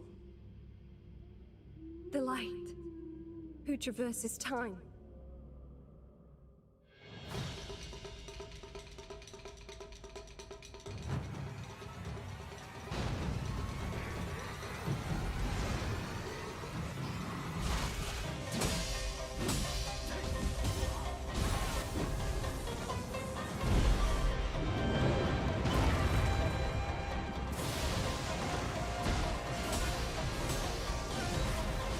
None shall interfere with my course!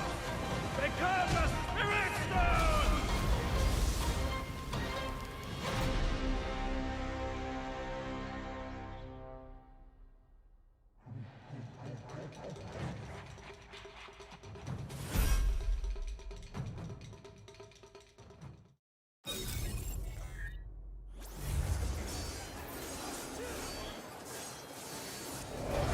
This war has an inevitable conclusion, one that is only a matter of time, and the culmination of my journey.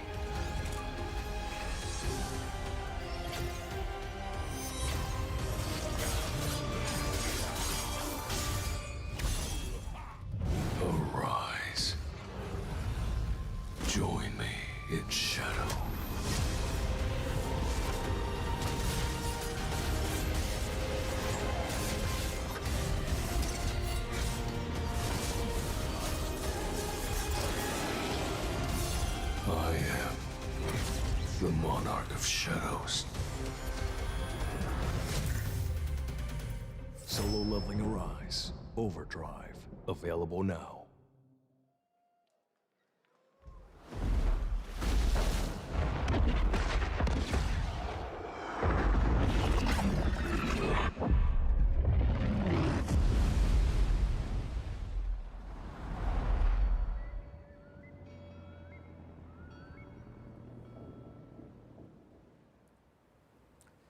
You know, sometimes our last reveal at the Game Awards is a teaser for something years and years away. But not tonight. Our final world premiere comes from 61 members of the team that built Apex Legends and Titanfall. 4 years ago, the principals founded a new independent studio with the hopes of pushing the shooter genre forward with a new original game. They've done it in complete secrecy, which is even more amazing because the game is very deep into development. The power of independent, self-published studios to push this medium forward is a growing and I think positive theme in our industry. And so tonight, you're not only going to get the announcement of the game, but also your first look at the gameplay. I've played it, and after you see this trailer, I think you're going to want to as well. Welcome to Highguard. Into lands uncharted and dangers untold. I venture without fear and ride without rest. For coin or for cause, I fight to the end.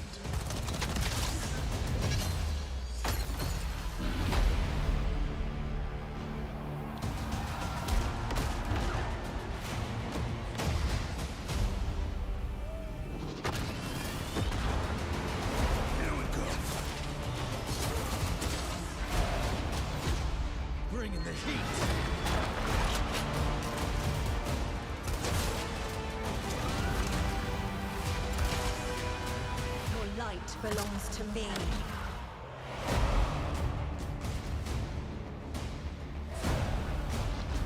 Moving in for the attack.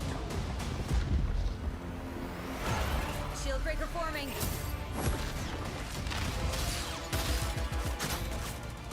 Blade out.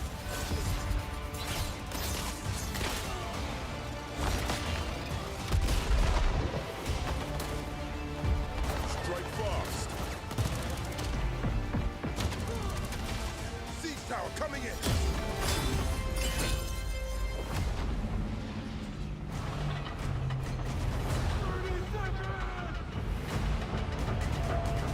The enemy is on gate.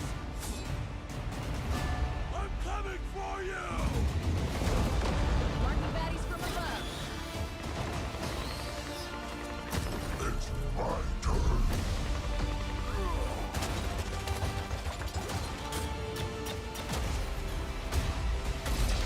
The coming storm.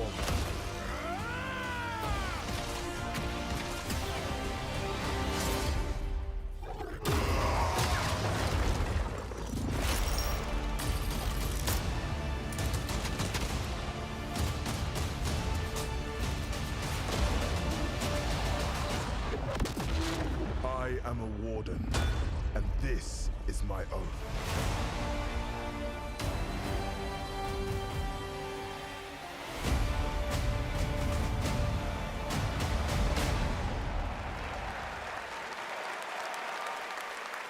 Pretty crazy, that's right. Highguard launches in just 7 weeks on PC, PlayStation, and Xbox. It is insanely fun to see, fun to play, as you saw in that trailer. And now, it's time for our final award. Last year, Astrobot took home Game of the Year, and so the tradition goes, this year we're lucky to have that game's director present Game of the Year this year. From Team Asobi, please welcome Nico Doucet.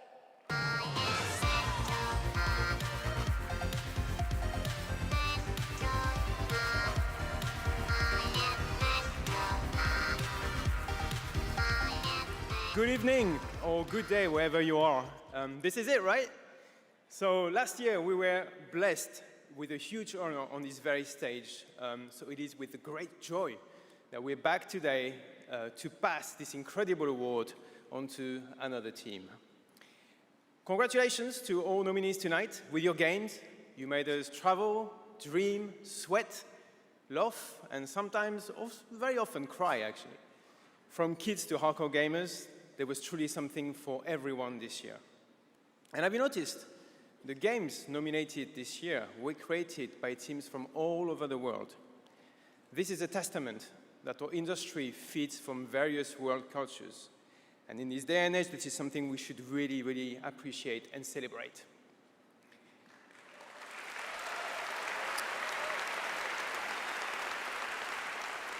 And also, each of these games had amazing music. So without further ado, please enjoy the nominations for Game of the Year, courtesy of the Game Awards Orchestra. Maestro, take it away.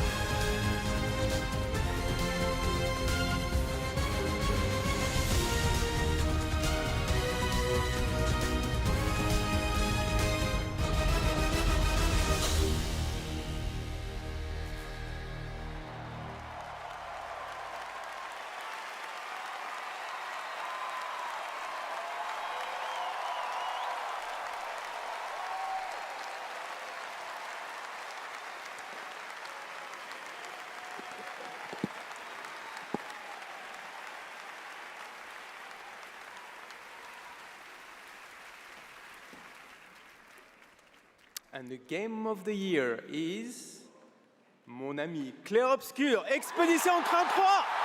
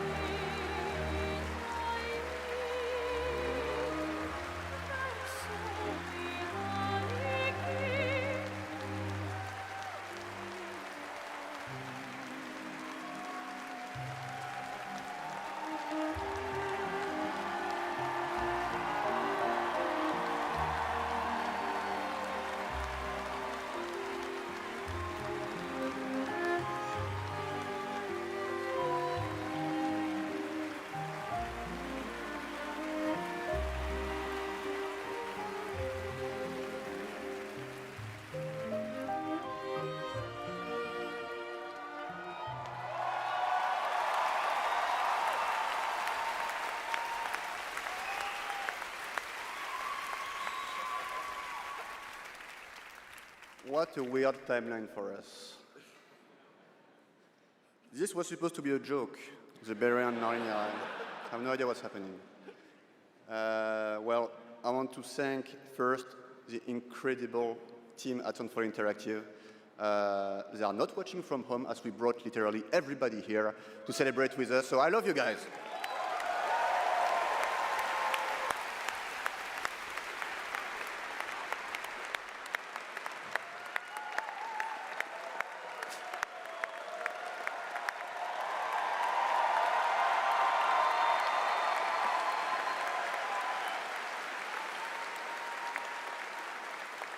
I also want to thank Kepler Interactive, our publisher, but also our localization teams, our playtesters, our wonderful cast for both motion capture and voice, and all the people who worked on this game to make it happen. It's really a teamwork, so just thank you to everybody who contributed.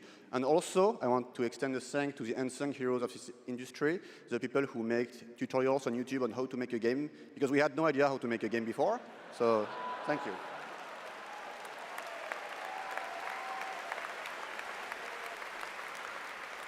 And I'll extend a personal thank you to an important man in my life, Mr. Hironobu Sakaguchi, who made me fall in love with games and inspired me to become a game dev. So thank you, Mr. Sakaguchi.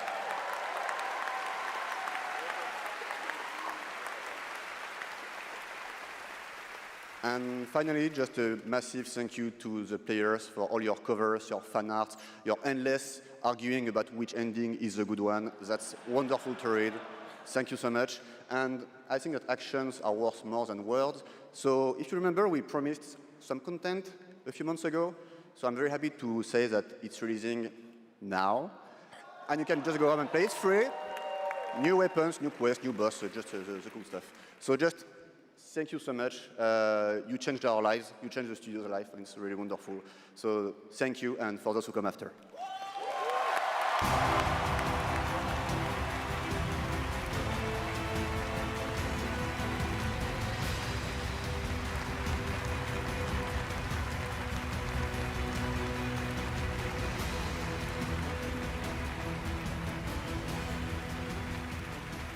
Congratulations to Sandfall, an amazing Game of the Year winner, and that is going to do it for the Game Awards 2025. Thank you all for watching, voting, and being a part of this community. And congratulations to all the nominees, winners, and teams who debuted new games tonight. We'll see you again on Friday, June 5th for our biggest Summer Game Fest ever from the Dolby Theater in LA. And we'll be back right here at Peacock Theater for the Game Awards next December. Thanks to our entire Game Awards team and everyone who helped make this show possible. Happy holidays. Good night, everybody.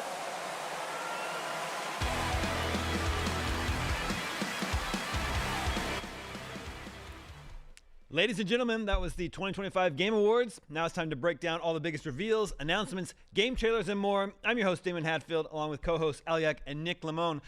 Woo! That was a long run of a lot of trailers, previews, world premieres. Lots of world premieres. Just a sort of an onslaught. But there's definitely a lot to talk about. Let's jump into absolutely one of the biggest reveals of this show, Star Wars, Fate of the Republic, spiritual successor to Knights of the Old Republic, which was directed by Casey Hudson. Now he's returned. I'm very excited, although we should point out this has got to be in the earliest stages of development because this studio was only founded in July of this year. I mean, they've canceled a whole Knights of the Old Republic remake before we got this, so I could only assume this is at least 3 years away at this point. But it does feel nice to see Casey Hudson back at home, kind of full circle. It's real nice. Mm-hmm. It feels nice to have a Star Wars game back. Double. We'll get to that. Mm-hmm. No, I mean, I love Star Wars. I love Knights of the Old Republic. I'm feeling good about this. I really like this trailer. You know, it's there's so many sci-fi games, so when it's not immediately obvious what it is, you start with, is this going to be intergalactic? Is this Exodus? But then halfway through, I think it's because like the red light that our character wanders into. I was like, well, maybe is this Star Wars? Is this going to be Star Wars Eclipse? Right. No, it's something completely different. Yeah. It's the thruster, and it's also like the thruster, the joystick that they use. I was like, it's very Star Wars adjacent, so it's got to be something Star Wars. Plus the cape. I mean, that's a beautiful thing about something like the Old Republic, though. It allows us to kind of separate ourselves from the established Star Wars iconography. so many things. And, you know, I mean, Knights of the Old Republic is when I was introduced to just there being normal swords in the Star Wars universe. I was like, why would you ever want one of those? But turns out they're pretty good. Yeah. I know, Alec, you haven't played Knights of the Old Republic? No, I have not. I've had a lot of people be like, you have to play this game. You don't understand. So I guess they didn't get KOTOR, but they got, what, FOTOR? F-O-T-O-R. This looks incredibly beautiful. Just looking at the cinematic, it just looks so colorful. It looks like the way I want a Star Wars game to look like. So I can't wait to dive into the Old Republic with this one. But that also means you're not familiar with the story of Knights of the Old Republic then, right? Not like in a nerd-like way. So what you should do is try and play it as soon as humanly possible before the internet spoils an incredible story for you. Okay. Because it truly is like, I didn't see that coming. It's one of the best Star Wars stories, in that game. And there's a remaster of it too, pretty accessible. But I'm wondering. So it's this new studio. I don't think did they announce a publisher? No, okay, I don't think so. But that Casey Hudson was just as a new studio was able to get the license from Lucasfilm to make a new Star Wars game. I think that says something. Oh yeah, 100%. I mean, he was the face of Mass Effect for better and worse. Like I think that he was someone who took a lot of unfair criticism, especially during the Mass Effect 3 era. But honestly, I associate him with some of the greatest RPGs ever made, let alone space RPGs. So this just feels right. Who owns Knights of the who owns KOTOR? Well, I mean, in theory, was it Saber Interactive doing Knights of the Old Republic? Yeah. So aren't they also part of like Embracer Group or something at this point? So they're just this entity that I assume this giant amorphous entity that owns a lot of things that I don't truly know what they own, but that feels like the right bucket to cast it into. I'm just wondering if there could be any connection to KOTOR. Oh, I mean, it has to be at this point. Think so? I'm just curious if any of the established storylines from KOTOR will come back, if we will see, anything related to Darth Revan or anything of that nature. And I think this is also coming on the heels of them announcing a Star Wars Knights of the Old Republic 2 remake with all of the cut content that, what's the Fallout New Vegas studio name? Oh, Obsidian? Obsidian, yes. The Obsidian Star Wars Knights of the Old Republic 2 with all the cut content that was then fan modded back into the game. Yeah. So that's coming on the tail end of that. That was announced like a week ago, I think. I think it was maybe an announcement that it fell apart or something. I don't. Really? Yeah. I wouldn't hold our breath for that one. Okay, Star Wars: Fate of the Old Republic. That sounds great. Looking forward to playing it 2032, whenever that's done. But we will get to play a new Star Wars game much sooner than that because they announced another game, Galactic Racer. Yes. Pod racing is back, baby. Sebulba's back, baby. Is back. This is so wizard. And it's coming in 2026. And it's from Fuse, which is former Criterion devs. I mean, as soon as they said Criterion and you see a pod racer, you're like, Yes, duh. yes. Why have they never done a pod racing Burnout before? It all makes so much sense. And, just the high-speed intensity. Yeah. And again, everyone knows that the best part of Phantom Menace is the extended pod racing sequence. So being able to enjoy that in high fidelity. The Darth Maul lights. Okay, that one's pretty good true, too. that's true. That one's pretty good too. I love the pod racing in Phantom Menace. So I was excited to see this in as a new game, but not in Jakku now.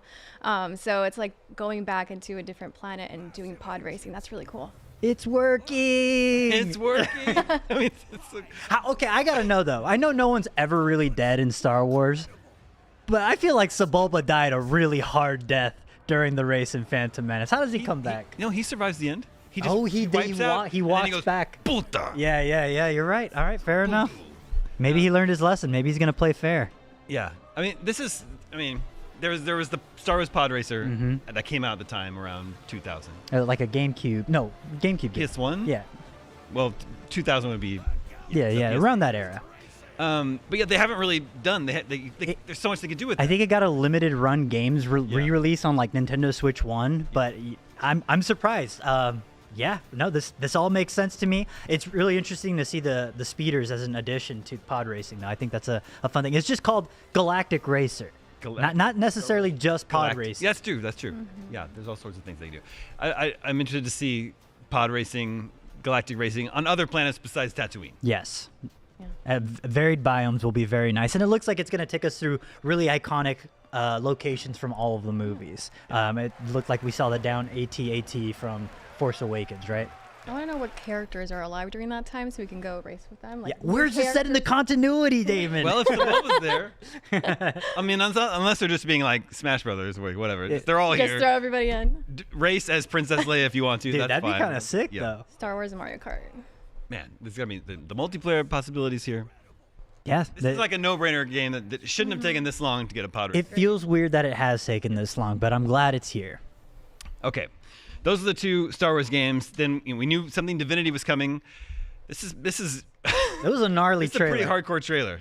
This will leave an impression on you. This Divinity trailer. It really was. I feel like another game that made me feel this way was the Diablo 4 trailers, which I was waiting for, and this one had the same effect on me. When I was watching it, I was like, whoa, this is going to be a hardcore story. That was really incredible, and I think it sold me. It was very impressive. It was very, gory, but there's something about it that you convinced me, Nick.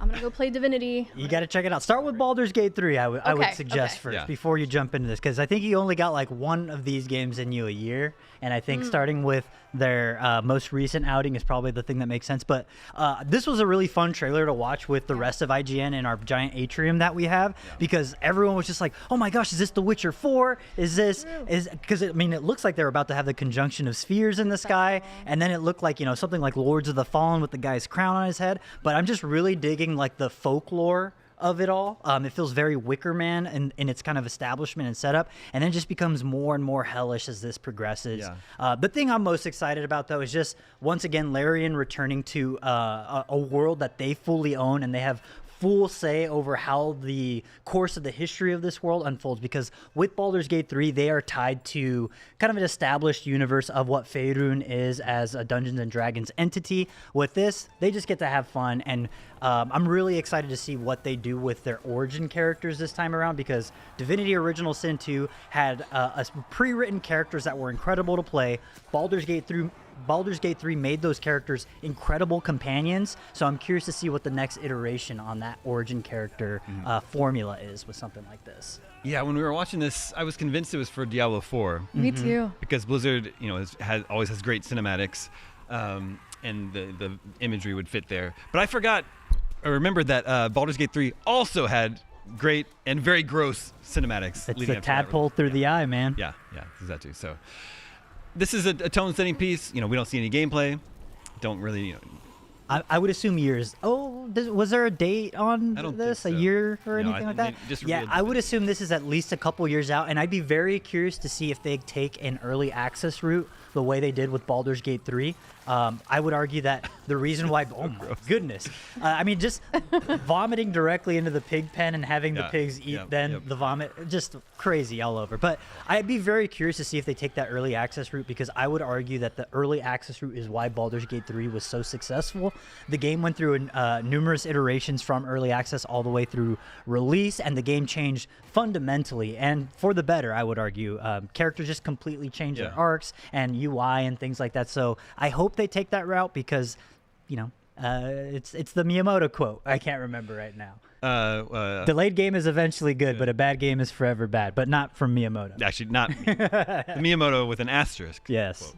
So what do you think this sort of mood piece tells us? Because it seems like all these people that were enacting this ritual sacrifice got what they deserve. So what's our role here? Who's the villain? What's the hero's job here? Well, I think they unfortunately unleashed something wrong into the world. Okay. And the thing that the vibe I got from watching this is something that I get every time I watch a Diablo cinematic, where I was like, this is just like blasphemous. Like there's just something evil, and this should not be. And the fact that you can evoke that feeling from people is like, hey, hats off to your team. You did a good job making me feel very uncomfortable throughout this entire thing.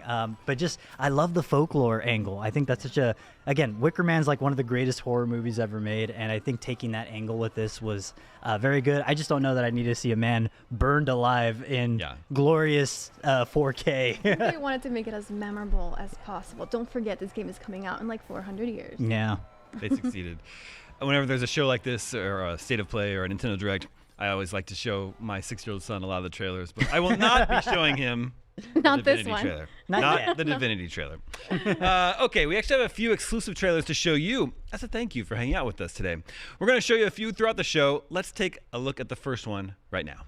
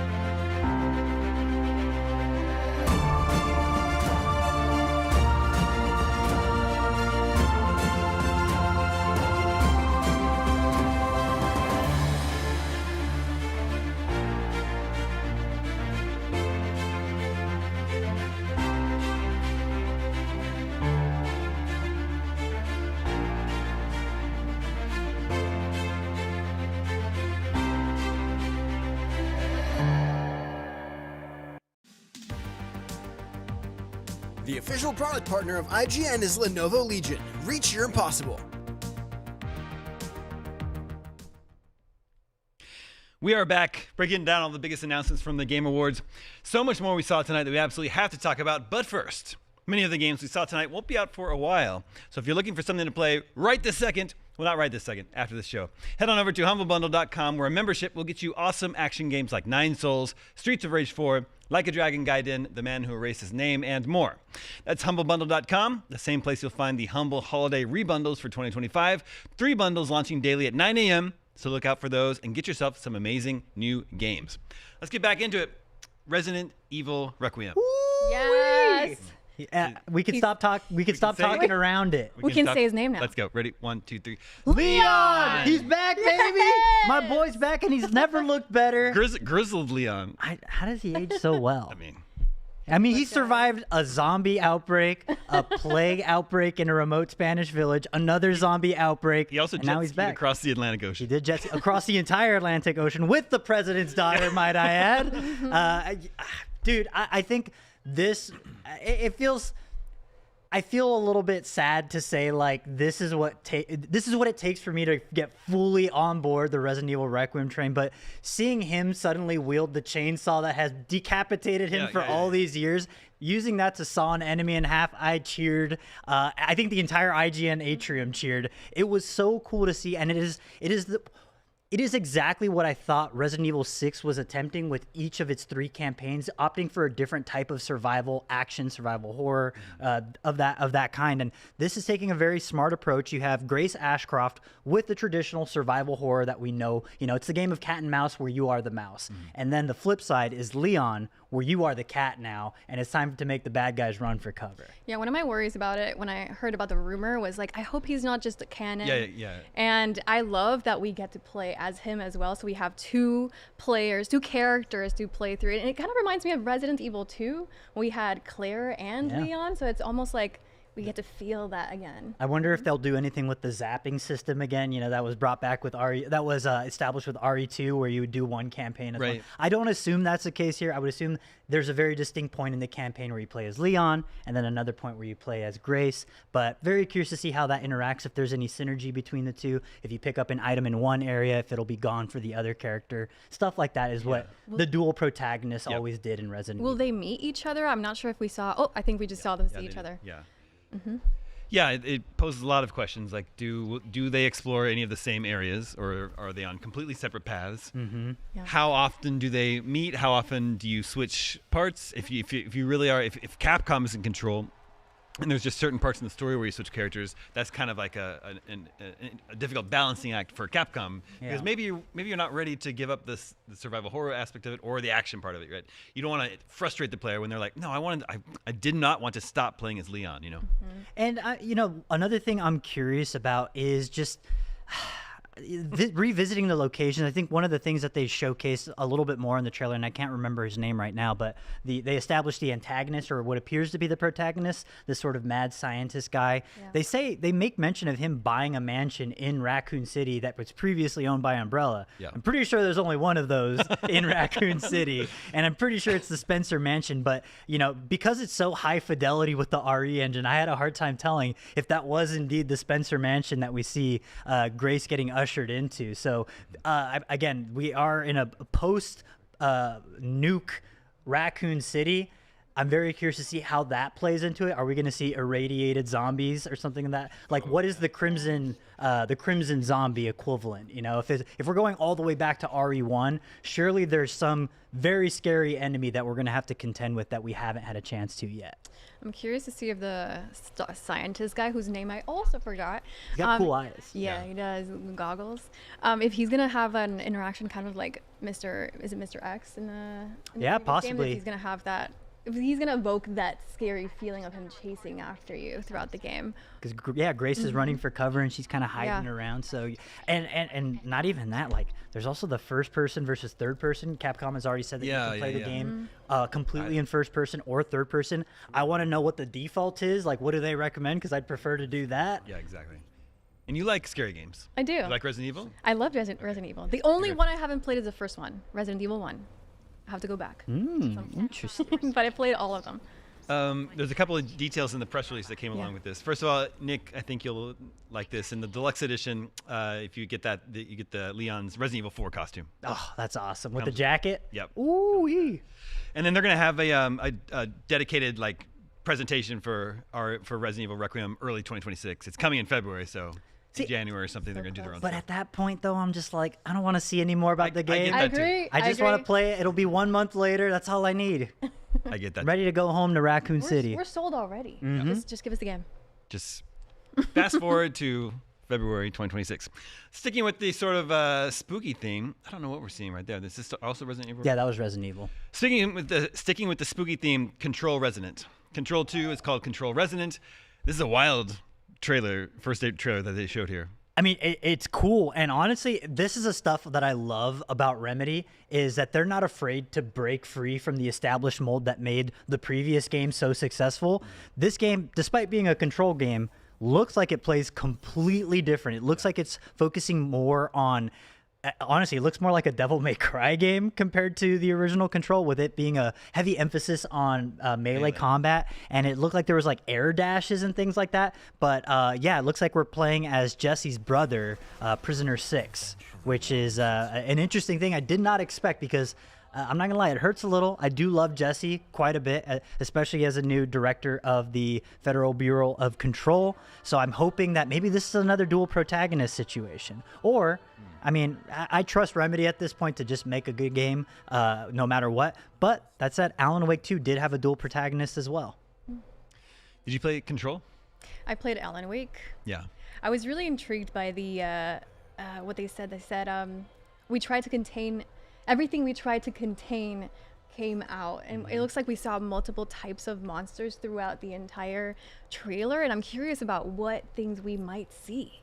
Yeah, I mean that's part of the beauty of the Federal Bureau of Control. It was, if you're familiar with the internet terminology, that like the SCP Foundation, where there's this idea that there's this imaginary organization that is responsible for capturing and containing all the things that go bump in the night. And there's all these strange objects of power scattered throughout the universe that do very different, distinct, specific things, and now they're all let loose on what looks like to be New York. One thing that's interesting about this trailer, though, is it looks like Prisoner 6 is working in collaboration with the Bureau, you know, the faceless entity that Jesse's kind of reporting to throughout the entirety of Control. So they always seem like a bunch of scary folk. I'm very curious to see why they're using a prisoner to do their bidding and what that means for Jesse at this point. He has an interesting tool at his disposal, this like sort of staff that can transform into different types of weapons, it looks like. I mean, it looks like the yin to the yang of Jesse's gun, right? Where it's just like this piece of metal, the stainless steel metal that kind of magnetizes and morphs into have different capabilities and attributes. So seems like a right fit. Yeah.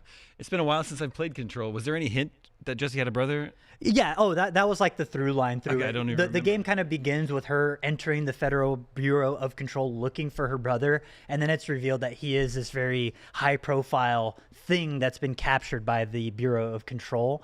And there's like a whole Alan Wake DLC. There's a lot about her brother specifically. Okay. We also got another look at Lego Batman Legacy of the Dark Knight, which continues to look great. But it is a little bit of a situation like you were just saying with Resident Evil, like I'm already sold on this game. Just give me the game. I think this is one of those instances though where every time I see it, I'm delighted because I'm like, yeah, I don't really spoilers for like a thing that's showing arcs of like very standard Batman stuff. The one thing I want to know is Absolute Batman in there? If you're not reading Absolute Batman, one of the greatest Batman runs currently ongoing right now, check it out. Hopefully that I'm a costs. little worried that they're showing a lot of the jokes from the game. I don't want them to tell me the jokes. I just want to laugh when I play. But it just looks so fun. Every time I watch the trailer, it just brings a smile to my face. I mean, all of the characters look amazing. And are those the Claire Obscure guys? We saw a lot of villains on the trailer, and I was wondering if you guys spotted any new ones. I saw a lot of the characters that I like. I think we saw Penguin, we saw Two-Face. We saw Robin. Was Robin on the trailer? I don't know if Robin was established actually as being like a playable character. It looks like he's playable at least. Plus the Catwoman playing as a cat. That's very cute.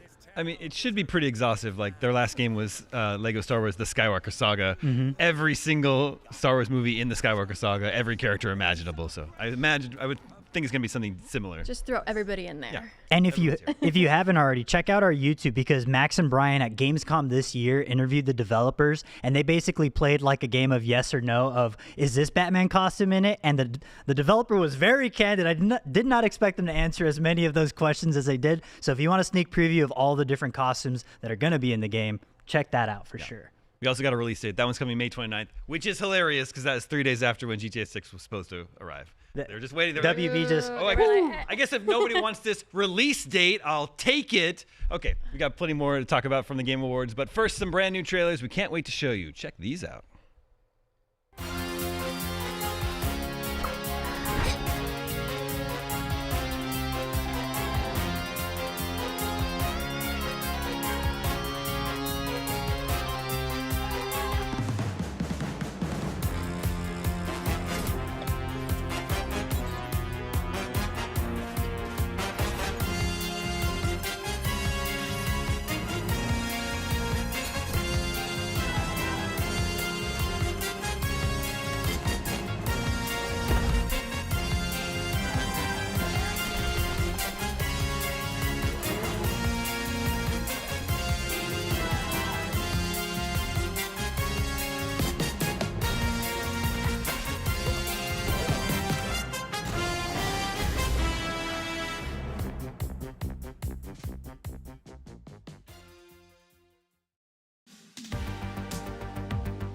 The official product partner of IGN is Lenovo Legion. Reach your impossible.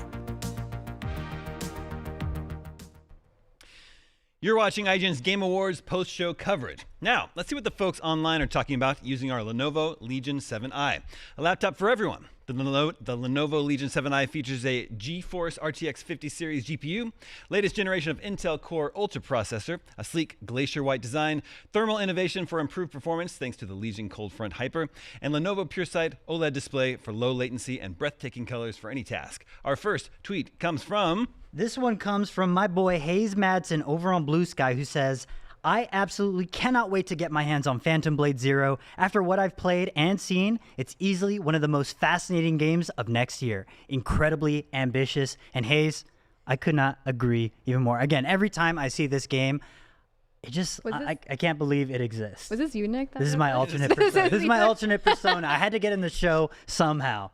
No, but I think he makes a good point. I think that this not necessarily debut game from the developer, because S-Game has made previous smaller titles, but this is certainly their first AAA gigantic video game that they even had a full PlayStation Direct for. So yeah, I think what we saw, incredibly ambitious, and I'm digging like when we saw the trailer, I was like, oh, this looks like Lone Wolf and Cub to some extent. Yeah. And then we see him as a baby, our character, Soul, I think is his name. I forget the character's name. But he gets rescued as a baby by this man in a mask. And then later at the end of this trailer, we see him having to face off against this man who saved him, which is always fun synergy. Yeah. It's always good. It's like poetry.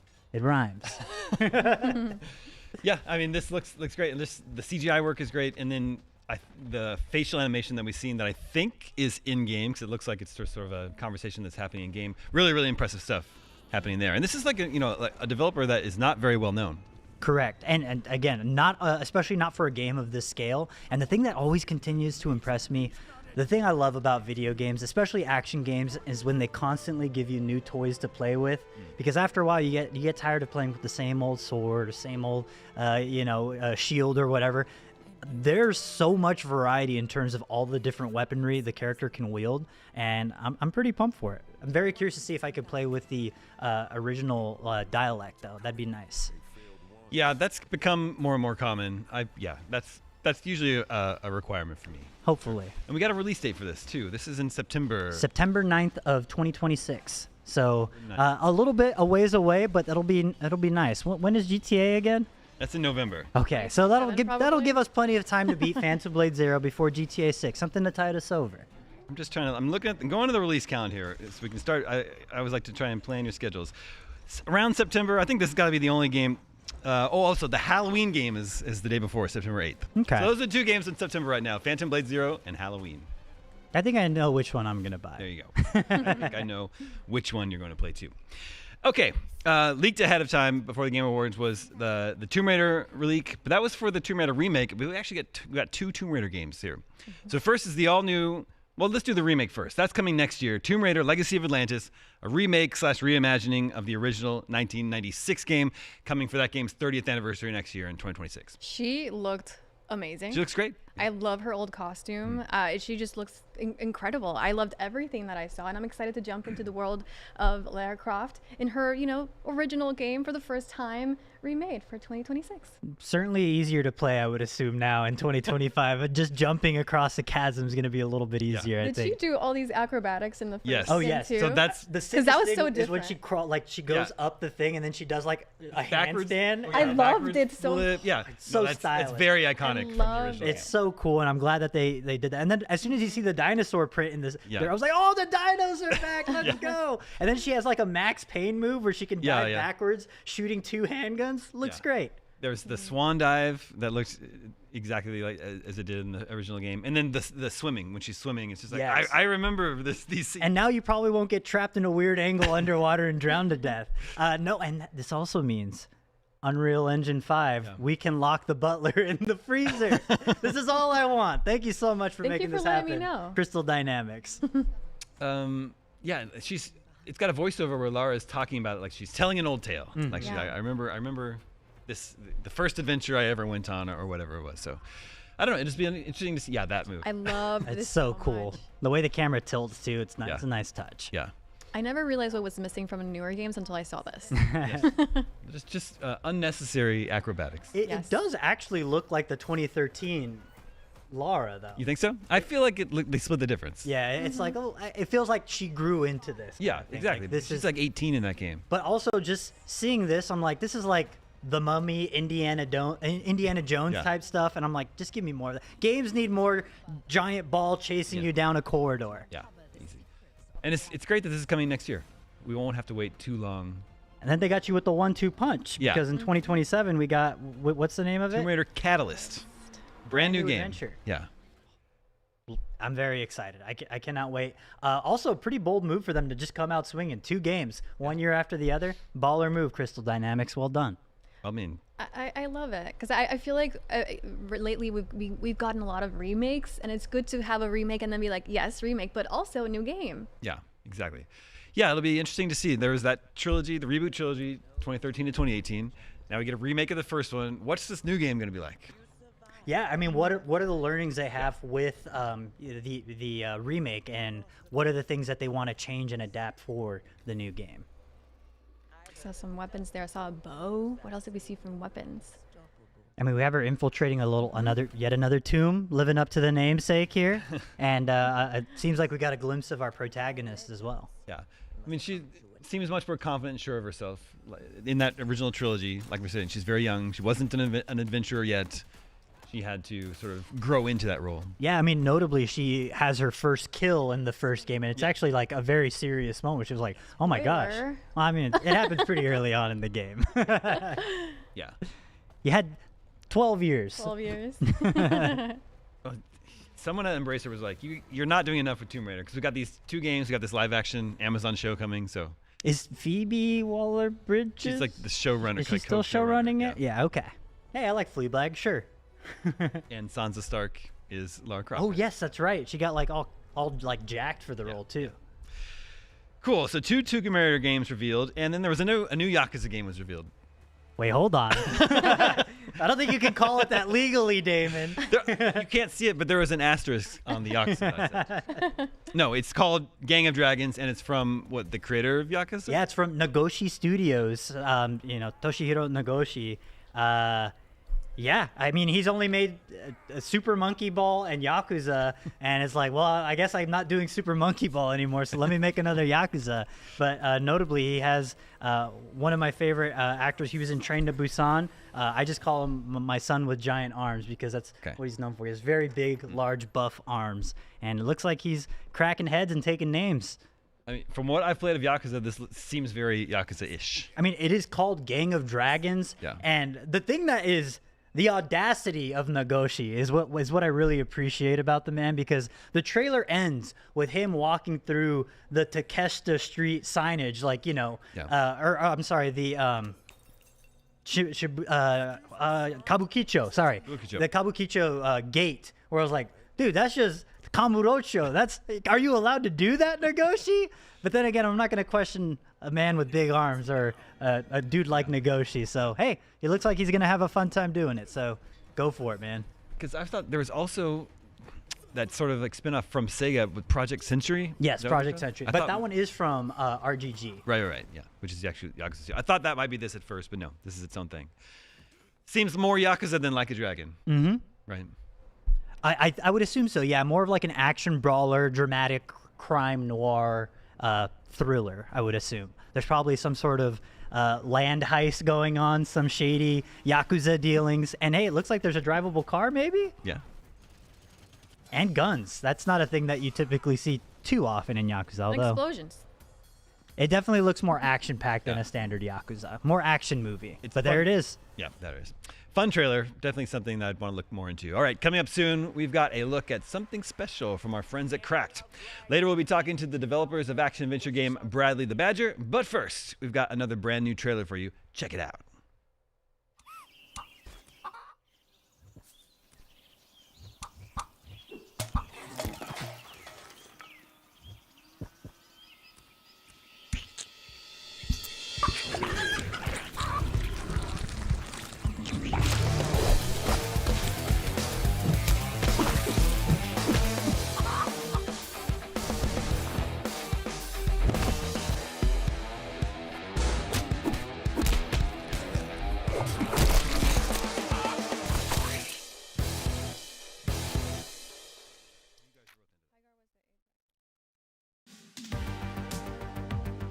The official product partner of IGN is Lenovo Legion. Reach your impossible.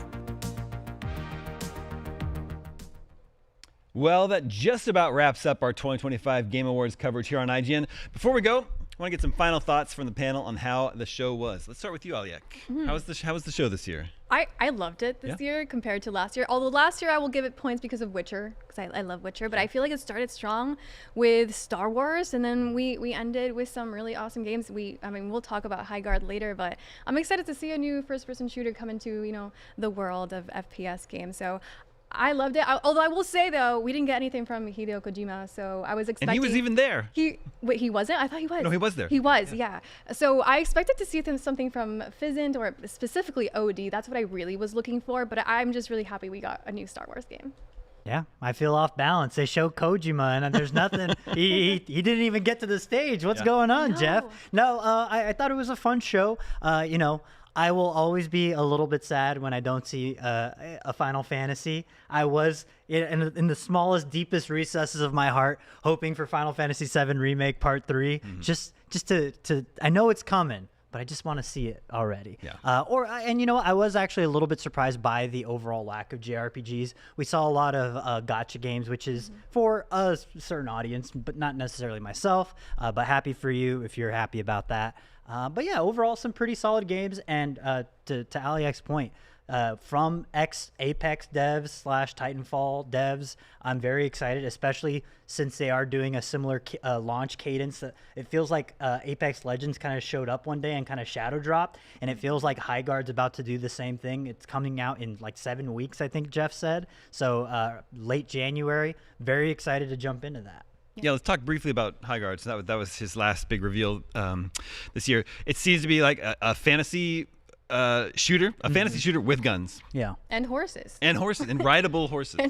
It kind of seems like instead of jumping out of a plane, you are riding into battle on the horses as your like initial let's get into position thing. But the one thing that really got my attention was I wouldn't necessarily call it doesn't seem particularly like a hero shooter, although each class or character does have their own distinct ability. It reminds me of something like Apex Legends with their ults, or even something like Valorant. And I think the beauty of something like Valorant is all of the ults have some sort of like area of denial effect to them. So it forces you to think a little more strategically. And based on what we saw in this trailer, it looks like the impression I got is the multiplayer match unfolds in distinct phases where you kind of get wide open space and it gets narrower and narrower into more arena-based combat as you kind of meet in the middle, where you have two literal Mortal Engines looking tanks kind of just colliding against one another. So I'm very curious to see what the overall gameplay loop is like, and it certainly looks distinct and like something I've never really seen before. So that's got my attention. Plus, coming from the caliber Apex Legends Titanfall, they know how to make a game that feels good to play, and I can't wait to play yet another good feeling first-person shooter because we need it. Yeah, I'm specifically interested in how this theme is going to attract competitive players. I think we talk about Apex, there's a lot of competitive players in there, and also Titanfall too.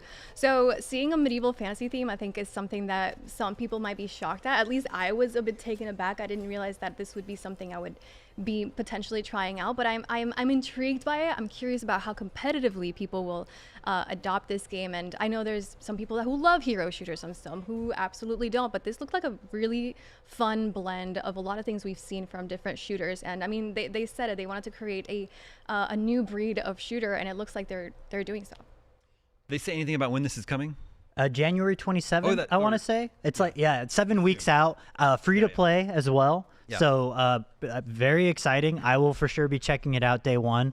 Hopefully no one's as good as they are at Apex at this game, because now I look at Apex Legends gameplay, I'm like, yeah, I'm not doing any of that. That stuff's crazy. It's releasing so soon, January 26th. So. Oh, yeah. A Day of Flying Kings. soon. All right, that's High Guard. Good show this year. Good show. 2 Star Wars games that were surprised. 2 Tomb Raider games. Surprise Lenny Kravitz. Lenny Kravitz, villain in 007 First Light. That's great. I love it. Resident Evil Requiem's looking great, and the Divinity trailer was real gross. We actually have a few more of our own surprises to show you, so let's get right to it with some brand new looks and deep dives at some amazing things heading your way soon. Roll it.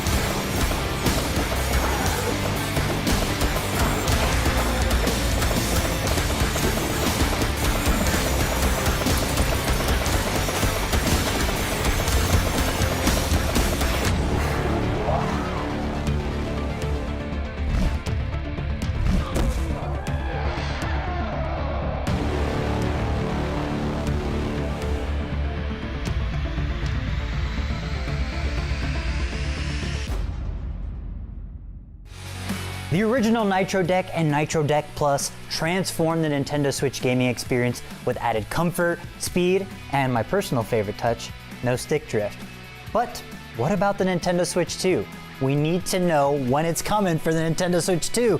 Here with me to show off something special is Global Brand Manager of Cracked, Jack Inchard. Jack, welcome. What's going on, man? Thanks for having me back. All right, I think it's no secret what you're here to talk about today, but let's make it official. What have you got to play with today? So we're here to showcase and launch pre-orders for the official Nitro Deck 2 for Switch 2, and I'm so happy to be back. It's finally here. You finally brought it. You've given the people what they want. And when can people pre-order? It's available right now, right? It's available for pre-order right now at cracked.gg. That's crkd.gg. And yeah, I mean, let's talk more about kind of what makes it different and kind of the improvements we've made from the original Nitro Deck that people loved. So walk me through it. How do you actually get a Nintendo Switch 2 connected to the Nitro Deck 2? Yeah, so unlike the original Nitro Deck or the Nitro Deck Plus, where the console slid down into the deck, with the Nitro Deck 2, you have this new retractable locking mechanism where you pop the lock and it expands and retracts. Okay. So I've got a switch here somewhere. How convenient. I love it. Instead of sliding it down into the deck, you place it now on these rubberized backings. There's a little guide right here to help you line it up. No longer locked to like that kind of cradle that exactly. You need to lock it into. Yeah, Very similar to like some handheld phone devices I've seen around. Yeah. So essentially you place it in and then tighten it on the back so it doesn't fall out. You tighten the dial and that's it. Yeah, no, this is great. One thing I really appreciate about the Nitro Deck line of products is the added heft that they add to the Nintendo Switch. I know it's going to come down to personal preference, but for me, I like my consoles to feel meaty and have a nice little heft to them. That way it feels, it feels sturdy in your hands sort of thing. And I'm digging the build. Now, you had mentioned previously that what we're seeing here is currently a prototype version of the Nitro Deck 2, and I'm already in love with what I'm seeing and feeling here, and it's only going to get better. Yeah, so another main difference too is kind of it's more sculpted and refined. So it feels even more ergonomic in your hands. I mean, you can really feel the difference when it's in your hands. Also, the placement of that right thumbstick. With the original Nitro Deck, you had it either above or below the action buttons. With the Nitro Deck 2, we've offset it a bit, so your thumb kind of rests more ergonomically for that kind of handheld experience that you would want from a Nitro Deck. It feels a little more sleek and refined. Like, it feels more comfortable to hold. It has a nice little weight to it. And me personally, I'm a huge fan of offset analog sticks. I think that is the superior way of holding a controller. And I couldn't be more thrilled that this is kind of aligning with my sensibilities. Now, you had said that once you lock it in and secure it, it's ready to go. Is it auto pair? Do you need to do any sort of pairing? You said this connects via Bluetooth, correct? Yeah, so that's another great point. Let's talk about connectivity, because with the original Nitro Deck, remember, it was a wired connection. But with the Nitro Deck 2, it's mainly the main connection type is going to be Bluetooth. So you would connect it as you would with a Pro controller. There's a pairing mode, you pair it. But also, if you want to use it in wired mode, it comes with this U-shape USB-C adapter that plugs into the deck and the Switch at the bottom.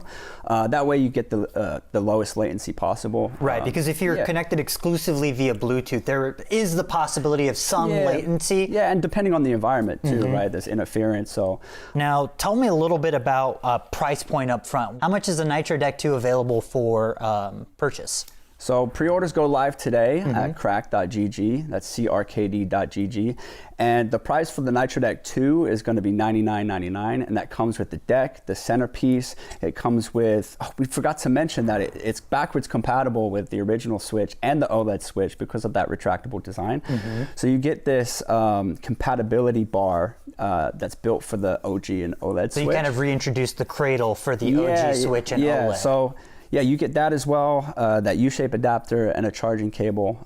And also separately, we're launching pre-orders for a hard shell case that you see right here, and that'll be $39.99 as well.